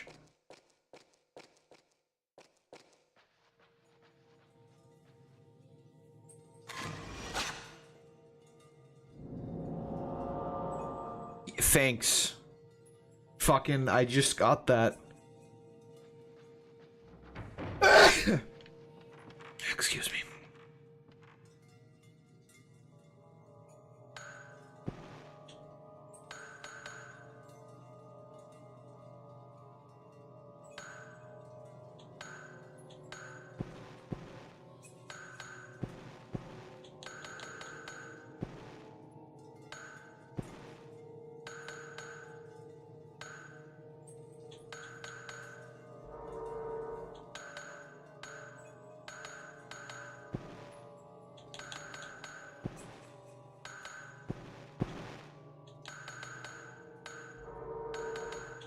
So you can't put out the candles, you can only make them go.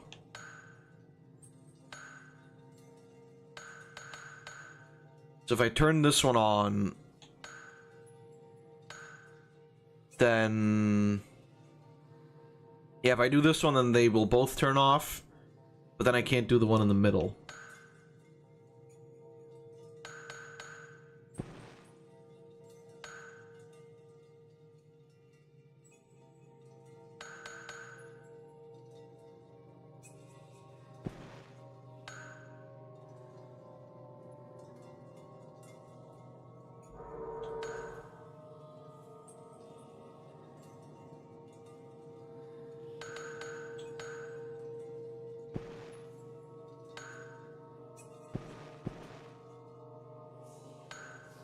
Fuck, that's not right.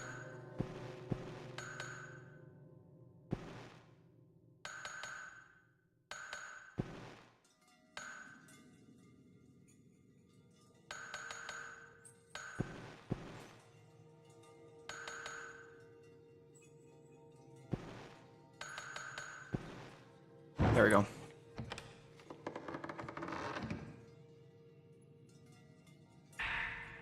Oh, nice. Oh, fuck me.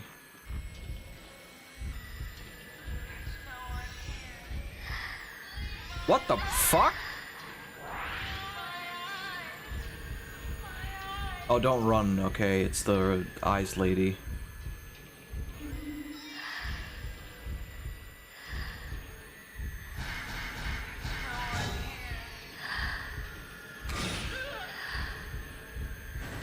Oh, fucking! I'm tripping balls? Hell yeah.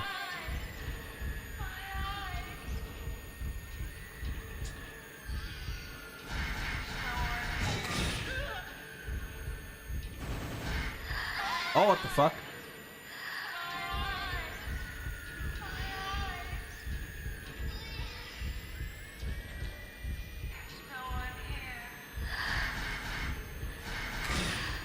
What? Oh, I fucking died. Oh god, do I have to do the fucking puzzle over again? Oh no. What? Album mode?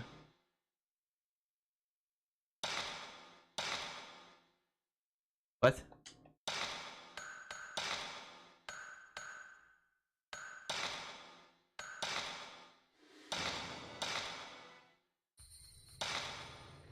Oh, thank God. Okay, Jesus.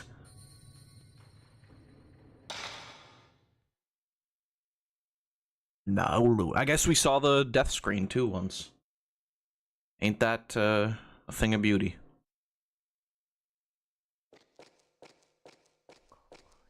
Shut the fuck up, bitch. I'm gonna fucking kill you.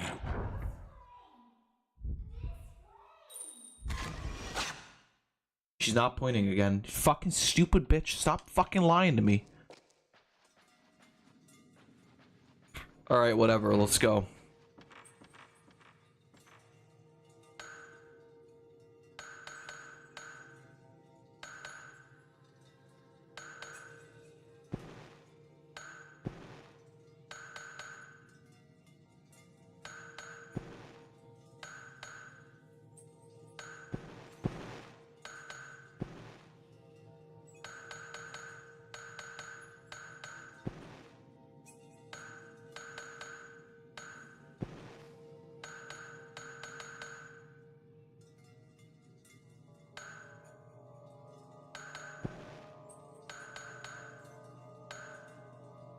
That's not even fucking correct.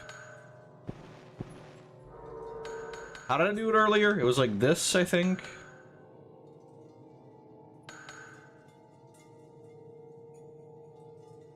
Like that. Then I turn on this. And then I turn this back on because then... Yeah, there we go. Fuck yeah.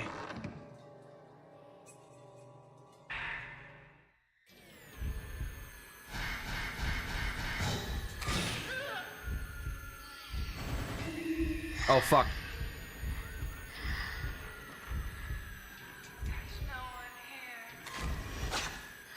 There is no one. Ah!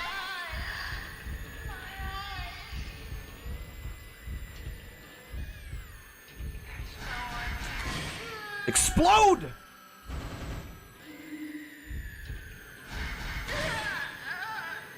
There we go. Spirits be gone from this realm. Fuck you. I'm gonna go save, I don't care.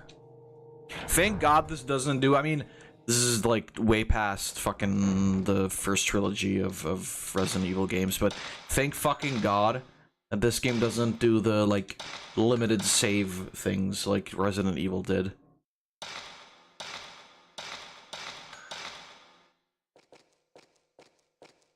Alright. I think now we have to go back to the baby room. And then... we can follow the funny. I don't think it's like it's boring or anything, but having run through so much, only to then, like, now visit the same fucking 4 rooms over and over, it's a little stinky. Speaking of stinky, another goddamn fart cloud here.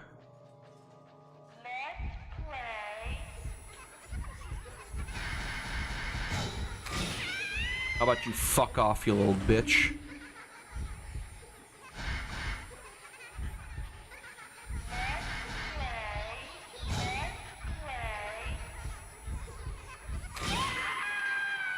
That's what I fucking thought. Zero sotto.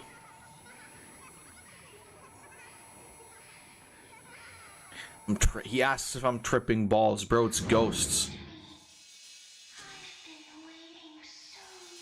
You ain't ever seen a fucking ghost before?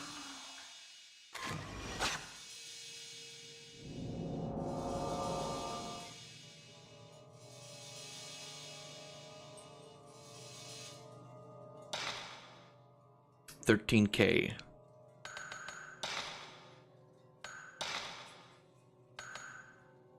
Oh, I can't afford fucking any of these.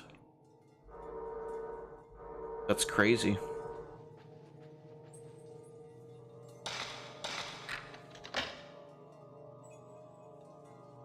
Is that how we lock walls at this point? And why could the fucking ghost use the door then? Like, if they just went through it, I would get that, right? But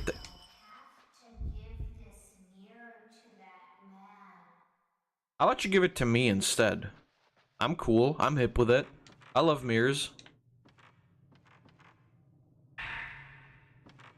Bro, I got like 50 billion of these fucking spirit stones. I haven't bought a single fucking superpower with them.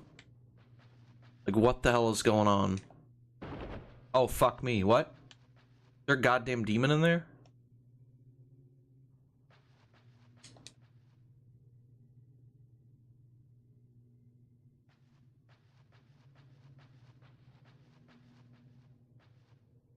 I'm feeling scammed.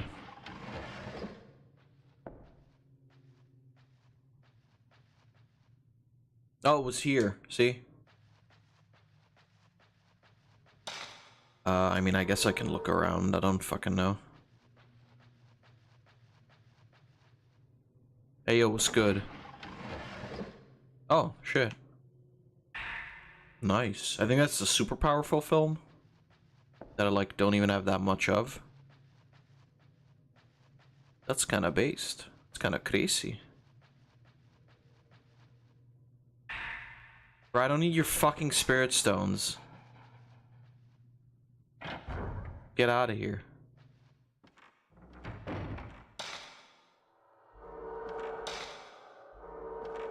I don't think I'm able to go anywhere here, huh? Door won't open. Locked from the other side. Oh, more film. I can shoot more ghosts.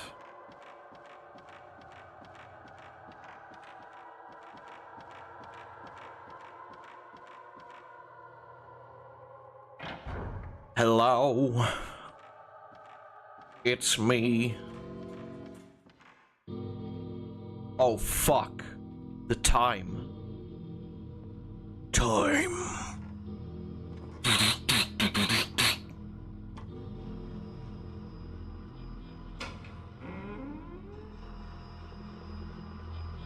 Yeah, alright. Sure. Oh, fuck, never mind. So that was it? You fucking scared the shit out of me? Oh, fuck.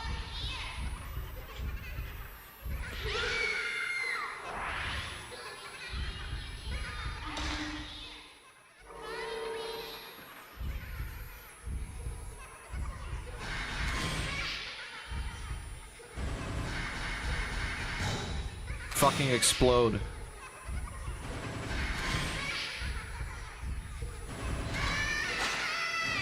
Yeah, that's right. Ko Soto. Back to the fucking realm with you. Deleted. You have to fucking shut the fuck up is what you gotta do. Yow! I got that mirror drip. He's got that. That's not even remotely what that guy looks like. Do the roar.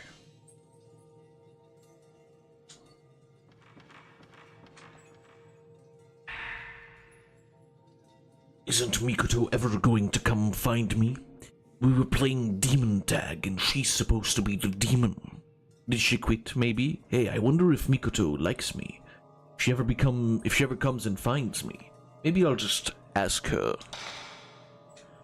Thanks. That was really important to me.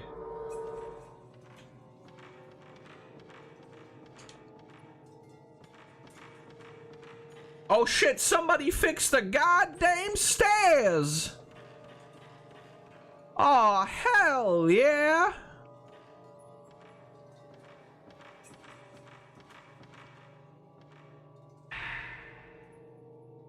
June 13th. Mikoto found an odd camera. She said she found it in the mansion when she was playing demon tag. I tried asking her exactly where in the mansion, but she just keeps saying a girl in a white kimono gave it to her. I can't find anything more out about it. I had to look at the camera Mikoto found yesterday, but I didn't see anything special about it. It was probably left here some time ago by somebody that came to investigate the mansion. Same haircut, bro. The weather was wonderful today, and Yai seems to be feeling better. The three of us decided to take a walk in the mountains. Yai hadn't been out in a long time, and she really seemed to enjoy it. She had fun with Mikoto's camera, taking pictures with it all day long. All day long.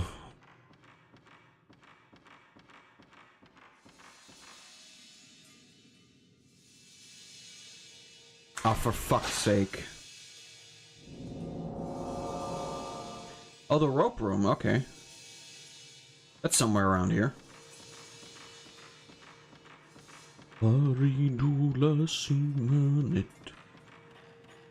I don't fucking know the words.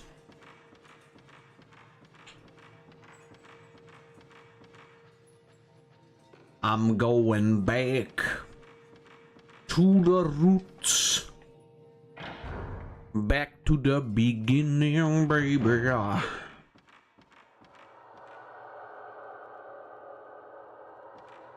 Like up there somewhere, right?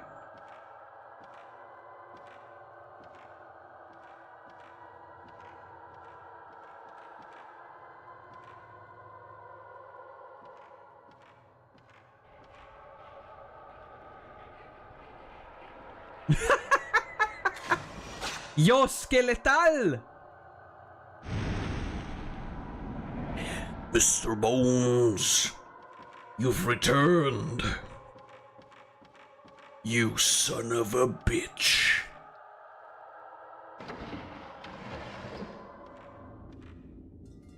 You goddamn piece of shit.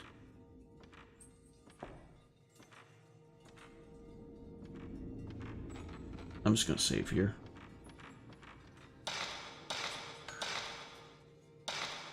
I guess it's kind of cool that they bring you back to, like, all the way to the beginning. I don't know. I don't hate it, I suppose.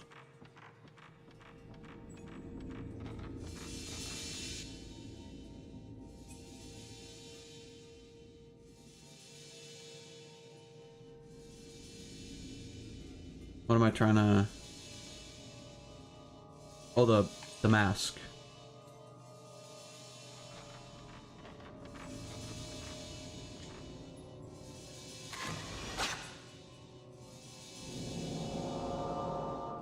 Ah! Scary! There's a strange character on the wall decoration. There's a pig hanging something. Right. I understand. I know what you're talking about.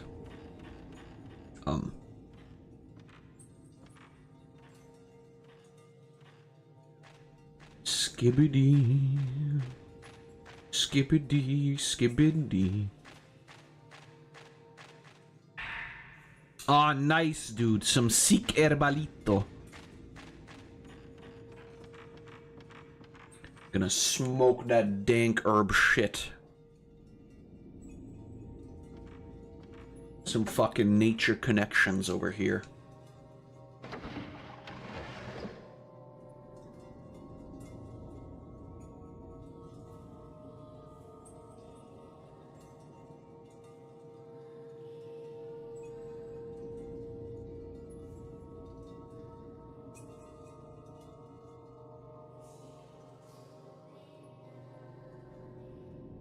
Hold on, I gotta reply.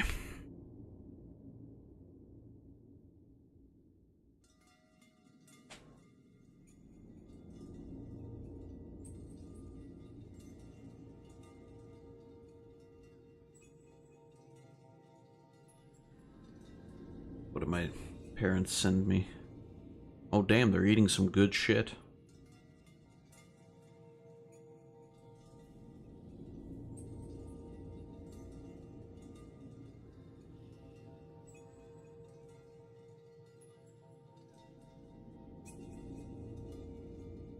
Was that ice cream? That looks fucking good, holy shit.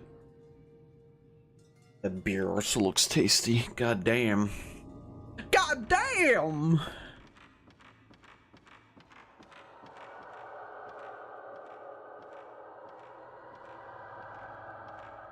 I hope no ghost spooks me while I'm taking a fat rip of this vape.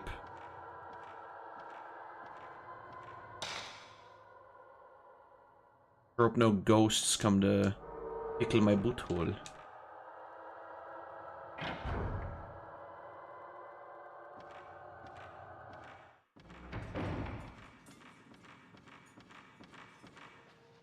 Sure hope no sexy ghosts come to suck on my butt.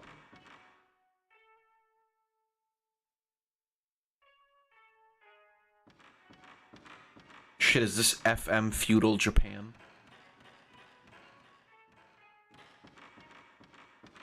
Fuck yeah, dude. Shit's... Well, don't stop just because I'm here, Jesus.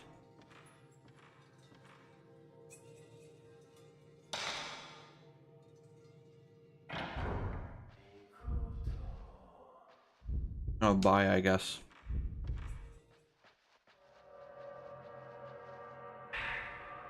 Stone mirror. Looks like the ghosts of the women with the gouged out eyes react strongly to sounds. If I'm really quiet, I can get by without being noticed. Yeah, thanks, Mafiu. I fucking... yeah.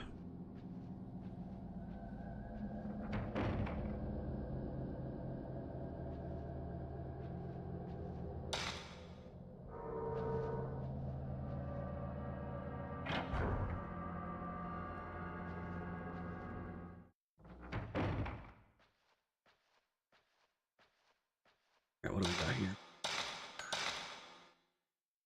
Oi, oi, oi. I was actually playing a lot longer than I wanted to. Already at 4.5 hours.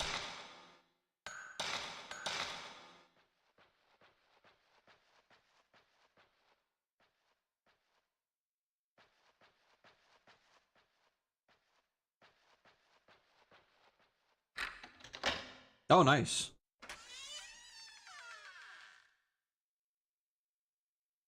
New room. Oh, it's a shortcut. Okay, that's cool.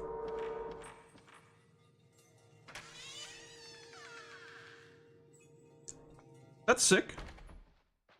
And then I guess with that, with us unlocking the shortcut, shut the fuck up, don't breathe. I'm just gonna save the game, and we're gonna probably continue tomorrow.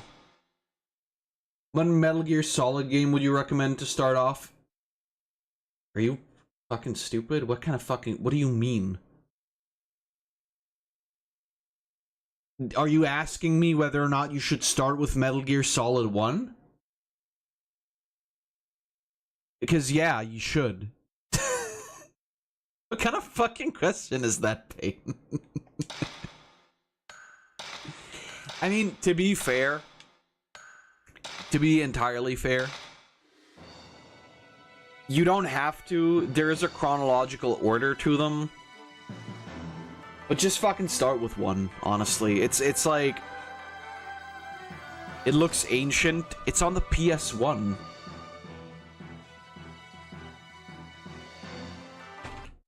What do you mean it looks ancient? Here's the thing. If you want to be a fucking... If you want to really be based, you fucking start with Metal Gear 1. On the fucking MSX2 or whatever the fuck it was. The Japanese home computer. I guarantee you can fucking find, like, Metal Gear translated. I'm gonna Google that. Metal Gear translated.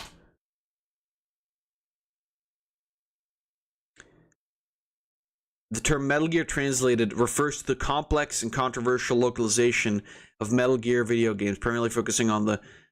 Shut the fuck up. I want...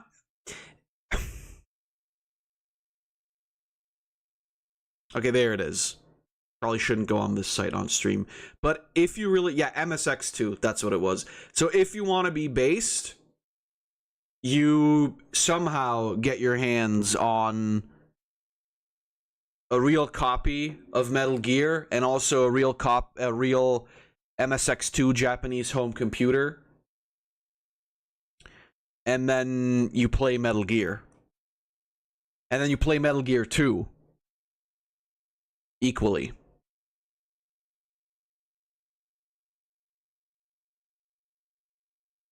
And then you start with Metal Gear Solid 1. What I will say, I believe, actually, is that? Yeah, no, it is, because there is, like, if I go Metal Gear 2. Yeah, so Metal Gear 1 is just Metal Gear 1. And then Metal Gear 2 is called Solid Snake. And then Metal Gear Solid 1 is actually the third game in the series. Arguably, you could play Metal Gear Solid Twin Snakes, which is just like a remake, basically, of Metal Gear 1, like, on the GameCube.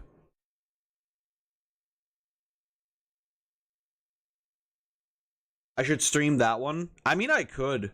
Honestly, it wouldn't be a big issue, like I said.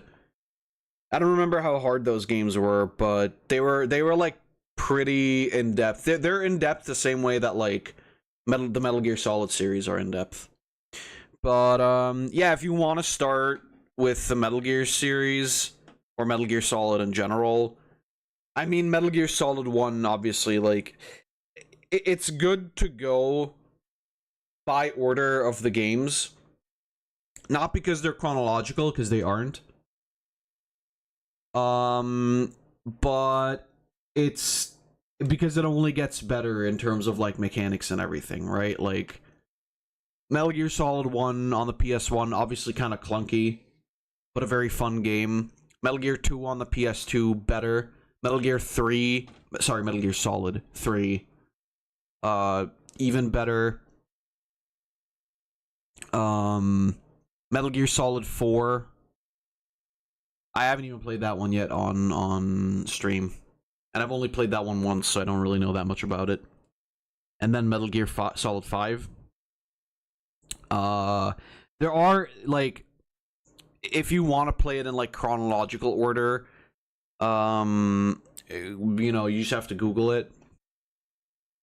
But I wouldn't necessarily recommend it. I think playing them in the way they were released, or in the order they were released in, kind of adds to the experience, because then you realize stuff from previous games as you play the other ones. Like, you don't necessarily have to play Metal Gear 1 and 2, but they're part of the story. And the first Metal Gear is in Metal Gear 1, so it's funny because like I think a lot of people don't even really know, because Metal Gear fans don't fucking play their own games, like every goddamn fan base. But I think a lot of people don't even know that like Metal Gear Rex is the third, not maybe not the third necessarily, but it's like it's not the Metal Gear, right? The Metal Gear, I can show you. Hold on, I'm gonna Google.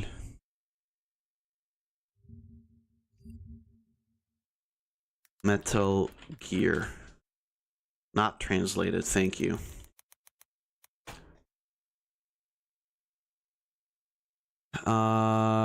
Okay, Metal Gear model. Motherfucker. List of Metal Gear models. Metal Gear weapon, sure.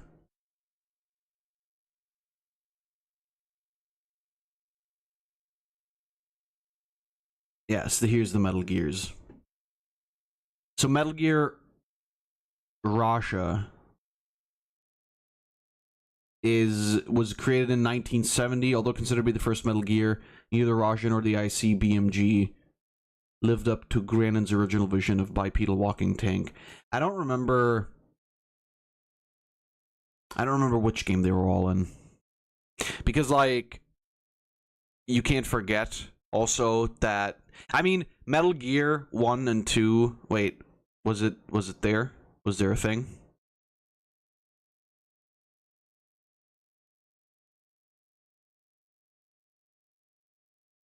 I just want to fucking... Okay. No, don't go to fucking Twitter. Okay. Which Metal Gear is the first? It's gonna tell me the games.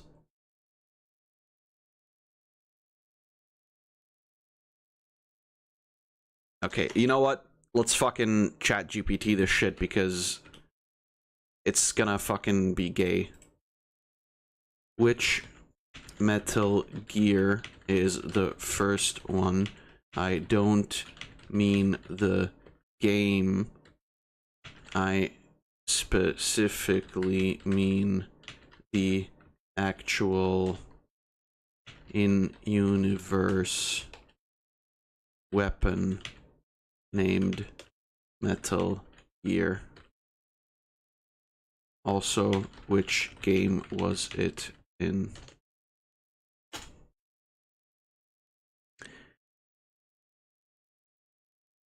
Yeah, Metal Gear Rex's prototype. What? Okay, yeah, no, yeah. So, the first canonical Metal Gear in the timeline is Metal Gear TX55, which is the one in Metal Gear. As in, the first Metal Gear game.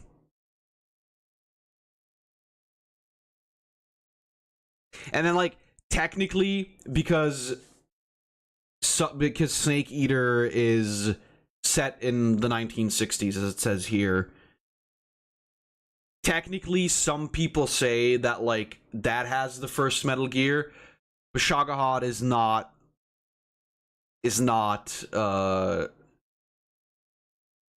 an actual Metal Gear. It's just, like, kind of a prototype, I suppose. And then Peace Walker, which I believe was the one on the PSP.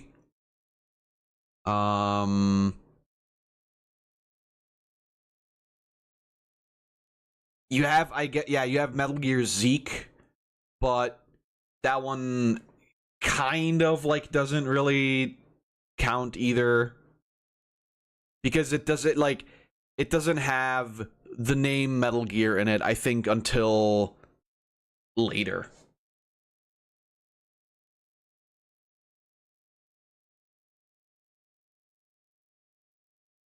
So like it starts out as not a Metal Gear. When does Invisible start playing? When I fucking kill you. That song isn't even in the game. I don't know why people... I genuinely... I think it's because it's Invisible and it's like all stealth game. I genuinely don't understand why people meme that song. I don't hate the song. I like Duran Duran. I don't know why people fucking do that shit, though. Maybe in Metal Gear Solid 7. I mean, I don't think they're going to make more. I would like, I said this before, I would like a continuation of the story, but I guess you can't really do that. And honestly, I wouldn't want Konami to do it anyway. They did okay with Silent Hill F, but I still don't want them to do it. Fuck off. But yeah, so basically the first Metal Gear is the Metal Gear TX55, and if you look at it, I mean, I don't remember the fucking names of these things, but yeah, if you look at this, for example, this is what the first Metal Gear was. Can you fuck off? I want to look at an image. This is what the first Metal Gear was, basically. Like, that was the concept. Because the concept of Metal Gear was always that it was supposed to be a bipedal tank thing, right? You can't see? What do you mean you can't see? Oh, for fuck's sake. God damn it.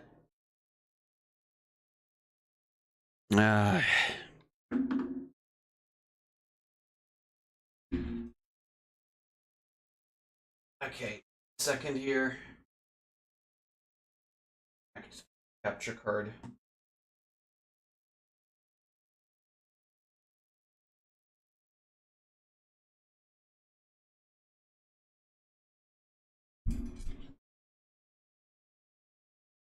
Okay, there we go.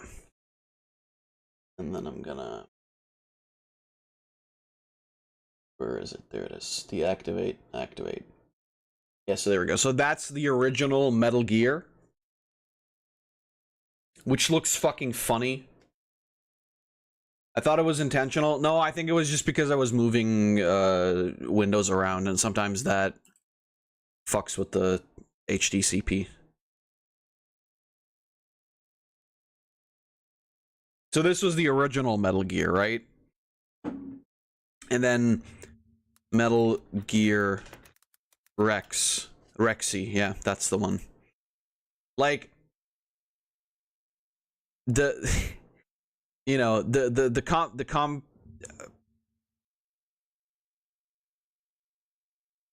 comparison.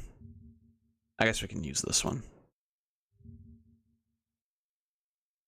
The comparison is really funny because, like, Metal Gear Rex is this big fuck stupid ass mech, and then Metal Gear, like the original one, it just looks so fucking stupid. This is what it looks like in game, by the way. I'm pretty sure. The fuck, there it is. But I mean, like, you can kind of see the similarities, right? But I mean, Metal Gear Rex is just goated.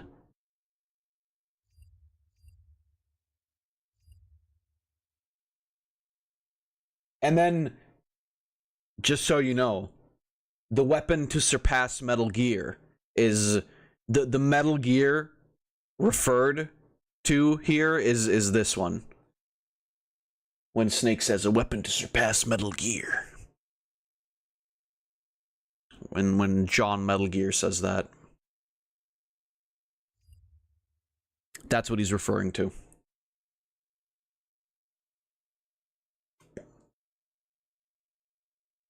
You could call it a phantom pain. No, not yet. Not yet. That's later. But yeah, like I said, I would honestly, like, if you really want to get into the series and you want to say you're better than 99% of Metal Gear fans, you know, try and play Metal Gear, the original, 1 and 2, and then get into Metal Gear Solid. But if you just want to play Metal Gear Solid, then just start with 1. And like I said, arguably I would say, like, try Metal Gear Solid Twin Snakes.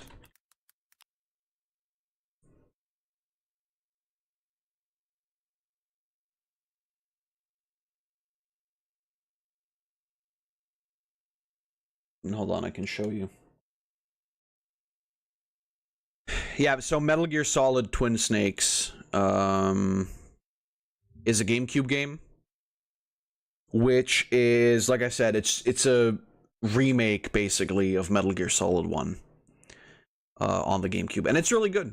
It's really good.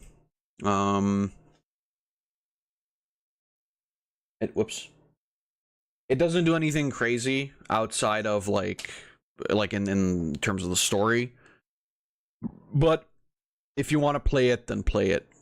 I know that there are people who don't like Twin Snakes.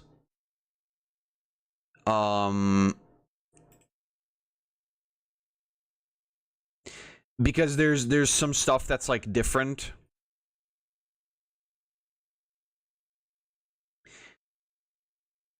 But I mean, fucking play it. On the GameCube, hell yeah, perfect time for the Wii. Like I said, yeah.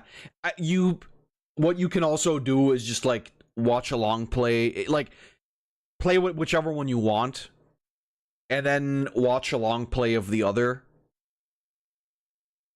You can also fucking, like, if you don't want to play them, if you just want to like get into the story, fucking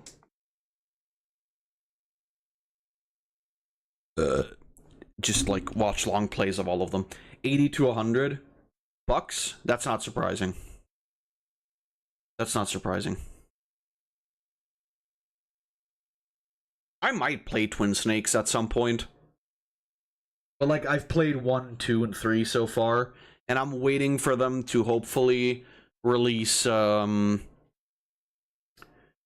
release 4 and maybe some of the other ones on PC, because I know they're working on a volume 2 for all the Metal Gear Solid games, as in the Metal Gear Solid PC ports. And I don't want to, technically, I guess at this point I could also just emulate, because I can easily run a PS3 game on this computer, or a PS3 emulator, but we'll see. I don't know, maybe I'll do that. I don't fucking know. I don't really care. I mean, obviously I'm not doing that because that's stupid. Nobody emulates ever. Is this empty? No. Why is the battery on this thing so shit all of a sudden? Or have I just been smoking too much? Is that the problem? I guess I didn't charge it before I got home. Well, whatever. But anyway, yeah, that's my opinion. You can do whatever the fuck you want, like I said. If you want to play them in, like, actual proper story order, do that too.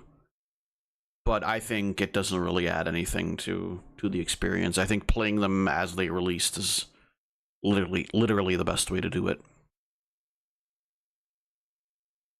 Especially because you see, like, a lot of the ways they were trying to, like, trick you into thinking, oh wait, this is the same guy, right? Not to spoil a lot, but like 2 and 3 both kind of make you think like, oh wait, yeah, it's Snake, but it's not. But yeah, you know, I guess that's kind of a theme for the whole series, isn't it?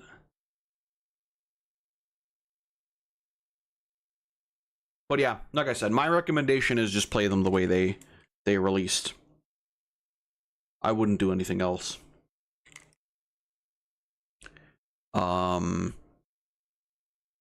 yeah, like I said, if you also like don't really give a fuck about playing it, then just, you know, watch long plays without commentary.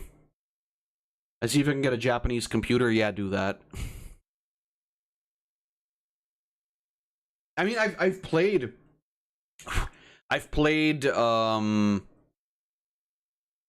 Metal Gear 1 and 2 in Japanese with a walkthrough, and then I also watched a long play of it once that had a translation. They're good games. They're good games. They're like, you would not believe how well the stealth works, and like they're top down. You would not believe how well stealth works in that realm, but Blue Protocol on Japanese PC. The fuck does that mean? What?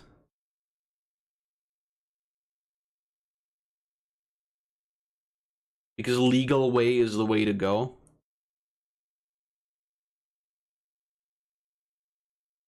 I mean, I don't think you're gonna run Blue Protocol on an MSX2. And if you do,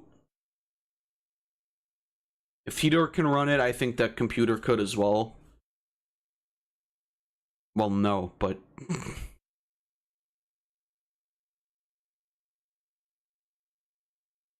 but you could run it on your Steam Deck, technically. But I don't think you're the MMO type of guy. I don't peg you as a, I mean, I don't peg you at all, because that's gay. But I feel like you don't really necessarily enjoy MMORPGs.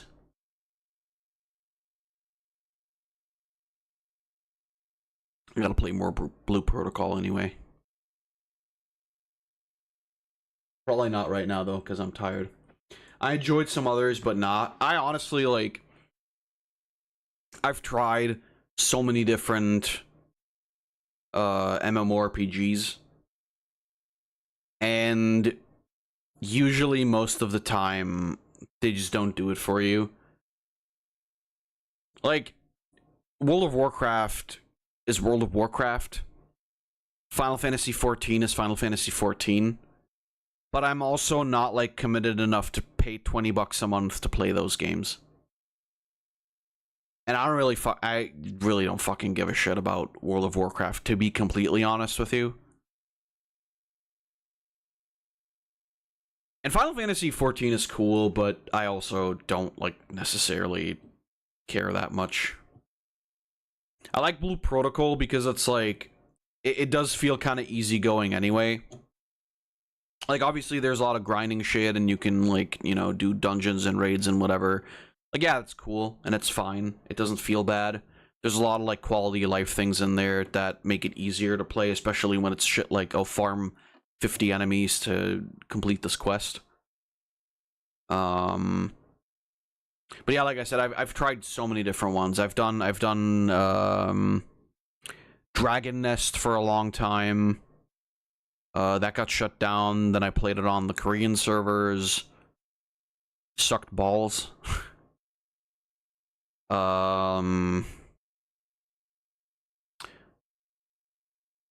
Was it no, not Desert Storm Online. Whatever, that one I played for a while. I played a couple of Chinese ones because they had, like... Yeah, I played Blade and Soul for a while. Because that one had hot female characters that you could make. Which I guess almost all MMOs let you do that.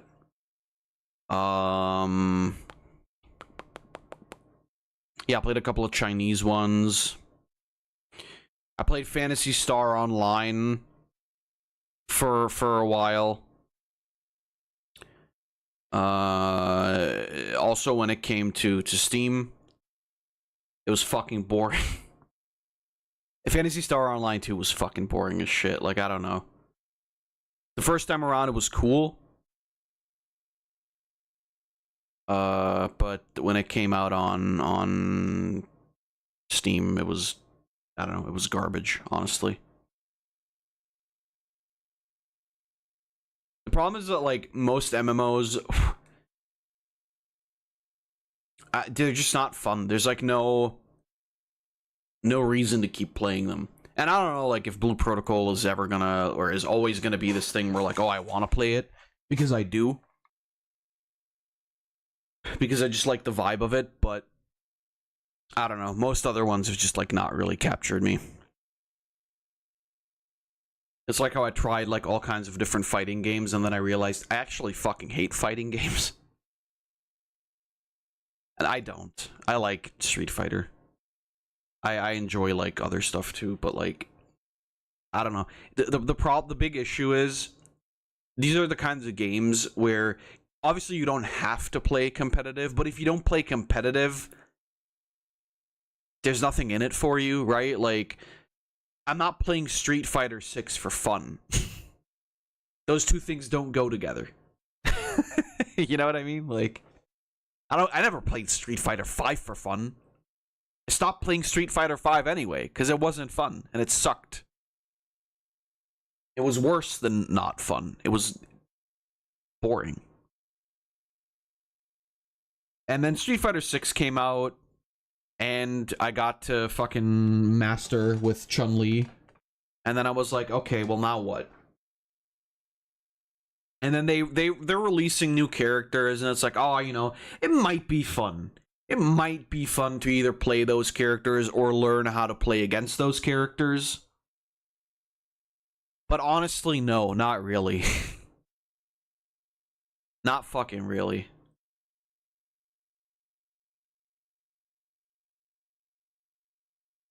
It's because they don't make it like they make Alpha 3 anymore. That one was goated. That was fucking goated. Goated.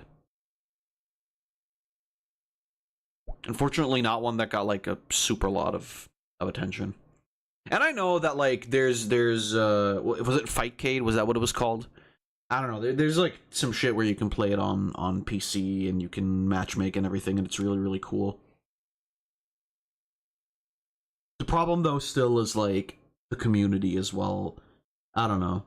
Like, fighting games in particular, maybe MMOs aren't as bad, but like fighting games in particular, if it's competitive shit, like it's so gay. I guess no. I guess technically with MMOs too. I'm fucking tired, by the way, but I'm just gonna yap.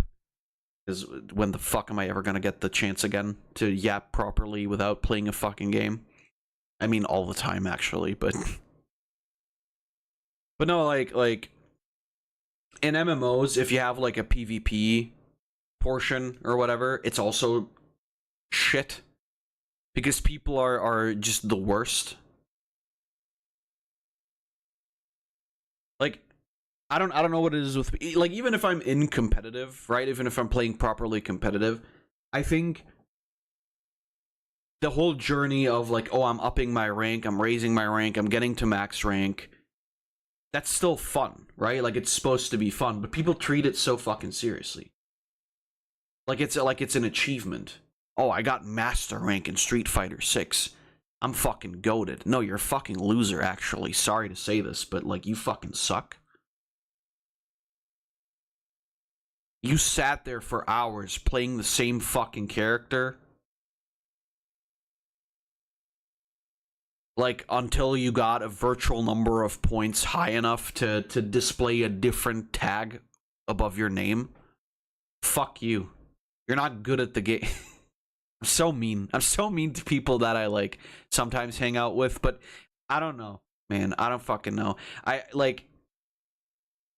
It's so frustrating because you can't play with these people for fun either.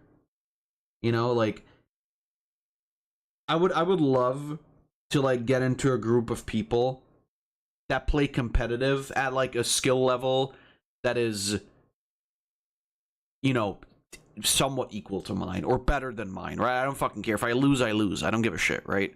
But I want to have fun with people. I don't want, but like the problem is in that realm, you only have like tryhards and fucking flowcharters, and like it's fine, right? If that's how you want to play the game, it's fine. I understand that there's always like an optimal way of getting somewhere. The problem is that the mindset is that of like, oh, even if I'm playing with friends, it's about rank, right? It's about fucking, I gotta make the points more than you. Like, who gives a shit, bro? You're playing with a friend. And I fucking hate that. That's like one of the biggest issues I have with any fucking like fighting game group that I've ever been in, and I've also subsequently left at some point, because these people have like nothing fucking going on other than their rank. And it's like, sorry bro, like I don't give a fuck. If I'm bronze, I'm bronze. I don't give a shit. I'm here to play, like, to have fun. I want to have fun. And if I can get the byproduct of like, oh, I have a high rank because I'm good at the game or I've played the game enough, Like, that's a byproduct, like I said, but I still want to have fun with it, but you can't have fun with these people. You can't have fun. Because they want to act like they're professional fucking, like, FGC esports players. Like, get the fuck out of here. Who the fuck are you? I'm ranting, but my point is basically that, like, the competitive scene, and I feel like it's gotten worse. I don't know if it has for real. I feel like it's gotten worse for sure. Because I remember, like, back in the day, I was also in groups, right? Like, it was, like, Skype groups or early Discord groups or whatever, where you had people that were, like, high rank and that were always playing ranked and that were always playing competitive, but they were cool. And then, like, you would have, like, a couple of people who were, like, tryhards or taking it way too fucking seriously, and you laughed at those people. But now, if you, maybe I've just been in the wrong groups, I don't know, that could be. It's entirely possible. But, like, I feel like every time I join a group like that, it's always just full of the fucking tryhards. And then when you say something to someone, they start fucking pissing and moaning over it. And it's like that's mainly what sucked the fun out of me for like a lot of fighting games. That's mainly what it is. It's also that the games just aren't that great anymore. Like, Street Fighter 6 is fine. I definitely think that, like, 5 was a lot worse, which isn't a, like, groundbreaking opinion, but anyway. I think 5 was a lot worse. I think 6 is pretty cool. I like it. In the sense of, like, playing it doesn't make me want to get cancer immediately. I can, like, postpone it for a couple months. But it's just still, like, it's, and it doesn't help. Like, they add new characters, that's cool, whatever, I don't care. Because eventually you'll just wrap back around to fighting against Camis and Juries and Kens anyway. The second one, you can argue whether or not she's that terrible, but, like, Street Fighter 6 Cammy is just, like, that actually makes me want to have cancer yesterday. One of my friends in college liked Smash a lot, and he was sweat. He was sweaty. So after, like, 2 days, no one wanted to play with him. He made a good game boring. Yeah, I know what you mean. I never really, like, wanted to go that hard into Smash anyway. Because, like, Smash for me is a party game, right? In the same way, like, Mario Party is, or whatever else. I think Smash is something where you sit down and you play it with your friends, and then you have fun, because Mario beats up fucking Ridley. But I've never looked at Smash as, like, a serious fighting game, in my opinion. You can disagree, I don't care.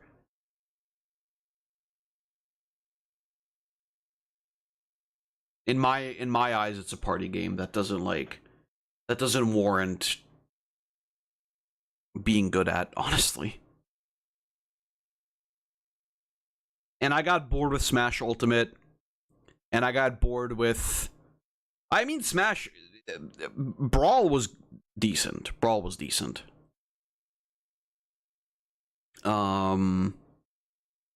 I got bored with the one on Wii U. Which one was that on Wii U? My main Smash is the Tekken guy, but I didn't use it with friends because I'd rather use something fun than something I know is unfair. I mean, that's another issue, which kind of wraps into what I said earlier. A lot of people play, like, just the fucking meta, and I know, I'm playing Chun-Li, yes, I know, but fucking whatever. That's the issue, is, like, you don't play for fun, right? I play Chun-Li because I like her. She makes my cock hard. Those are two separate points. But also, I like her because she's fun. You know, I like to play her because she's got fun movesets, it always has.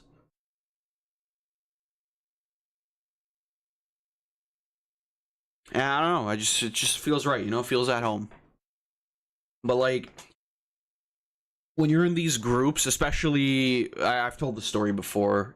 I'm not gonna tell it again because it's like, I mean, it's not super long, but basically, you know, when I got an offer to join like a local esports team, or well, esports team, like FGC clan fighting thing, you know, they wanted me to play specific characters, and I'm like, well, I don't fucking want to play those characters because I think they're boring. Which again, that's, you know, that's subjective. You can argue whatever, it's fine. But, and that's another issue. Like, when you want to play people with your character, like your main, I've had this also like a couple of times where people were just like, no, play this character so I can practice against them. I'm like, well, I don't want to play that character. I don't like that character. What do you want from me? But mainly my issue is like the competitive scene, really. As with any game where there's a competitive scene, the competitive scene sucks.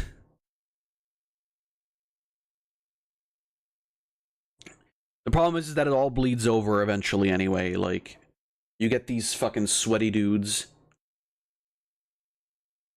that play in casual then too, and then they still get just as mad as in ranked. I can like sort of understand getting mad in ranked, kinda, if it means that much to you. But like I said, they still react the same way in casual, and it's like, well, okay. And that's not even to speak of like team-based ranked matches or anything, right? That shit is fucking quadruple prostate cancer. I'm growing 4 dicks out of my dick. It's horrible. I tried like a couple of matches. I know I did a couple of matches in Overwatch. And the craziest part to me is always that, like, I understand, like, okay, you want to have like a balanced team, or you want to go into a specific build with a team, then don't fucking play with randoms. I guess the problem there is that, like, not everybody has like a group of 5 or 4 friends that they can play with together. And if they do, they're probably not going to play in ranked. Or maybe they do. I don't know. Maybe. But yeah, Overwatch ranked was sweaty as fuck. That's not even to speak of Overwatch 2. Marvel Rivals ranked was also kind of sweaty, honestly. I also left that. I don't fucking play Marvel Rivals, period. Maybe that's something I should get back into. That was kind of fun. I don't know how it is nowadays, though. Like, it was cool when it started out, and then I felt it, like, fizzle away a little bit. I don't know how it is now. I know there's a lot of Gooner skins, which doesn't really help me, because I mostly play Moon Knight, but whatever. I guess I play Mantis, too, if I'm support. I just don't like playing tank in that game.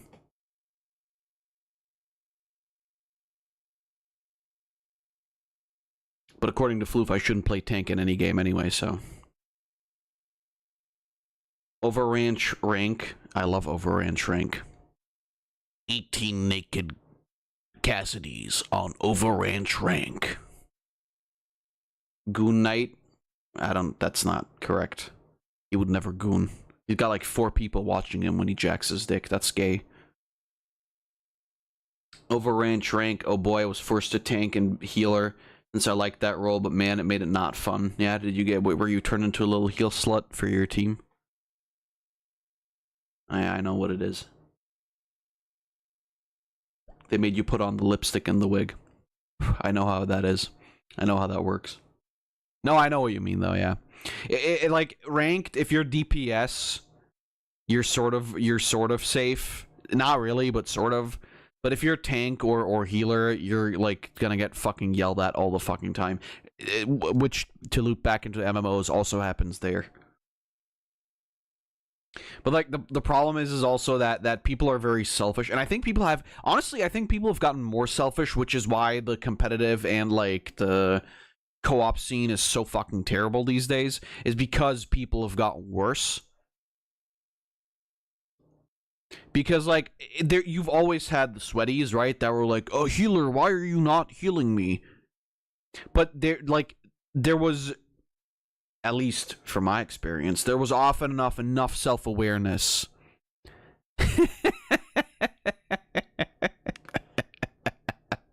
That's a good picture.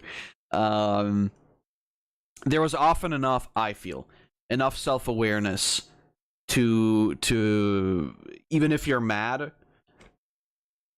to not immediately lash out. It happened, don't get me wrong, it happened, and it happened a lot, but I think it's happening even more these days. But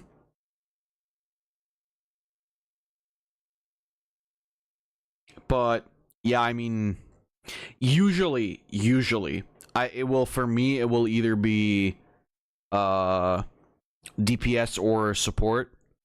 Tank, rarely. Overwatch, I did.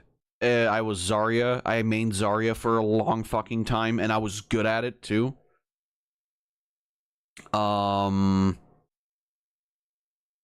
But I don't know. Like Overwatch 2 was just so unfun that it didn't really work for me. It really didn't. Even though I fucking loved playing Zarya, by the way. Like, honestly, that was the most fun I had with any tank character ever.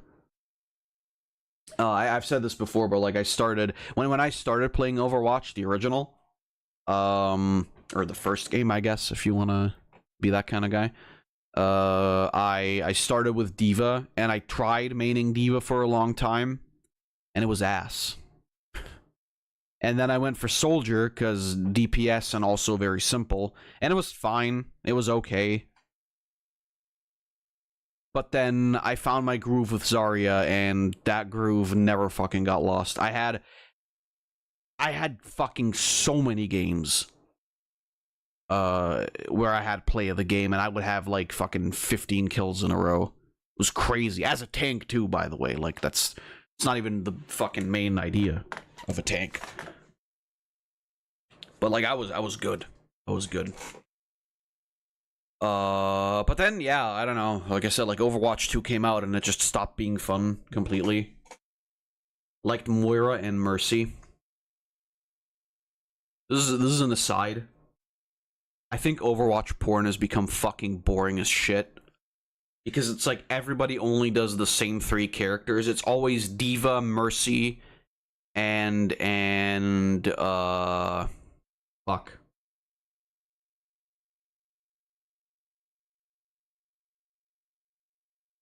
But Juno is like more recent though. Juno is more, although yeah, also like Diva, Mercy are like the very, very big ones. There was a third, but I'm blanking right now. There was a third from the original. And I don't mean May. I don't mean May.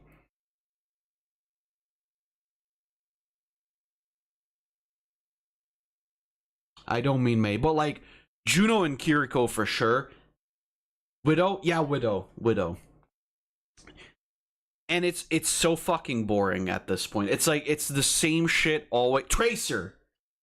No, not Widow. Tracer. And it's so fucking boring at this point, and it's crazy. But like, yeah, Juno, Kiriko, Widow also. May I still fucking love. Don't even. Can't ruin that bitch, but the rest is like it's so boring. It's so fucking boring. It has finally died out. I don't know if it's died out, but I think most people, like, with Overwatch 2 sucking and with the characters, like, not really being any kind of, like, interesting I don't know. Like, I've seen Juno, I've seen Kiriko, I've seen some of the character. I mean, for me, it fucking stopped, like, I don't even know who was the last one that where I even, like, remotely liked the design. I don't know.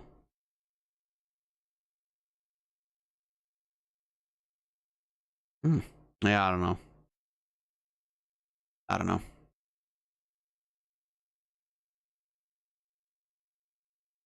Like, I remember, I guess, yeah, when Moira released, I was already like, okay, I don't really give a shit about this character. And then every character that released after that, it was just like, alright, well. Even earlier than that, honestly. Like, Orisa I also didn't give a fuck about. The Hamster Dude, Feet Man. I don't even remember, like, who came in when. I don't remember who came in who either, but that's a different story.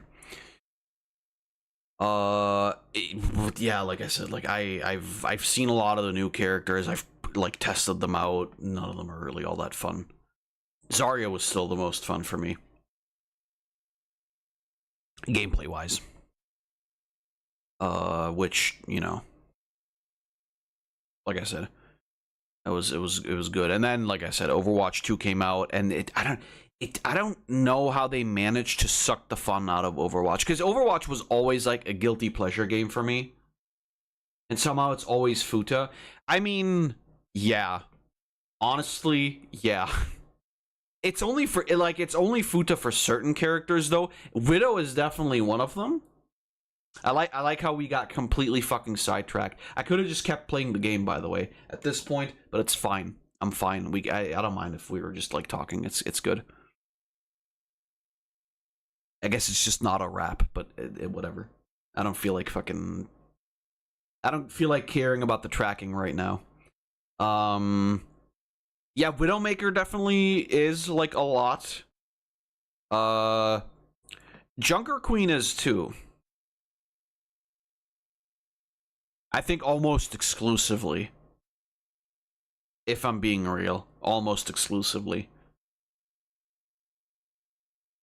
I mean, with that one, I don't even like. This goes beyond This goes beyond Overwatch. I just don't get it anyway, right? Like, you know, whatever you do, that's your shit. If you're into it, I don't care. I just don't get it. The problem is it's fucking everywhere. It's risen in popularity recently so much, and it's really fucking boring. I don't know. I don't care for it. Especially like, the worst part is when there's a character you actually like and you want to like sometimes look up art of them, and it's just that. And it's so fucking boring. Like, okay, bro, fine. Whatever, fuck off. I saw Junker Queen and I thought, oh, new muscle waifu. Then I saw Futa everywhere and I got tired. Yeah. Literally. I don't know why either. Like, does that have to be the default?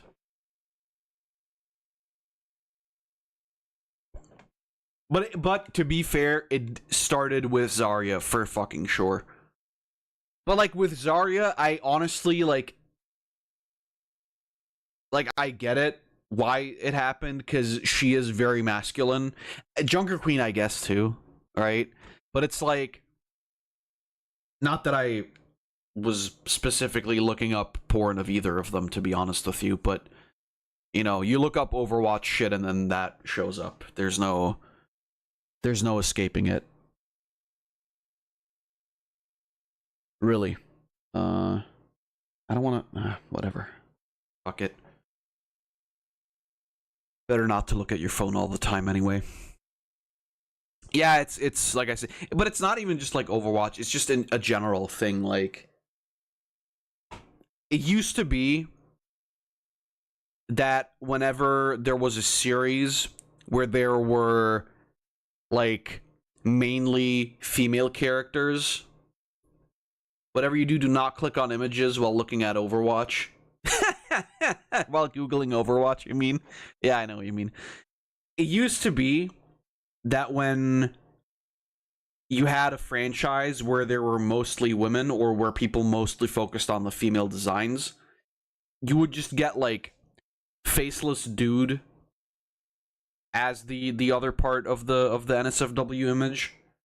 But now it's like it's like a new door opened, you know, and they're like, oh, we can just put dicks on these girls, and it's, I don't know, it doesn't work for me. It doesn't work for me. Like, I think part of it is that I've grown out of the phase where this is maybe TMI. I don't care. We talk about gooning a lot on the channel. No, but like, what it is, I've grown out of this idea of like liking dominant women, right? It's not for me. And the problem is that a lot of it, especially when it comes to futa shit, is connected with exactly that. And it just, I don't know, man. It just doesn't work for me at all.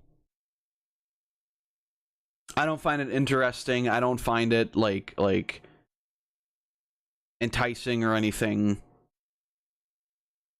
Which, you know, I don't give a fuck. I'm not kink shaming. If you like it, you like it. But for me, it's like, it's not working. And I think that's a big issue on why I don't like it. Also, in all honesty, when it comes to futa shit, like, I'm not interested in dick. I don't care about dick other than my own.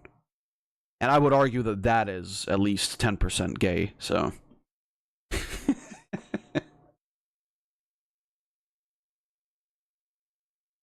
Like, it's not even a thing of like, oh, I'm so fucking straight. It's just like, I don't give a fuck, bro.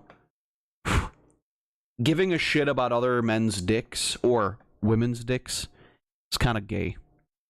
Not gonna lie. You should care about your own. And care for your own also. Give him a nice little haircut. I was gonna say take him out to dinner, but that could be misinterpreted. Don't take him out at dinner. And don't take him out to dinner either, unless he's like, you know, just dress. Don't put your dick out, is basically what I'm saying. But yeah, like I said, I mean, it's also like, it's a conversation to be had.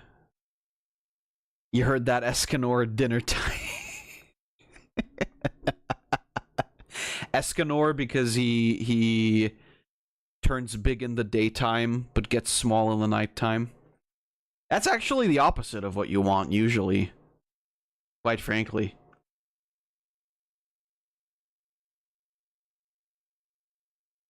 Should definitely be used more during the nighttime.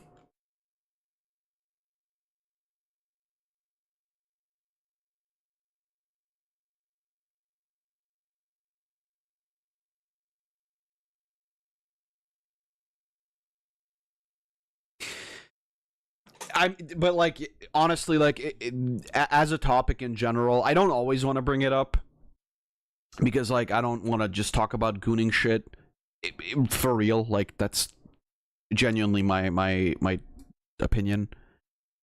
But the quality, like, maybe not the quality has decreased, but like, the shit that I like has decreased. There's like, this isn't even to talk about like AI images, which is another topic that I could get into and maybe will, depending on how much more battery charge. The thing is, it doesn't matter how much battery charge I have. I have a fucking cable right here. I can smoke for like the next 17 hours if I want to. This is what happens when I smoke, by the way. I just fucking start yapping. Which is why I don't do it often on stream. Because then I'll start yapping and like the game is gone. Nobody cares anymore. Or I don't care anymore. That's more the problem.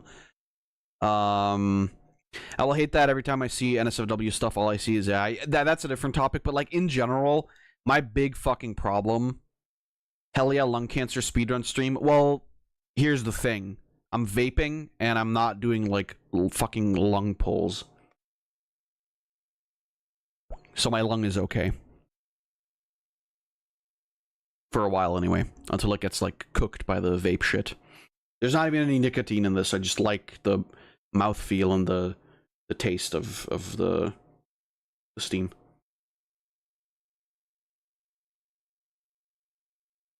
How far is this pod along? I refilled like 4 pods today, and I already went through one, which isn't a lot. It's like 2 or 3 milliliters, but there was like nothing going on at work today. I was like literally like me and the only other colleague that was there. We went like, I don't know, a fuckload of times, and then I went home at 1 p.m. and it was just done. But the thing is, like, what I was gonna say, with how many people there are out there doing NSFW stuff, there are very few that are, like, recognizable or, like, very, very, like, unique. And I think my biggest issue is that, and, like, specifically that problem, is that there's so much, like, you know, I'm more into, like, the anime type of stuff, right? But, like, there has to be, it doesn't necessarily have to be, like, specifically just anime art style. But, like, if it is that with, like, kind of a twist to it, I like the imagery, right? And this isn't even, like, when I talk about this, you have to realize that I'm appreciating it from a horny perspective, yes, but also from an artistic perspective. It's both, for sure.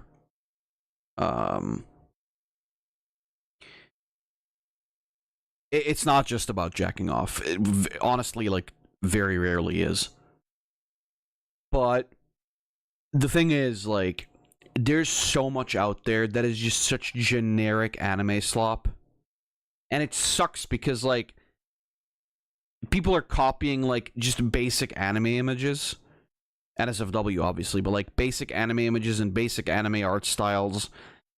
And it sucks because it's boring. It like, I don't...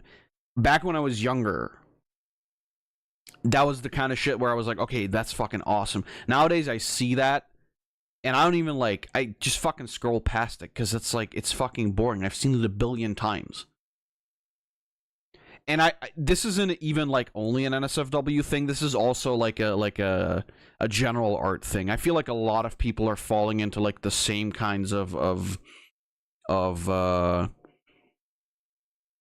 not tropes, but, like, the same kind of, like, style, the same kind of work. Which is why I appreciate everybody who has, like, a unique art style, right? Like, I love Floof's art style because it's fucking unique. You know, it's like, you look at it, and you know, that's Floof. You could show me a bunch of fucking images, and if they look similar, I could probably, like, I could never tell you, like, or if you gave me a list of, like, artists, and you showed me their work, and then you gave me, like, other pieces of their work, and, like, made me like assign who's by what. I think for like for most people where they don't have like a very unique art style, I couldn't fucking tell you like what is who, because it would look all the same.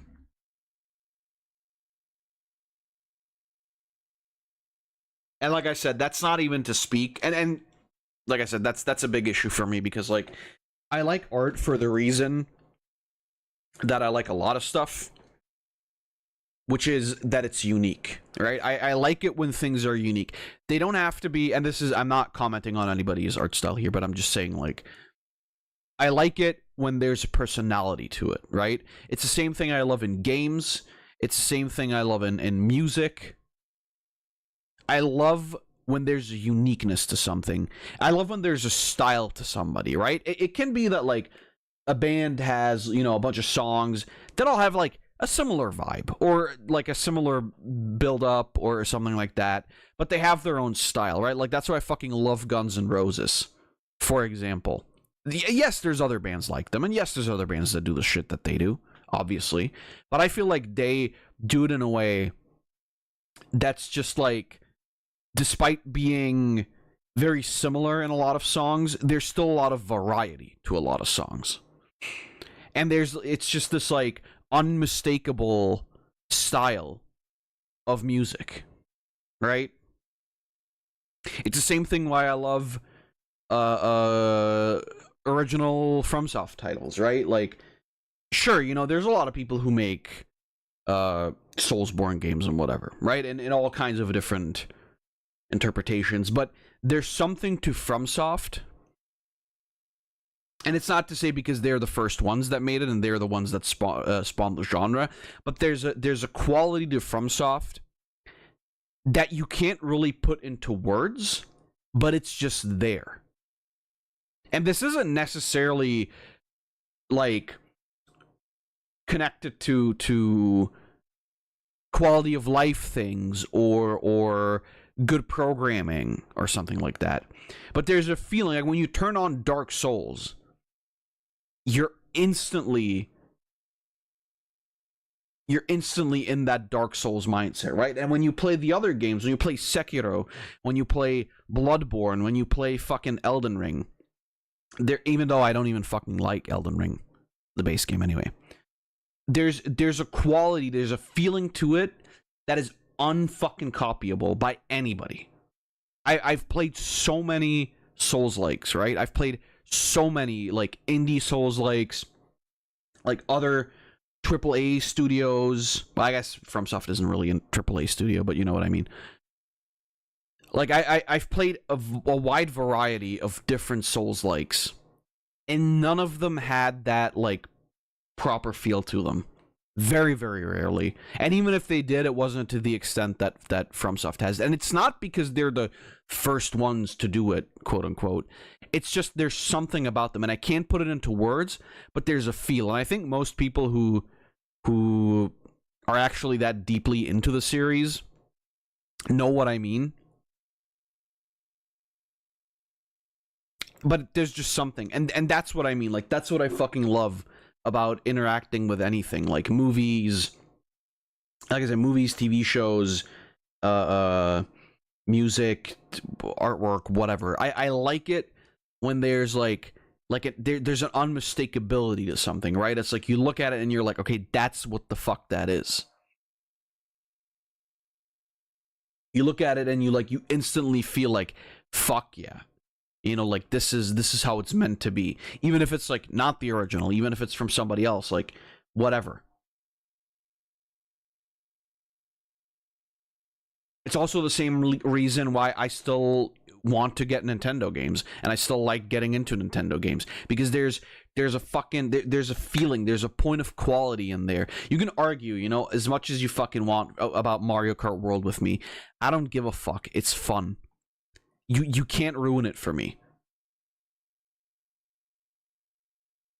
Because there's just like I get into it and there's this feeling. It doesn't reach like Crash Team Racing, for example. Like Crash Team Racing for me is still top of the line, and I could play that game a billion fucking times, and I have played that game a billion times, and I never get bored of it.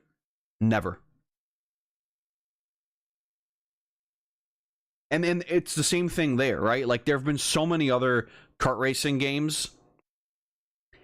They don't have that same feeling as Crash Team Racing. I would argue, honestly, Mario Kart World, not joking, it gets very close to the feeling that I have when I play Crash Team Racing. Very, very close. It's not there quite, but it's there. And I don't know why. I mean, people can hate on it. I don't need to know why they hate on it. It doesn't matter, but there's an unmistakability to it again, and there's the feeling again to it that's like, I just fucking connect with what I'm doing, and that's what I want, you know. I want to connect with things, because if I can't connect with it, then I'm only enjoying myself like half as much.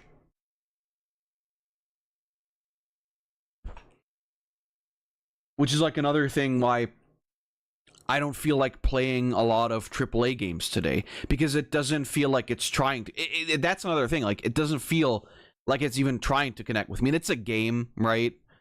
They obviously, like, a game can't do anything like that on its own. But I feel a lot of the time, especially with like recent titles, and now we're back at talking about games. I'll talk about AI porn in a second. I know that's what you guys are here for. No, but like, obviously, you know, a game's point isn't to cater to someone specifically. But I would argue that that's exactly the problem, right? If a game tries to cater to everybody, it doesn't cater to anybody. And I feel like a lot of games today are trying to force this kind of like art status and this emotional connection where it's not real, right? Like, I noticed this a lot with God of War Ragnarok currently, where it's like, my favorite moments aren't major story moments. The major story moments, like, they're okay. I like the moments where it's like, they're talking and they're telling stories, and in that regard, I think Ragnarok does it really, really well. But when it comes to like the main story and like the main plot and the way it's written, I don't know. I'm not super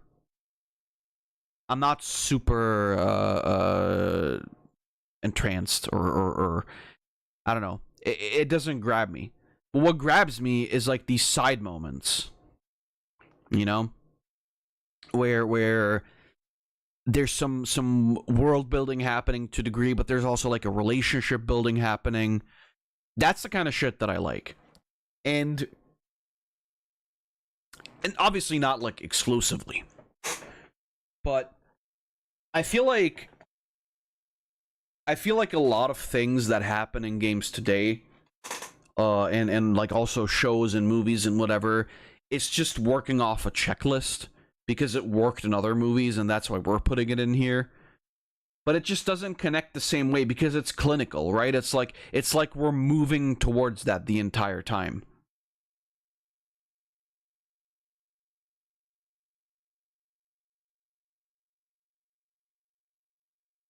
It just feels inorganic. And I see that with a lot of games that come out today. Or at least like in the last couple of years, like last 3 to 4 or 5 years. I feel like stuff that we've gotten that I haven't said is like super fucking amazing. I feel like a lot of it is like forcing a lot of points. You know, it's like, oh, you know, here's where you're sad. You know, this is where you're sad, and then this is where you're happy, and this is where you laugh. I feel like a lot of it is that, because I know that because like it's because that media literacy is at an all-time low. Genuinely. There are people who will play a game in full, who will read like a story in full, will read a manga in full, will watch an anime or a movie or whatever in full, and will somehow not absorb anything.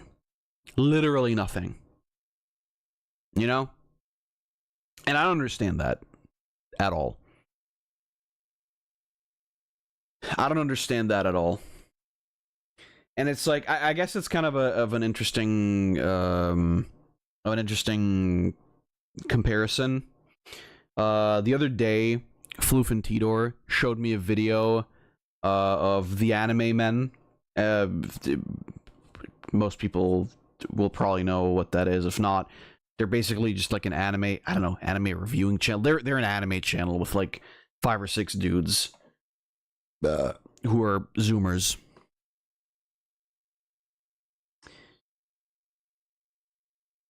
And they made a video where they went through watching like the first episode of every year's best anime, starting from like the first anime ever, I guess. And throughout the entire thing, it was incredibly clear that a huge part of why you could be able to enjoy these things doesn't occur to these guys. And they're young, it's understandable, right? Like, they know anime in the way that everybody who got into it in the last couple of years does, right? It's like, you know, the big ones, and then That's kind of it. You stay in the lane of like the popular stuff, and then that's what you watch, and usually it turns out to be a good time, but you don't venture too far out of what you see in like the big leagues, basically.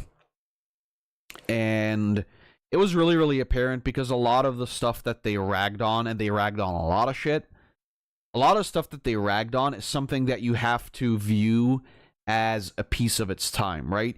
You can't compare a Frieren with a Astro Boy, right?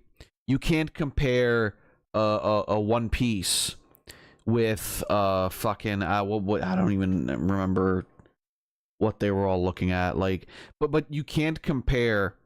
Yeah, I guess you can't compare like a One Piece with like a Jungle Taite or Leo the White Lion or whatever the fuck, right? It's like you have to view these things as their own thing, because the medium has evolved so fucking much since the days of like Astro Boy and shit, that it's impossible to compare an anime today to an anime back in the day. I think it's fucking impossible to compare an anime today to an anime of like the 2000s or the 1990s. You can't do it. You can take like, you could take Dragon Ball, and you could take fucking, I don't know, Jujutsu Kaisen. The two aren't like, the two are both shonen. They're both fighting shonen, but you can't compare these two, right? Even on the bare bones level of their genres being like close together, it doesn't work at all. You can't do it. And that to me is also a big part of media literacy, right? The idea that like you can look at something and you can view it as a piece of the period that it came out in. You know, you understand the limitations. You understand the limitations of it, or of the time rather. You hold on.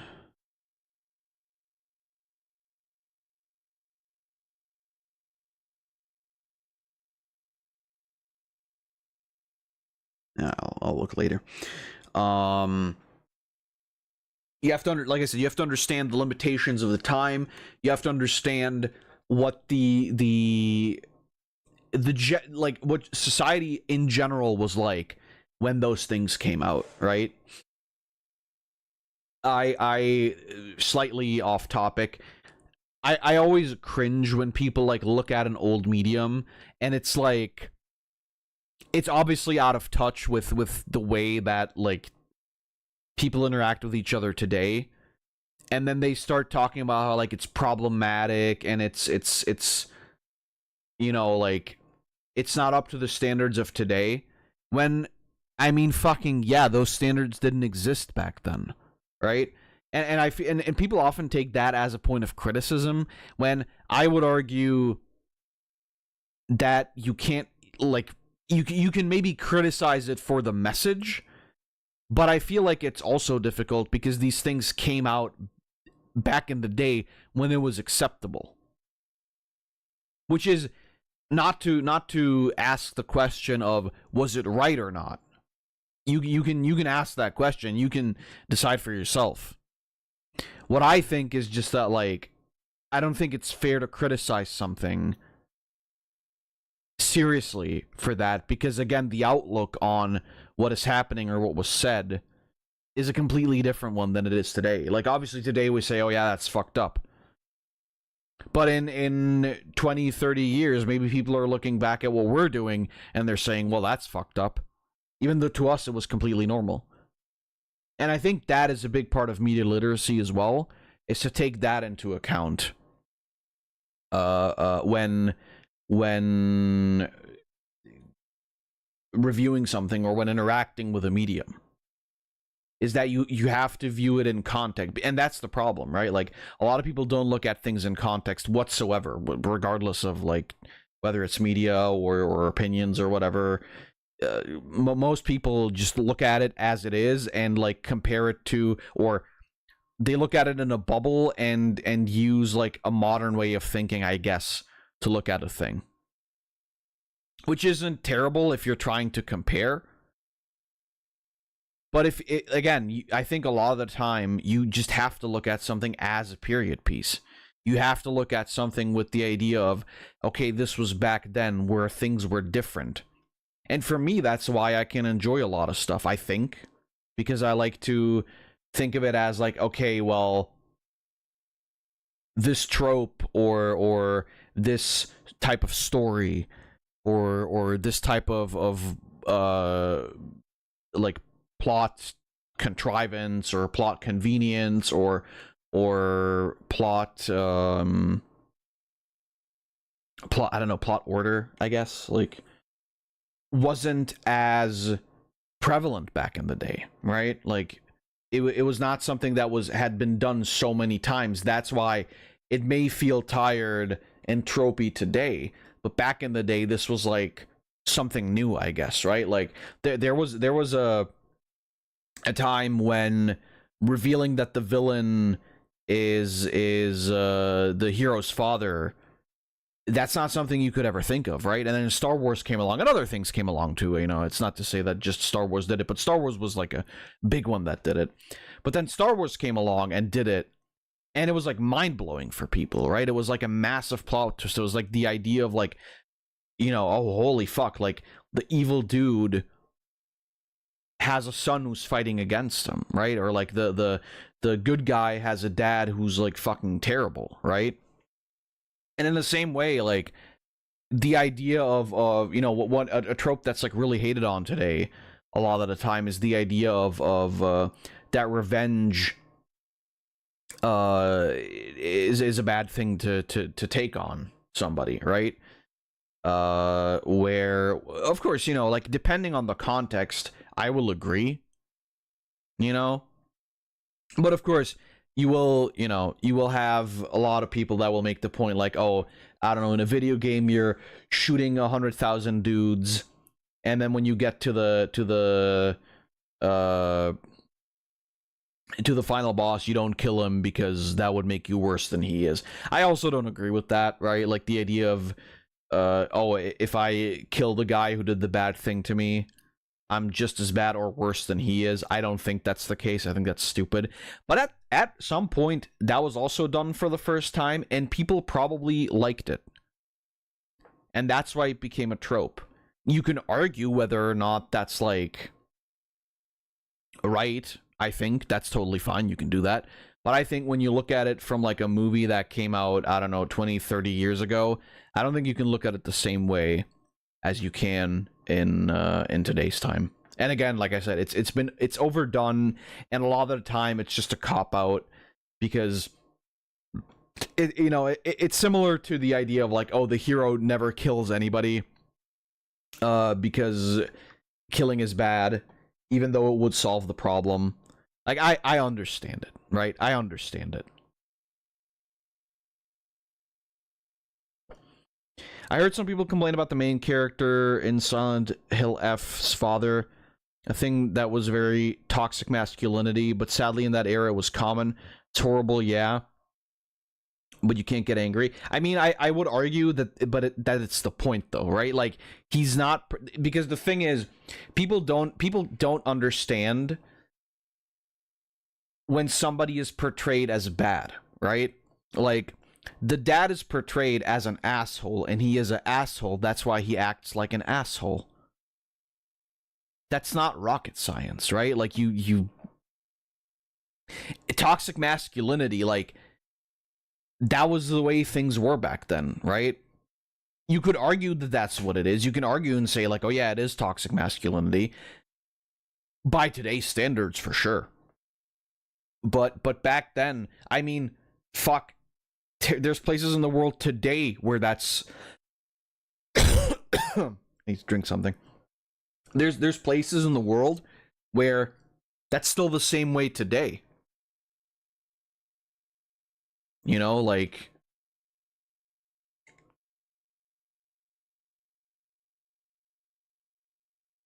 the notion that women and men are equal is very much a Western concept. A lot of places today in the world don't see it that way.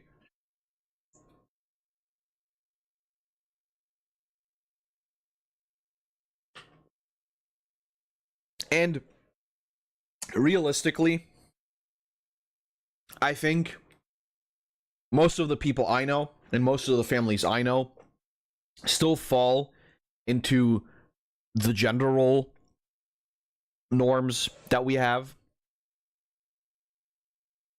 Obviously not in the same way that they did like 20, 30, 40, 50 years ago. Although some also. But I think the dad is the main breadwinner of the house. Mom is the one that takes care of the kids. Mom is the one that takes care of the housework and whatever. Dad takes care of the, I don't know, like outside building work in the backyard or whatever. A lot of that still persists, and I don't know why people want to ignore it. I don't know why people want to ignore it, because it's also like it has evolved, right? Like, for example, in my family, like I said, my mom always did a lot of the housework. My dad always did a lot of like the outside work. My dad has always been the main breadwinner. My mom also always earned good money, but never as much as my dad. And I grew up in that. And I don't think it's necessarily terrible. I also don't think that any other way would be terrible. Like if my mom were the main, or had been the main breadwinner, and my dad would have been more about the housework. I don't think there's an issue there. But I think, in general, it's more towards those gender norms, if you want to call them. But there's a variety, right? Like, my mom and my dad both know how to cook, for example, and they've both done it over the time. Fuck, I mean, shit, I'm the one who's cooking here at home, right? I think the issue, in my mind personally, the issue is not so much that it falls onto one person, because I think that dividing up the work is completely fine. I think that's how it should work, right? Okay, you take care of this, this, and this because you're better at it, or because you have more experience, and I'll take care of the other things where I have more experience. I think that's totally normal, right?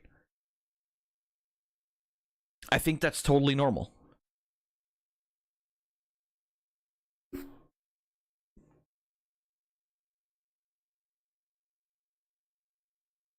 Average household family. I don't know. Can I show Smiling Friends?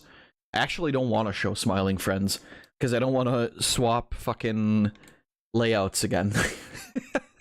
But I know what you mean. It's the Smiling Friends Pim's family. Everybody knows that who's seen Smiling Friends. But like I said, I don't think there's an issue there. I think the bigger problem is when somebody can't do a thing at all, right? If somebody like tells their girlfriend or wife, you have to cook because I can't do it. Like, not being able to cook is kind of fucking sad, honestly. Because like, if you're living on your own, what are you doing? Are you just getting food every day? I mean, I guess you can fucking do that. It's expensive as fuck though. I wouldn't fucking do it.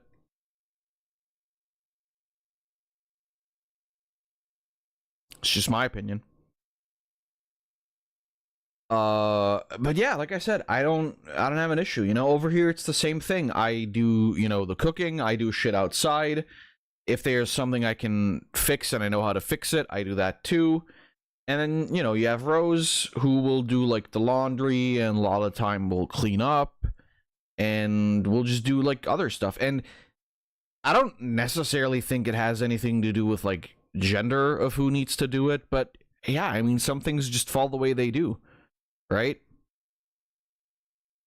And again, I believe, honestly, that that's the norm for like, most families. Or, at the very least, there's somewhat of a healthy split up. Yeah, it's called sharing the work. Exactly. And that's entirely normal. That's what I'm saying. Like, obviously, if it all falls onto one person, that's bad.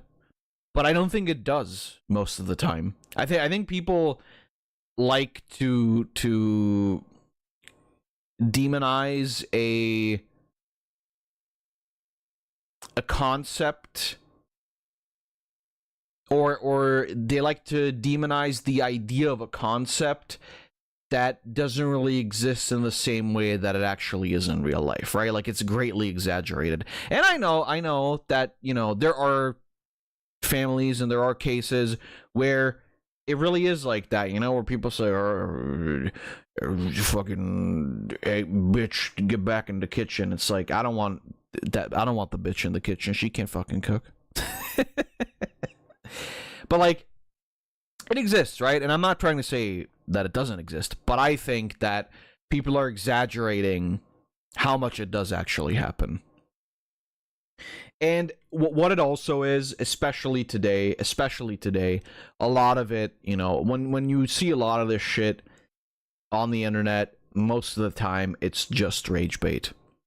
Honestly, like, it's so easy. Rose Cook, I've been down in the mines for 14 hours. Honestly, even if I'd been down in the mines for 14 hours, honestly, still would want to cook myself rather. But also, like, see, but that's another thing too, right? Like, if your husband has a job where he's doing fucking hard manual labor for 14 hours, I don't think there's anything wrong with you going into the kitchen and making dinner for him when he comes home, right? I don't think that's an issue. I feel like if you have the time, right? Like, if it's possible for you to do that for your partner, you should. I don't like the idea. Like, there's a certain truth to you don't owe anybody anything. I don't think that's always applicable, though. I think that's very situational. If you're married to someone and he goes to fucking work the coal mines for 14 hours, or even if he fucking sits in an office and types away at his computer for 14 hours, you know, he's also bringing something to the table, which is the fact that you fucking have a table in a house that you can live in. Which isn't to say, again, that the wife doesn't what's the fucking word? Doesn't add to that.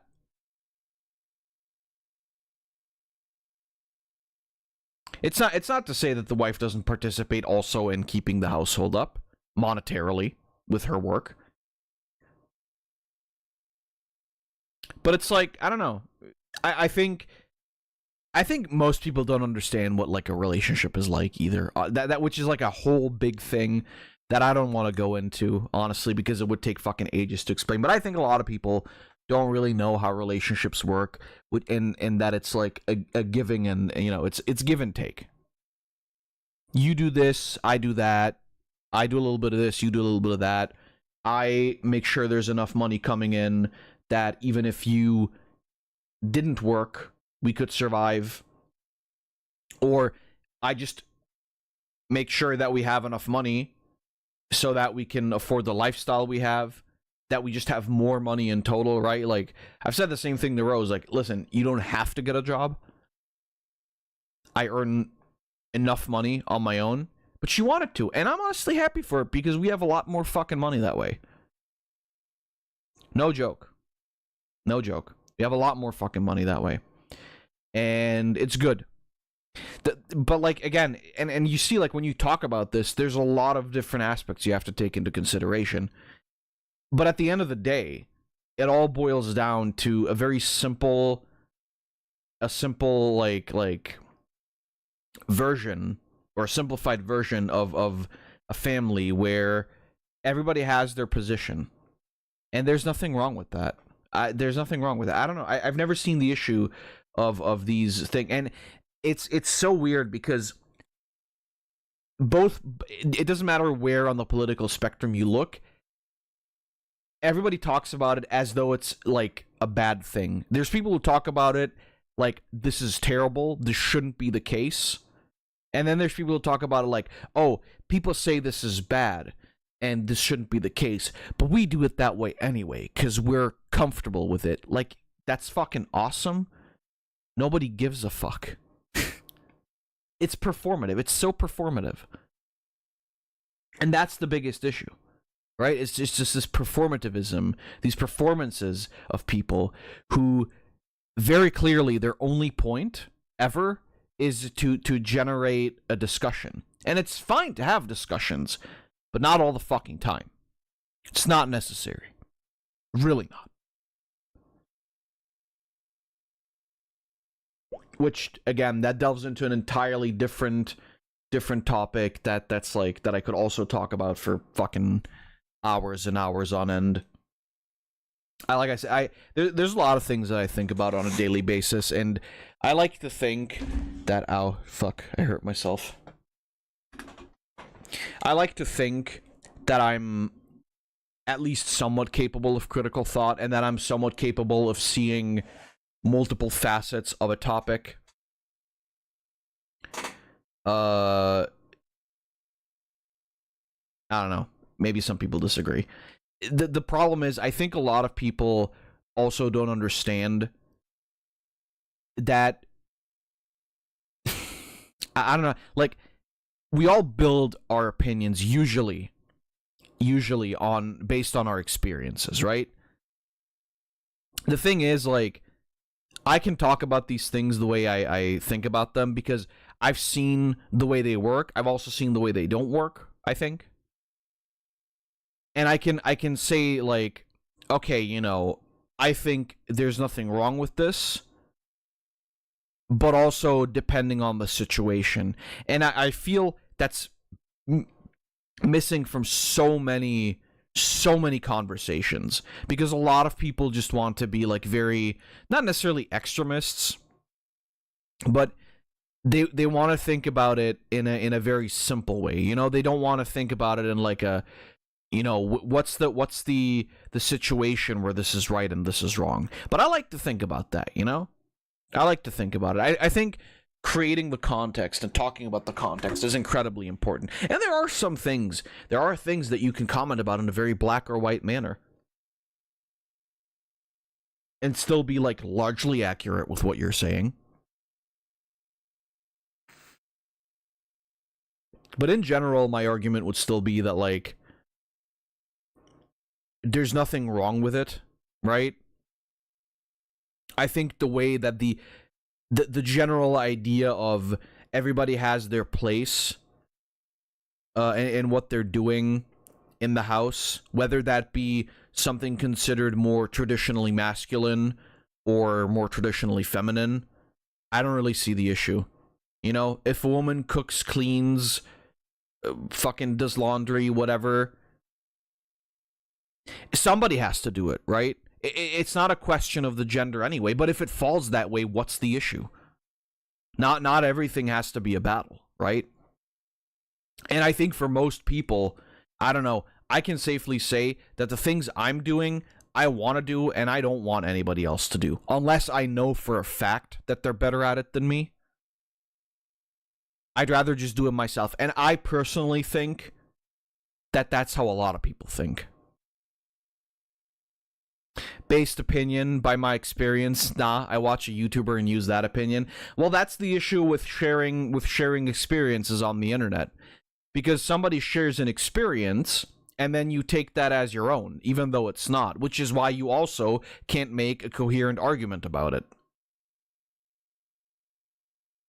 Not you specifically, Payne, but like in general, right? Like a lot of people just take what they hear and then they like, I don't know, I superimpose themselves into that situation, or take it as if it were their situation, but it's like you didn't go through the experience. You're a different person. You may have reacted completely differently based on the fucking weather or something. Like, you don't fucking know that. But that's the issue also. Like, I think a lot of people take other people's experiences into account, which is fine. Like, you can do that too. I think that's also important. But like, it can't lean into just completely one or the other. There's always a mix of both. If you just go by what other people tell you and you don't bring in your own experience, you're a fucking drone. If you only ever listen to or only ever think of what you do and what you've experienced, then you're fucking sheltered and you have no idea what the fuck is going on in the real world.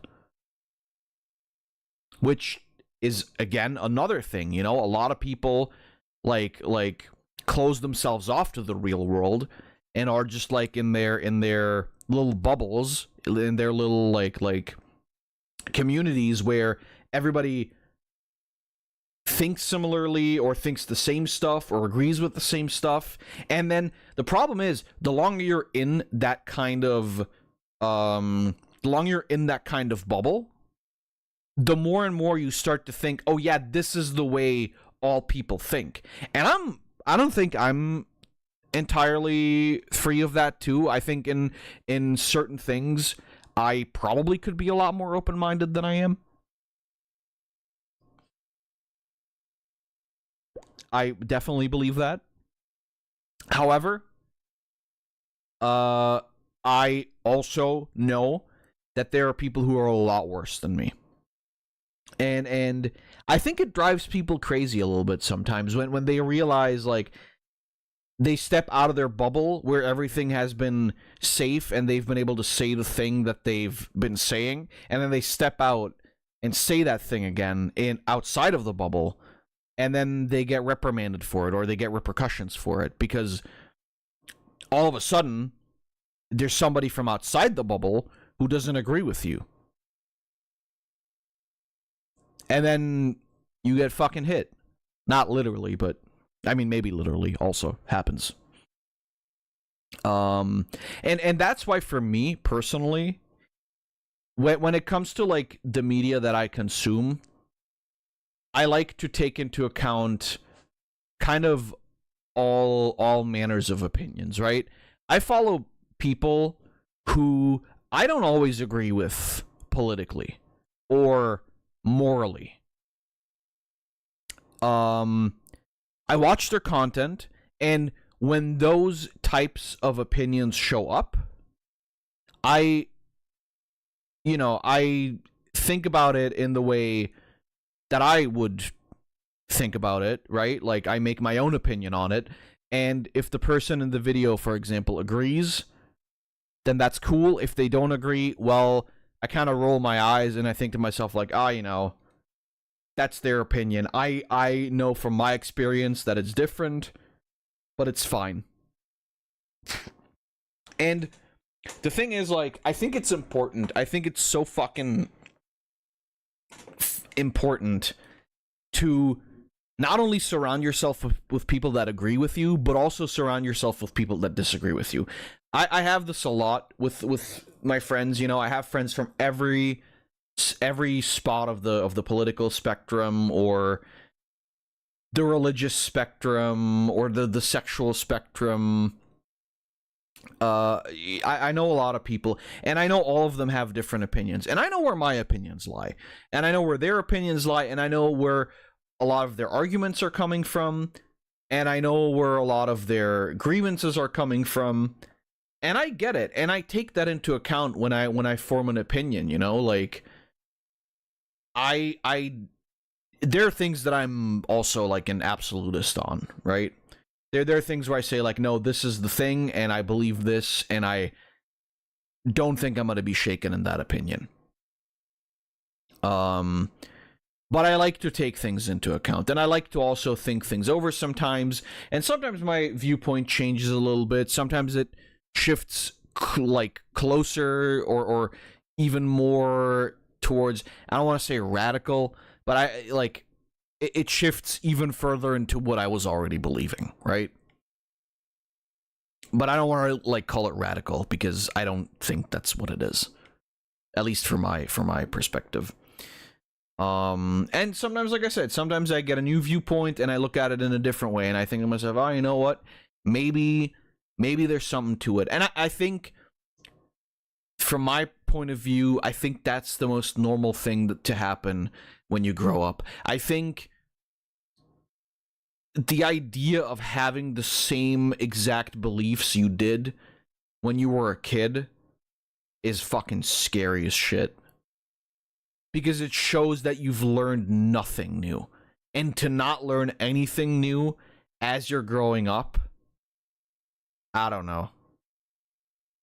That doesn't seem right to me. I don't believe that there's a single person out there who can feasibly believe the same thing that they believed when they were like 10 years younger or 20 years younger. I don't think that's possible. Just based on the kind of things you experience in daily life. I don't think it works that way. And again, I think it's scary if people are like that. I know there are people like that like don't bother to change their opinions for years and years and years.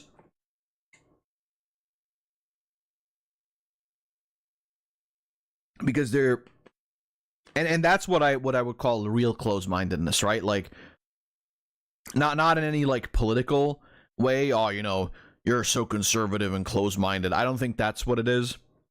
Because you can be progressive and close-minded, like I mean, it sounds kind of like an oxymoron, but I think you can. You know? I think you can be progressive but also still be like, and now I forgot the word, cool.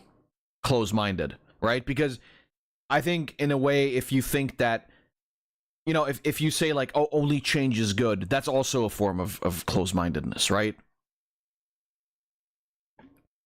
Because I don't think that's the case. I think traditions exist for a reason. Change happens anyway, whether we like it or not.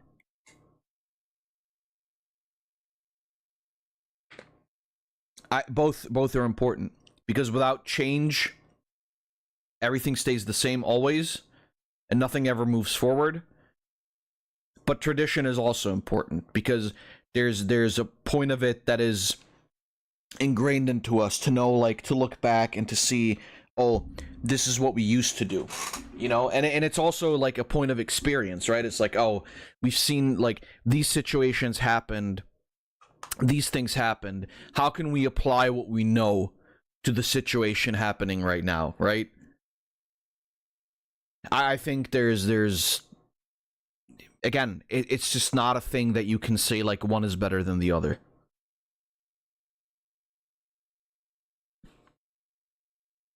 But, you know, that's all my opinion. You're free to disagree. I don't care. Now anyway, AI porn.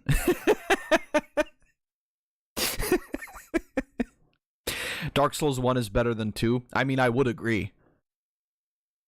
But I like Dark Souls 2 more anyway.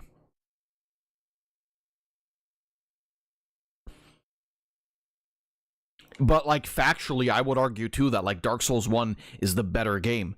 Do I like Dark Souls 2 more? Still, yeah, absolutely. I know you do. Yeah, I know, that's why you said it. But the thing is, like, I don't disagree with... The thing is, like, both things can be true, right? Like, Dark Souls 1 can be better than 2, but I can still like 2 better than Dark Souls 1. Because... whether or not something is better doesn't, like, necessarily mean that the enjoyment is more. Yeah?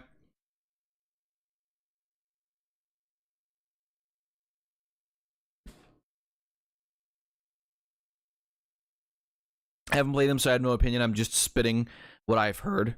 Yeah, I mean, like I said, I wouldn't disagree. I would, for example, disagree with the idea that Dark Souls 3 is the best one, because it fucking sucks. Now, I mean, I've said that a lot. I don't think it fucking sucks. I think it sucking fucks. I think it's not as great. It's the same thing with, like, Elden Ring, right? I will exaggerate a lot when I talk about Dark Souls 3, but the truth of the matter is also, I've played the fuck out of Dark Souls 3 anyway. I've played that game so goddamn much, it's like, yeah, I just think it doesn't have the same kind of merits that 1 and 2 have. I think many other games are better. Or the other games are better, like FromSoft-wise speaking. We all know the best Dark Souls is Bloodborne. I mean, Bloodborne is fucking based. It's just a fact.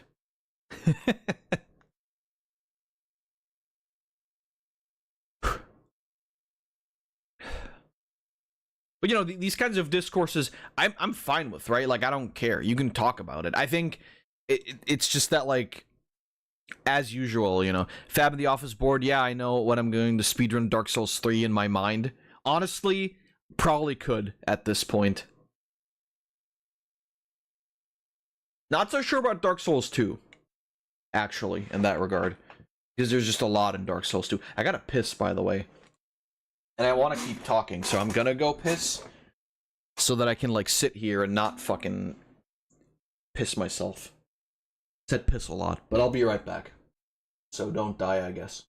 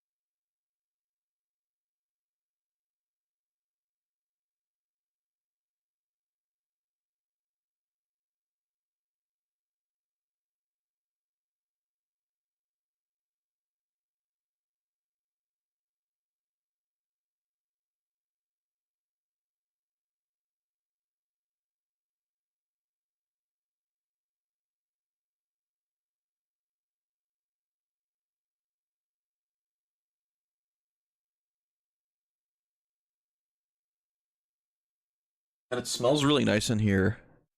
Now that I, like, smoked so fucking much.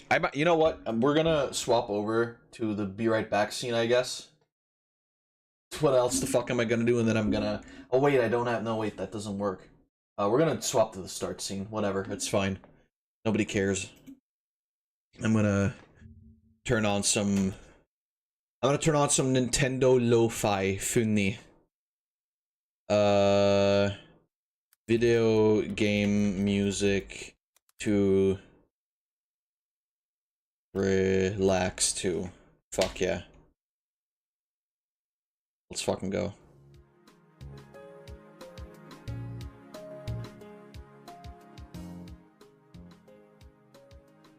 Put Rayman singing. No, that's gonna distract me. Dude, I wanna fucking, like, talk actual good shit. I don't wanna fucking, like, brain rot.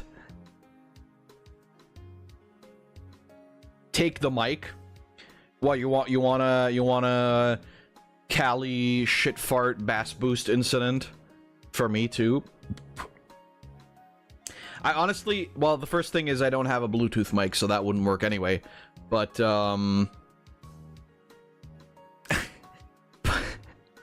but the bathroom is too far away. I don't think even if I had a Bluetooth mic, that it would work. I hate that. What? I hated that. What? I hated that has happened on my friend's party. I don't know what that means.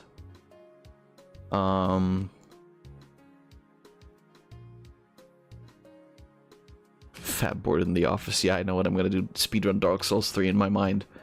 I mean, you gotta keep yourself occupied somehow, right?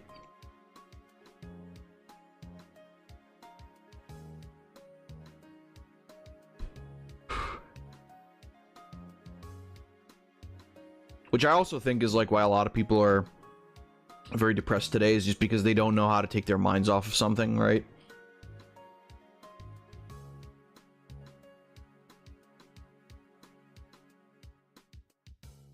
We're doing a Destiny raid. He took took the headphones and didn't mute, and we could hear him fight demons. Well, to be fair, you could have been like, you know, in solidarity. You could have also shattered. Just my opinion.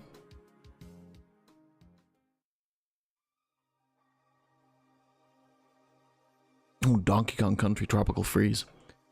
But yeah, like I said, I think he ignored us. Fair.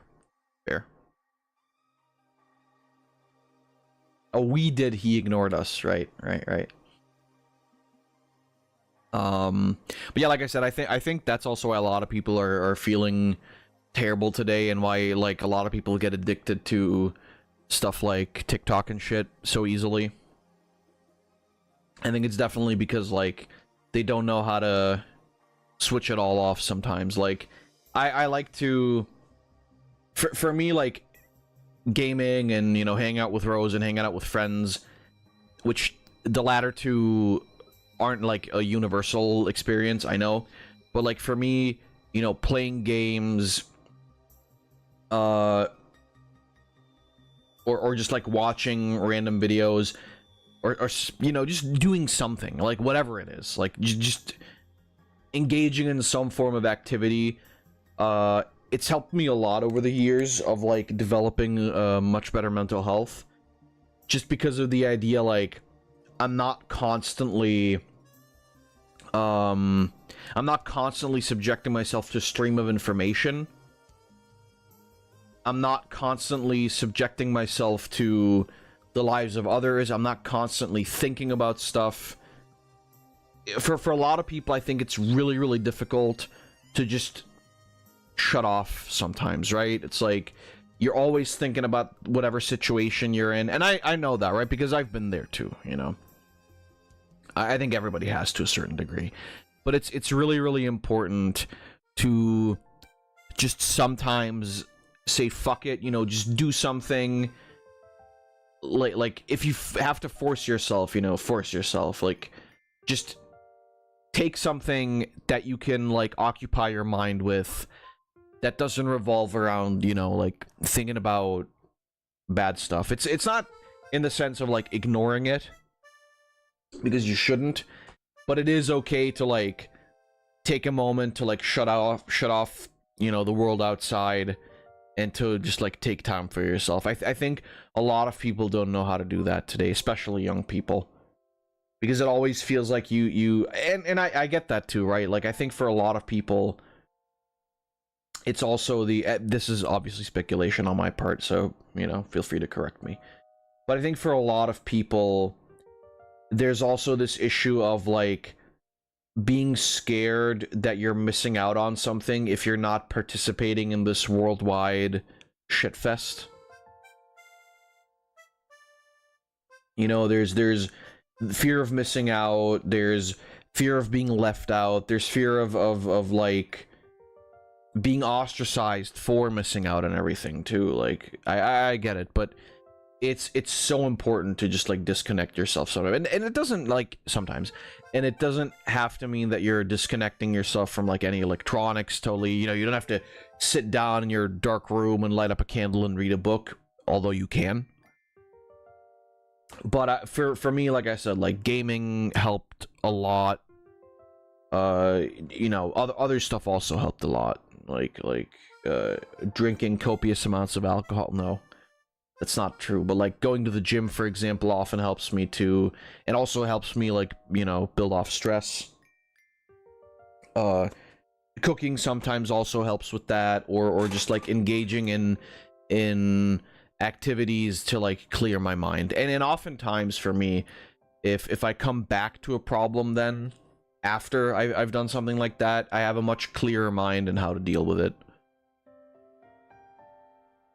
And it's such an important thing, and I don't know, I think a lot of people don't know how to do it, or don't know to do it, because they're just like not really thinking about it. But you have to, like, it's very, very important. I think one of the most important things in the world is to step back and take time for yourself. And it's not to say that, like, you know, at every time when something uncomfortable happens, that you should run away from it. That's not the point. But there are times when it's okay to just say, like, okay, I want to not care about this stuff right now. I just want to take a step back. I just want to chill. And in general, like, you know, of course, also what helps a lot there is, you know, reducing your time in social media and stuff like that. Like, I don't have an Instagram or anything like that, right? I have a TikTok where it's mostly memes. Sometimes gooner shit for some fucking reason. Thank you, algorithm. Usually also anime stuff. And video game stuff. It knows me. I mean, that's the thing, right? Like, you look at a thing, and it genuinely, like, you know, I'm not coy about this kind of thing. Like, I'm a like generally very sexual person. I don't really think there's a reason to like make it a secret, but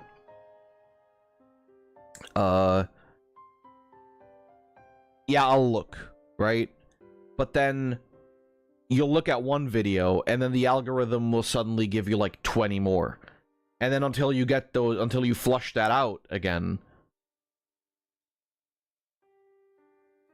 if you're a sexual person, you Fab, come on, you were my idol.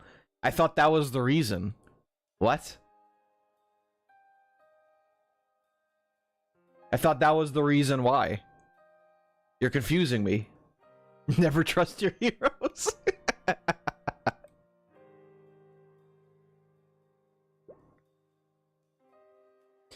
But like, and that in and of itself is another like huge fucking problem with the whole way that the internet works today, and the whole way that like places like TikTok work, or YouTube Shorts, or YouTube in general, really, where everything runs with an algorithm, right? It's like it sees, oh hey, you like this, you like that, okay, let's give you more stuff like that. And it's so hard to break out of it, because of course, you know, to a degree it interests you.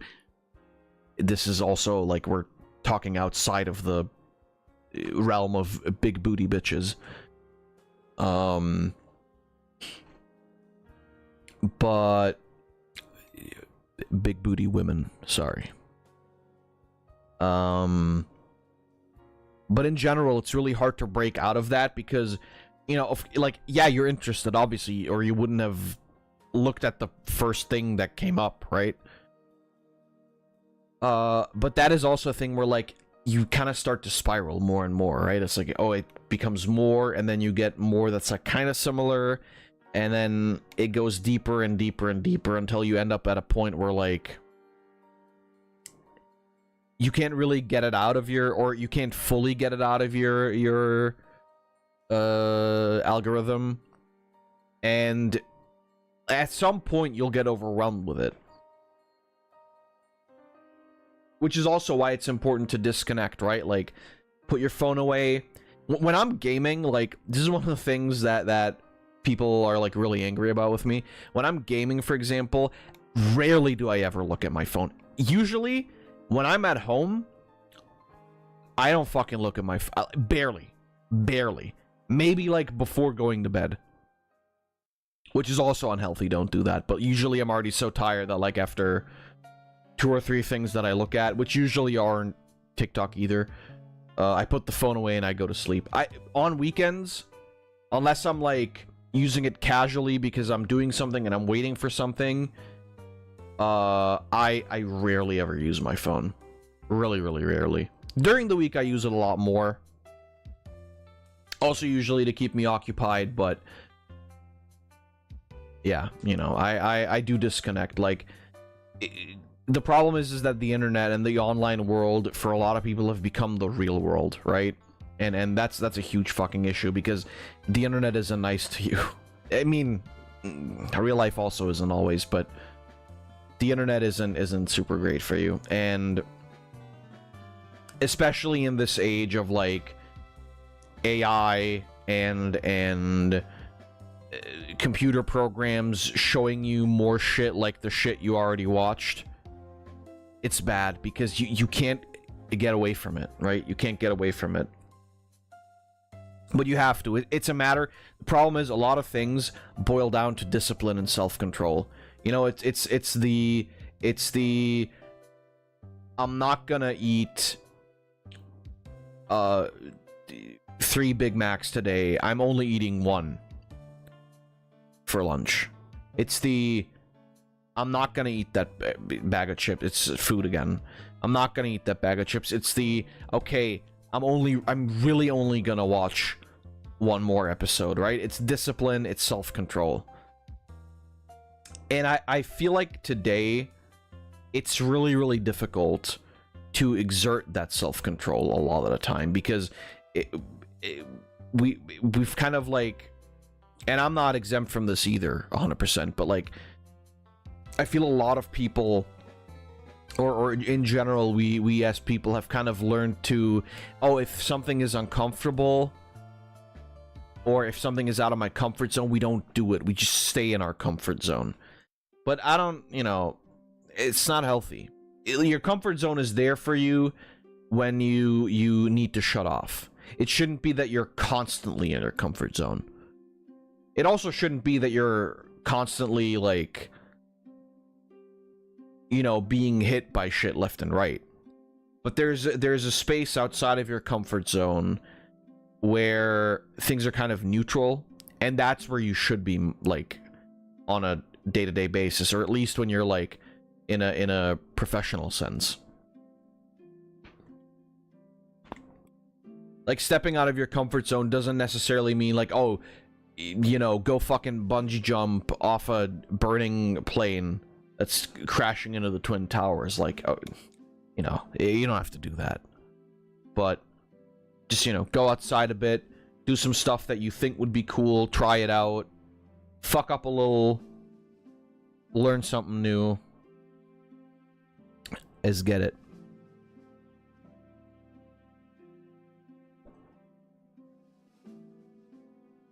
My uncle said, with great power comes great big booty bitches. Sorry, with great power comes big booty bitches.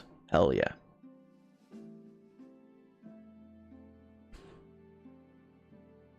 But it's difficult, you know. I know it's difficult. It's just kind of in our nature sometimes to, like, let ourselves fall into these traps, because, you know, it either makes us feel good or it makes us feel something, and we enjoy feeling something because that means we're alive. But as it stands for myself, most of the time for me, I don't want to feel angry and stuff, right? I don't want to feel angry, I don't want to feel sad, which is why I don't interact with that kind of stuff. You know, sometimes I will watch a Xander J video to get the fucking synapses rolling, and I gotta scratch my face, sorry. To get the synapses fucking flaring up again. But then I won't think about it for the rest of the day, you know, after I watched it. I you know, blow off some steam because I hear some dog shit fucking opinions, and then I feel better usually. And again, that's another thing of like self-control, right? It's like Wii works, yeah, no more noise. Yeah, I mean, I would argue that like it was probably like dirty as fuck. Time to play Skylanders on it? Why?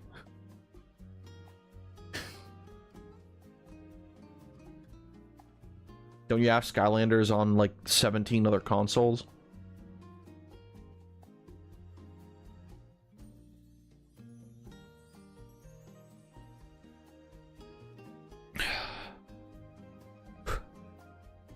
My Xbox 360 version is death. Damn. Imagine you die and the first thing you see is Skylanders for Xbox 360. That shit's whack. Sorry, I smoked on you. I don't know if you heard that, but I blew the steam on the microphone.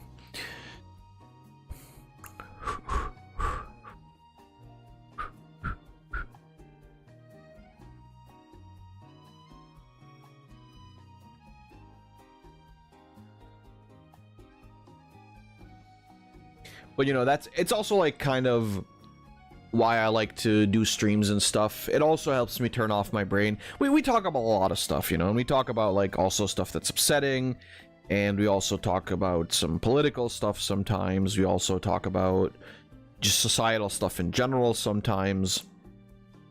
But you know, I think it's also a good thing, you know. I think you should talk about it. But there's a point where like it just becomes like ranting about the same thing over and over again, and I try not to do that. I know I fall into it a couple of times, but I try not to, right? And I also try to, in general, at least attempt to have somewhat of a neutral stance before I make my point, right? I specifically with the whole Pokemon situation right now, like I've seen some stuff that interests me, I've seen some stuff that I think is bullshit, and at this point I feel like I'm ready to, like, you know, actually go out and make the experience so that I can build my opinion on it. I don't think that's necessary, but I think for myself, if I want to make a proper statement, I do feel like I kind of like have to experience, and I want to experience it. That's another thing, you know. It's not just about like, oh, I have to do it, it's like a matter of duty. No, it's also like I want to experience it. So yeah, you know. And you know, like I said, we talk about topics a lot of times, and usually my opinion, for example, specifically with stuff like AI, doesn't necessarily change, but there are times when I lean more into one direction than the other, you know, like specifically, and this is a big circle that we've made, but specifically, like we talked earlier with like NSFW artwork, I personally don't necessarily see an issue if you create that shit for yourself. If you think the shit is hot as fuck and you can beat your dick to it, or your bean, beat your bean. Don't beat your beans, please. We're very I want to say we're very sensitive, but that just sounds like I'm a green clit. I don't want that. What the fuck? But like, for example, that to me is another one of those points where like I don't like it, not because of like solidarity to a lot of the friends I know that are NSFW artists, but more so just in the case that like it's all the same shit again. And frankly also kind of plays into the fact that like why a lot of people got ridiculed for their AI stuff right at the start is because, I mean, number one, it wasn't as fleshed out as it was today. I've seen some AI art that's like actually kind of impressive almost from a technical standpoint, like that a machine, a computer could create something with such detail and such like not humanity at all, but more in the sense of like, oh wow, it took that into account too. That's kind of crazy. But the issue is that even now, but especially at the beginning, but even now as it's evolved, people still don't know how to use it properly, right? Like, people will type like one prompt, like some shitty dumbass prompt into their whatever model they're using, and then the first thing that comes up that looks like fucked beyond belief, they'll pick that and post that and go like, I am a real artist, which they aren't regardless, even if it does look good. The problem is that, like, it just slops up the entire search. Like, you can't go to R34 these days ever without, like, seeing masses of fucking AI shit. And it all looks exactly the same. There's no differentiating factors. Yeah, okay, the colors, maybe. Oh, you know, like a Cammy White will be different from a Chun-Li because Chun-Li is brown hair. And I mean a different hairstyle, but it's like, the face is the same shit, the body is the same shit, expression is the same shit. There's nothing unique about it.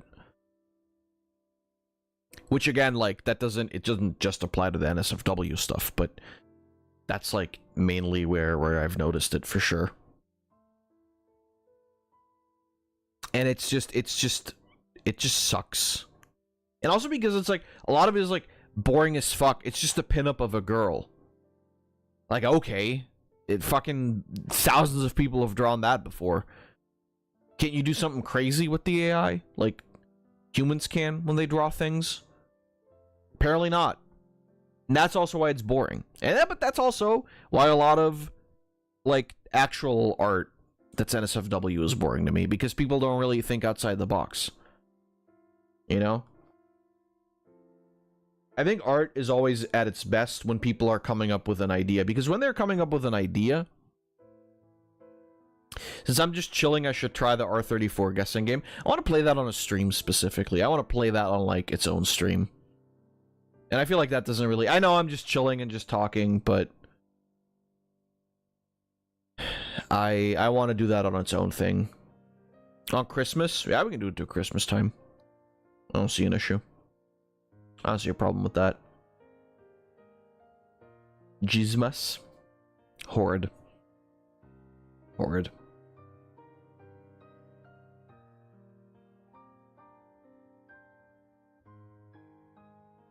There we go. Have I really been yapping for like almost 2 hours now? I think so, right?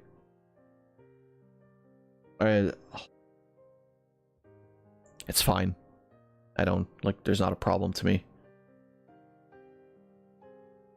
I just didn't have the energy to, like, play games more because I had to, like, also think in that game. Ah, PS2 games so hard. Not like me, unfortunately. No, but, like, you know, 2 hours, 5 minutes. Damn.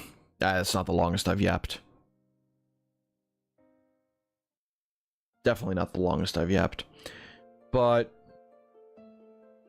Kirby Rainbow Curse. Was that? Yeah, like I said, I think that's one of the big issues too, is that, like, the people who do the AI art shit, 40 minutes showing up PC. No, I'm not doing. Well, yes, but I'm not doing that. I like talking about topics. It's fine. I know that, you know, there's, like, just chatting categories, but eh.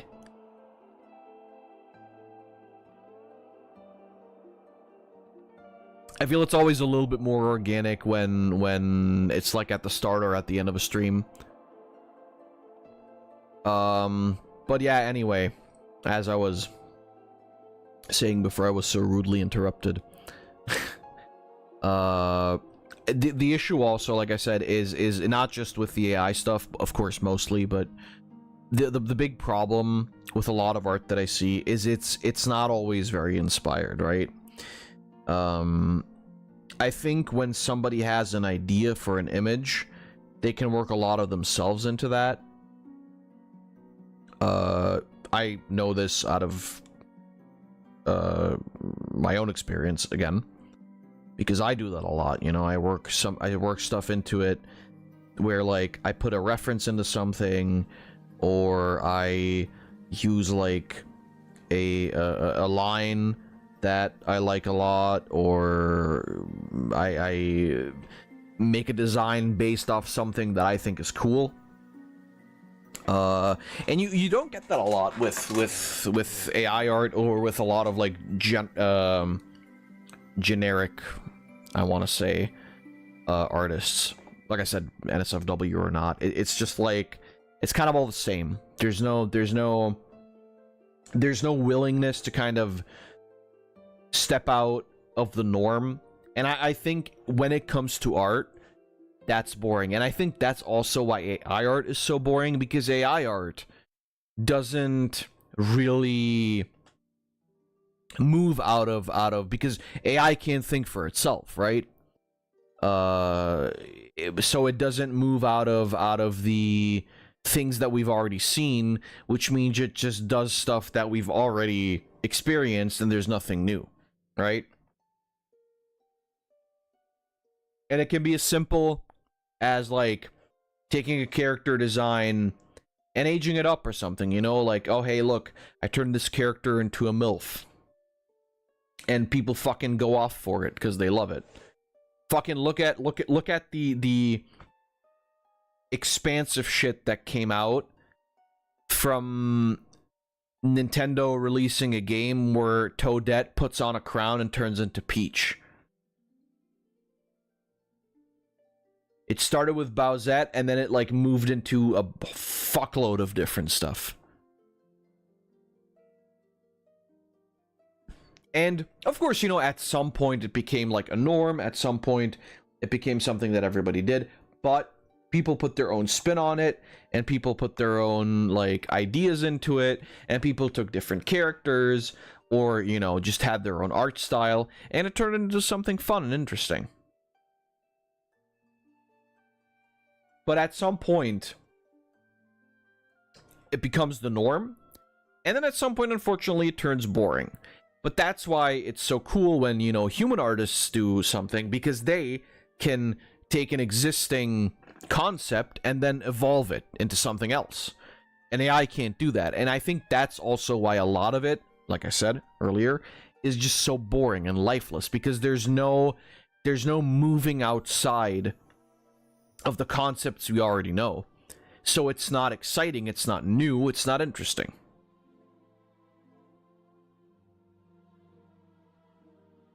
Sometimes you want that, right? Sometimes when you say like, okay, I want to create a character, or I want to create a reference for a character, where, you know, you don't have to move out of like a crazy amount of way. Like you don't have to do like something crazy if you're, I don't know, you're cooking up a D&D character, and you want to like get an idea for a design, or you want to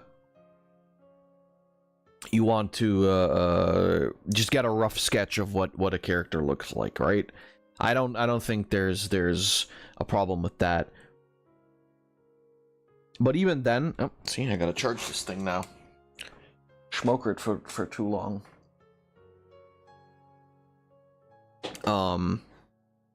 But even then, you can bring some ideas in, right? Even not necessarily if it's important that you're thinking outside of the box. And again, AI can't do that, or it can't do it on its own.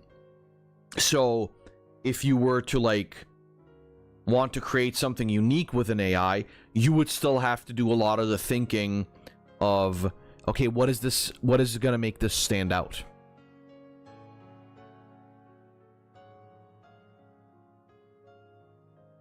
And then I guess you have to hope that the AI gets it. But then you're still outsourcing the idea of it to a human. Does that make it better? I don't think so, because again, it didn't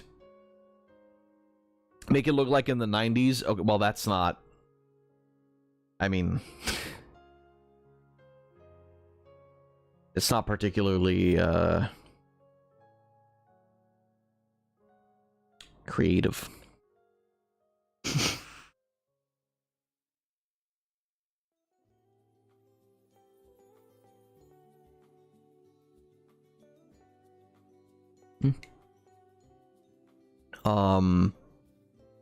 But does that make it worth any more as actual art? I don't think so. I would not agree with this. Because you still didn't sit down and draw it. Like, you came up with the idea, sure. You came up with the prompts, sure. You possibly came up with a concept. But the actual execution doesn't lie with you. And, in that regard, I still don't see it as art. Do I see it as a way to help yourself into the right direction? I do think so. The problem is that, again, it just gets generated and thrown onto R34, and it's boring, and it's always the same shit. And because it's so easy to do it, so many people are doing it, but then you look, like, you compare it, and I don't know, I guess for horny people, sometimes it's enough. I don't know. My prerogative isn't to nut to it. I want to, like, see something cool. I want to see something hot, yeah. But I also want to see something, like, kind of extraordinary.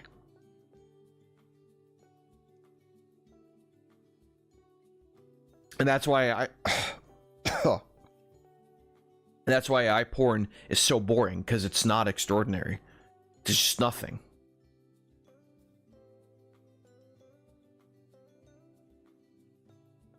Sometimes I see anything, oh, this looks good, it's made by AI. I lost my appetite. That's kind of the thing where I'm like, I don't think you have to like, I feel like a lot of people, or I feel like some people might feel obligated to think that way. I think that's not necessary. I think you can say, like, okay, this looks hot even though it is AI. Right? I think that's entirely possible to say, oh, this looks hot even though it's made by AI, and still think, like, okay, I still think AI art is garbage. I think it's okay. I think you can think that. That's fine. That's not a problem at all.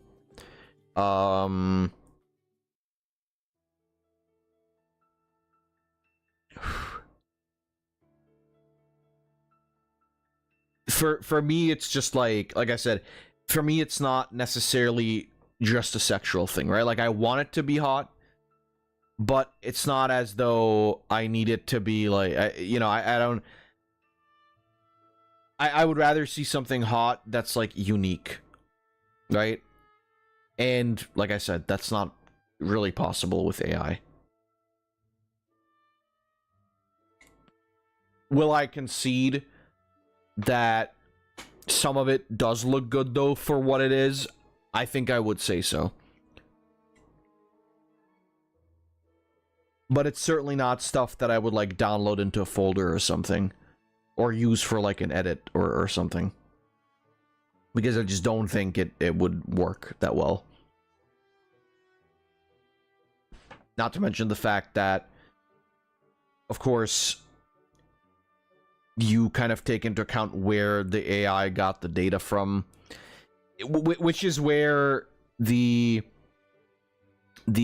conversation turns from a preference argument to a moral argument. Because, like, yeah, obviously, when it steals from people who are actually artists, that's a problem. And it does. Now, whether or not those artists care, it doesn't really matter in the situation. I know a good couple ones who say, like, yeah, fucking whatever, I still get my commissions, which is good, that's good. But it's not really the talking point, right? It's not really the point that, oh, okay, it doesn't replace you. It's more the idea it's still stealing from you, it's taking from you, it's possibly even imitating your artwork. I've seen a couple of arts that I thought were by an original artist, but were actually AI, just with, like, their name in the prompt, which is crazy. And it was like, when you looked closer, you could tell, but on a first glance or on the first couple of glances, it wasn't that obvious. Ooh, Heart Gold, Soul Silver. Ecruteak City. Or Crutiak City, I forget. But yeah, like I said, and of course, AI albums by Alafling are da bomb. Yeah, like I said, like that to me is the kind of stuff, like when you're playing around with it, when you're using it as a tool to have fun with. Hell, if you need to fucking create art of a character that you don't see a lot of art of, sure, why not? As long as you don't, like, placate it as actual art, as long as you don't try to profit off of it, I don't really see the issue, you know? It's the kind of thing where, like, you know, it's if you, you know, it's the same kind of shit, like, for people who eat pineapple on pizza, right? It's like, you know, you do it, it's fine if you do it, it's your choice to do it, but, like, don't placate it as better than what I like, and don't placate me as a person who is, like, a fucking piece of shit just because I don't like it. Or I don't like it as much as you do. I think that's kind of the point here. Which again, you know, it requires context, it requires the ability to be able to think past a situation that isn't just the computer make art bad. Hold on. Got some cables tangled up here. What the fuck? How did I manage that? The hell? It's fucking crazy. Got cable tangling skills like you wouldn't fucking believe. The main reason I want to fucking move is so I can get my cable management straight. Because I would have to fucking, like, I would have to, like, take everything apart here anyway to get it right. And I would rather just do that when I'm moving already. I like, will order a fuckload of cable canal things and whatever. Because I don't want to do it with the like zip ties either, because it still looks like shit.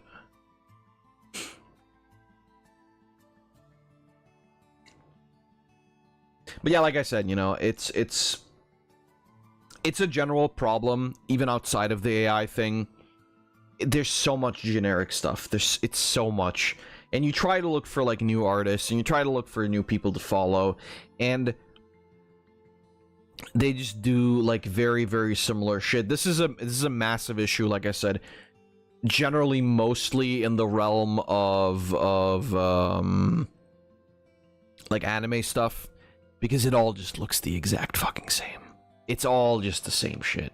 And it's boring, and it looks too similar, and there's no like no USP, right? There's no, like, unique point to it.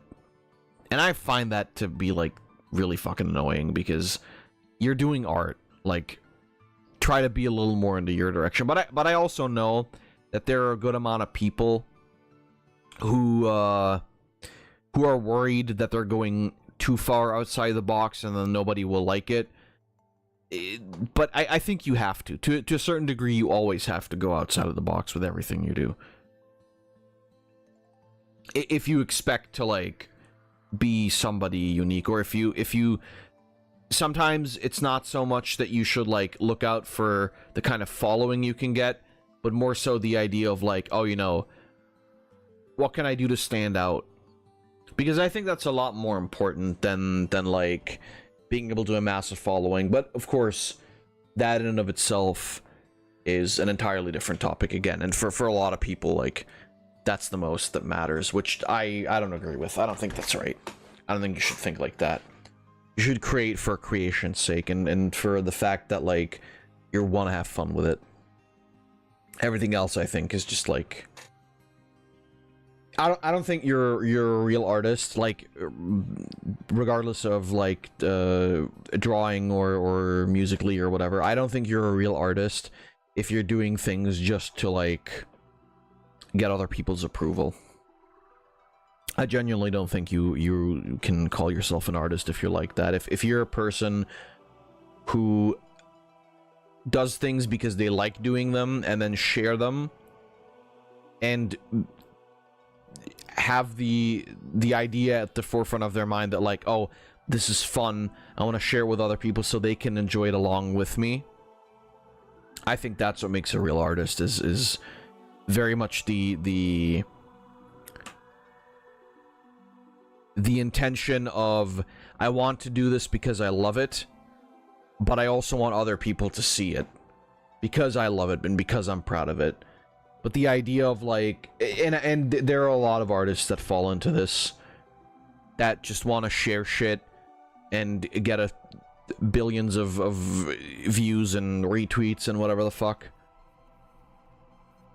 I don't know. I don't think it's right. I think it's bullshit. You're not doing it for the right reasons. And I'm not like, that is one of those opinions that I don't think I want to really like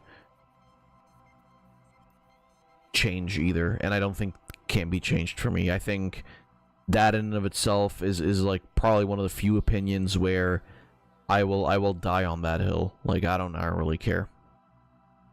I think there's no reason for anybody, regardless of skill level, regardless of like level of quality, I don't think there's any reason for anybody to ever have to, or how do I say this, like, I don't think there's a legitimate reason to just farming for fucking clout with your artwork. I don't think that's okay. Which isn't to say that you shouldn't like join in on a trend or something, or that you shouldn't draw a thing just because a lot of other people are doing it. That's not my point at all. Because, like I said, if you're an actual artist, you can bring in your own unique thing, even when following a trend. But to me, a person who only follows the trend, or who only does the thing because they know it's popular, and because they know it's gonna get them views, it's not an art, it's not about the art for you. It's not. It just isn't. And I can't respect that. I can't respect somebody who does their craft solely for profit reasons, or solely for reasons that aren't like connected with the artwork. Which is also why I don't respect a lot of Twitter artists, because it's very obvious that that's their goal. But I respect anybody who wants to sit down and say like, you know, I want to do this, it doesn't matter what people say, I like this, I'm gonna share it. I've improved, I've done something different, I've went out of my way to try something that I haven't tried before, and here I failed, here I succeeded, I'm gonna continue like taking this road or something like that. Like I respect that. I respect that because it's the most realistic thing in the world, right? It's the most realistic thing in the world to say like, you know, I'm trying this, maybe I'll fuck up, maybe it'll work, at least I'll have learned something, because that's all we're doing, right? Like I appreciate the fuck out of people who are willing and like brave enough to do that, and to step out there and to do some shit that they enjoy, but also take the time to like try and achieve something new, or try to work on something new and amass more experience and more skill through fucking up and through like doing things messily and whatever. I don't know. I respect that. I respect that because like it's human, right? It's such a human thing. And it's awesome. I love it. Ugh. What I don't fucking love, my goddamn throat hurting. I knew it wasn't healthy to talk for like 2.5 hours. Something like that. I don't know. But anyway, that was really, really relaxing for the last part of it. And so I hope you guys had fun. I hope you enjoyed. And also, of course, thank you a lot for watching. Tomorrow we're gonna continue, probably, hopefully, finish up with Fatal Frame. I will not be yapping as much at the quote-unquote end of the stream. I'll probably actually be playing the game. It's just that I didn't have the energy to really, like, play more today. So, but I also didn't want to, like, skimp out on a longer stream because, you know, I did want to drink water. I've been drinking throughout the time where I've been, like, smoking and talking. It's just, the problem is, I've been talking for, like, fucking 2.5 hours or something, like, non-stop. It's also kind of getting, like, stuffy in here, so I have to open up a window. But, like, you know, it's not that easy. But yeah, I'll drink some stuff, and then my throat will be fine.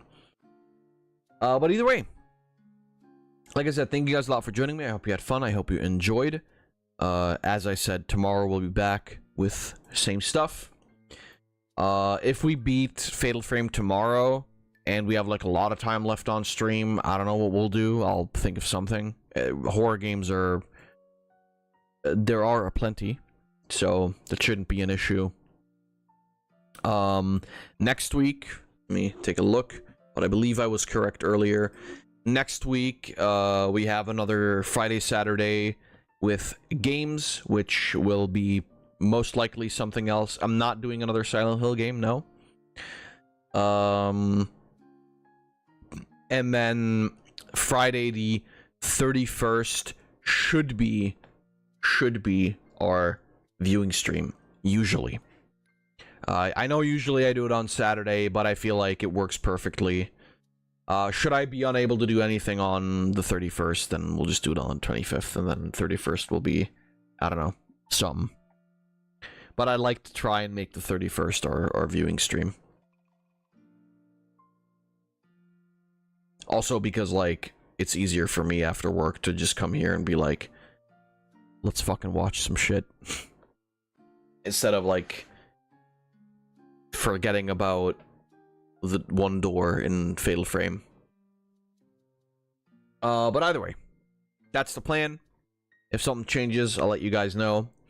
And then when we move into November again, things will return normally. I will say this right away, and I'll probably say it a couple more times. I will most likely replace Schedule 1 with Pokemon indefinitely, and then also whatever comes after, because I gotta be real with you, I really don't feel like playing Schedule 1 anymore. It's fun, it's not a bad game, that's not the issue, but it's just like, not a lot of people care about it anyway, not that much.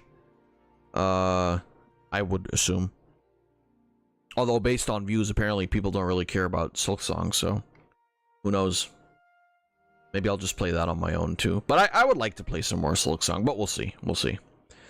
But yeah, Schedule 1 is probably gonna just, like, finish uploading, and then we'll have Pokemon running at the same time, or I don't know. We'll see what I do with that. But, like, probably Schedule 1 I'll just let fizzle out the last couple of episodes, and then that'll be it. We'll continue with Ratchet and Clank and stuff normally.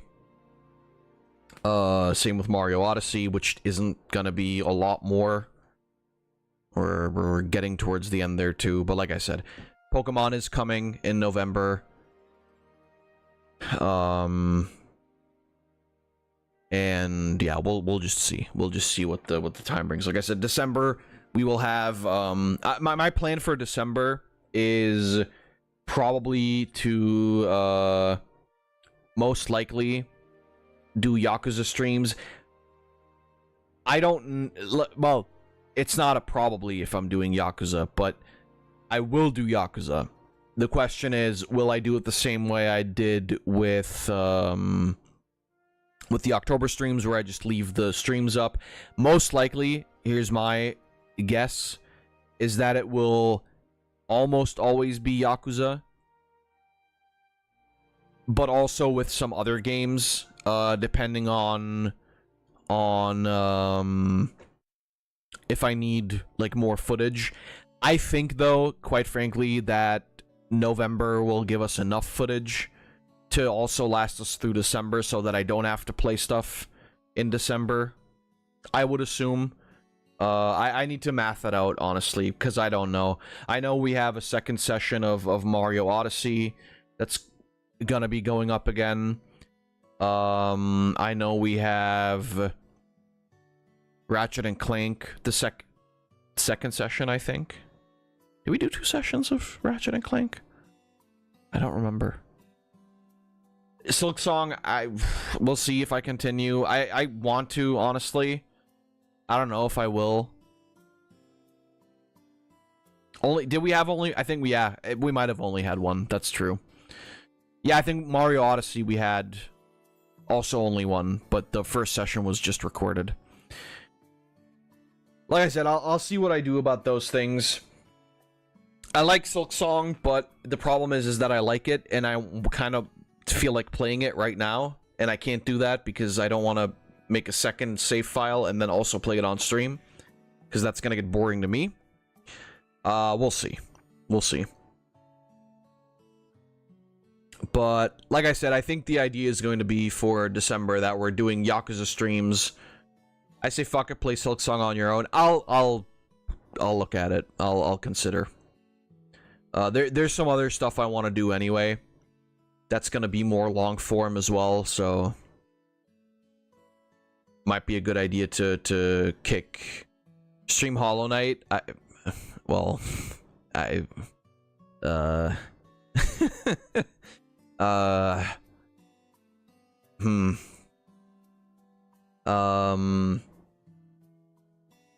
was an actual that time. But we'll see. Like I said, I don't know. But for Yakuza, I think going through December, it will be mostly Yakuza streams plus also the regular videos.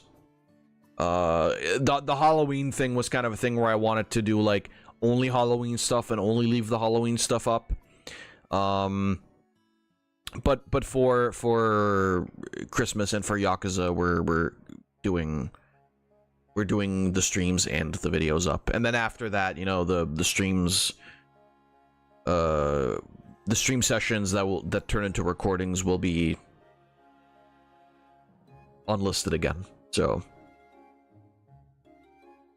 I make an exception for stuff like Yakuza because it's kind of a tradition at this point, you know, same with the October streams. But for any other stuff, it will not continue that way. The reason is also, like, if I edited Yakuza, that'd be running for like a fucking year, and you know, the Yakuza stuff is always Christmas stuff. I want to keep it in that area, you know, like Christmas in January. How far are we from hitting Yakuza Pirates? Well, the thing is, I don't want to play 2 Yakuza games right away. I know Pirates is different. I know Pirates is more like in the Muso direction, and it's like a different type of game. But I don't want to do Yakuza and Yakuza. And also remember that fucking Metroid Prime is coming out, so that might have to be something that I start doing. But you know, this is all taking way too long. I'll think about it as we go along. Yakuza 5 is happening for fucking sure this year, and then maybe Yakuza Pirates will be next year. I want to play it too, honestly. Like, it looked fun. But you know, I don't care about the hype of games when they come out. Otherwise, I'd be doing Pokemon right now. For those sweet, sweet week 1 view. I don't give a shit. I just want to play games, man. I just want to have fun. That's all I care about. But yeah, like I said, if you haven't yet, please go follow the Bottom Boys. All of their links are in the description. And yeah, you know, not a lot of time left in this year. Crazy, now that I think about it. I'm trying to think because, like, my birthday is on a Sunday this year, which is not usually a stream day. I don't know if I'll do, like, a birthday stream. We'll see. We'll see. But until next time, please, everybody, stay safe and goodbye. And don't yap until your throat is sore. It's not a very nice feeling. You know what's funny? It's like less that it's sore on the inside, and it's more like my neck is hurting. Like my throat, I guess. Like like on the outside. It's like muscle pain. How the fuck does that happen? I haven't been hitting neck day enough. Alright. Goodbye, everybody.